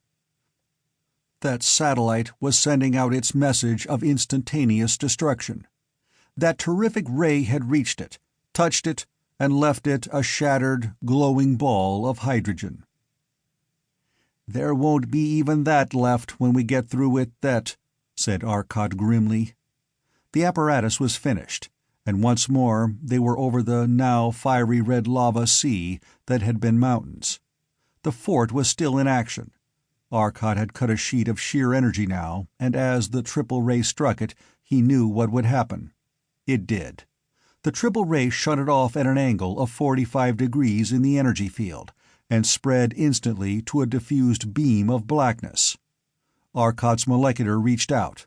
The lava was instantly black, and mountains of ice were forming over the struggling defenses of the fort. The molecular screen was working. "I'd like to know how they make tubes that'll stand that, Maury," said Arcot, pointing to an instrument that read .01 millisols. "They have tubes now that would have wiped us out in 10 minutes, seconds before this." The triple ray snapped off. They were realigning it to hit the ship now, correcting for the shield. Arcot threw out his protonic shield and retreated to 500,000 miles, as he had said. "Here goes." But before even his thoughts could send that to radiation, the entire side of the planet blazed suddenly incandescent. Thet was learning what had happened when their ray had wounded the thought. And then, in the barest instant of time, there was no Thet. There was an instant of intolerable radiation, then momentary blackness, and then the stars were shining where Thet had been. Thet was utterly gone. But Arcot did not see this. About him there was a tremendous roar, titanic generator converters that had not so much as hummed under the impact of Thet's greatest weapons, whined and shuddered now. The two enormous generators, the blackness of the protonic shield and the great artificial matter generator, throwing an inner shield impervious to the cosmics Thet gave off as it vanished, both were whining. And the 6 smaller machines, which Arcot had succeeded in interconnecting with the protonic generator, were whining too. Space was weirdly distorted, glowing gray about them, the great generators struggling to maintain the various walls of protecting power against the surge of energy as Thet, a world of matter, disintegrated. But the very energy that fought to destroy those walls was absorbed in defending it, and by that much the attacking energy was lessened. Still, it seemed hours, days, that the battle of forces continued. Then it was over, and the skies were clear once more as Arcot lowered the protonic screen silently. The white sky of Thet was gone, and only the black starriness of space remained. "It's gone!" gasped Torlos. He had been expecting it, still, the disappearance of a world. "We will have to do no more. No ships had time to escape, and the risk we run is too great," said Maury slowly. "The escaping energy from that world will destroy the others of this system as completely, and it will probably cause the sun itself to blow up, perhaps to form new planets, and so the process repeats itself. But Vino knows better now, and their criminals will not populate more worlds. And we can go home, to our little dust specks." "But they're wonderfully welcome dust specks, and utterly important to us, Earthman," reminded Zesdan Afthan. "Let us go, then," said Arcot. It was dusk, and the rose tints of the recently set sun still hung on the clouds that floated like white bits of cotton in the darkening blue sky. The dark waters of the little lake and the shadowy tree-clad hills seemed very beautiful. And there was a little group of buildings down there, and a broad cleared field. On the field rested a shining, slim shape, 75 feet long, 10 feet in diameter. But all, the lake, the mountains even, were dwarfed by the silent, glistening ruby of a gigantic machine that settled very, very slowly and very, very gently downward. It touched the rippled surface of the lake with scarcely a splash, then hung, a quarter submerged in that lake. Lights were showing in the few windows the huge bulk had, and light showed now in the buildings on the shore. Through an open door, light was streaming, casting silhouettes of 2 men. And now a tiny door opened in the enormous bulk that occupied the lake, and from it came 5 figures, that floated up and away toward the cottage. "Hello, son. You have been gone long," said Arcot Sr. gravely, as his son landed lightly before him. "I thought so. Earth has moved in her orbit. More than 6 months?" His father smiled a bit wryly. "Yes, 2 years and 3 months. You got caught in another time field and thrown the other way this time?" "Time and force. Do you know the story yet?" "Part of it. Vino sent a ship to us within a month of the time you left, and said that all Thet's system had disappeared, save for one tremendous gas cloud, mostly hydrogen. Their ships were met by such a blast of cosmic rays as they came toward Thet that the radiation pressure made it almost impossible to advance. There were 2 distinct waves. One was rather slighter, and was more in the gamma range, so they suspected that 2 bodies had been directly destroyed. One small one and one large one were reduced completely to cosmics. Your warning to Sentfen was taken seriously, and they have vacated all planets near." "It was the force field created when you destroyed Thet that threw you forward? Where are the others?" "Zesdan Afthan and Zesdan Inthel we took home, and dropped in their power suits without landing. Stelfelso Theo as well. We will visit them later." "Have you eaten? Then let us eat, and after supper we'll tell you what little there is to tell." "But Arcot," said Maury slowly, "I understand that Dad will be here soon, so let us wait. And I have something of which I have not spoken to you as yet. Worked it out and made it on the back trip. Installed in the Thought with the Banderlog's controls. It is... well, will you look? Fuller, come and see the new toy you designers are going to have to work on." They had all been depressed by the thought of their long absence, by the scenes of destruction they had witnessed so recently. They were beginning to feel better. "Watch." Maury's thoughts concentrated. The thought outside had been left on locked controls, but the apparatus Maury had installed responded to his thoughts from this distance. Before them in the room appeared a cube that was obviously copper. It stayed there but a moment, beaming brightly, then there was a snapping of energies about them, and it dropped to the floor and rang with the impact. "It was not created from the air," said Maury simply. "And now," said Arcot, looking at it, "man can do what never before was possible. From the nothingness of space, he can make anything. Man alone in this space is creator and destroyer. It is a high place. May he henceforth live up to it." And he looked out toward the mighty starlit hull that had destroyed a solar system and could create another.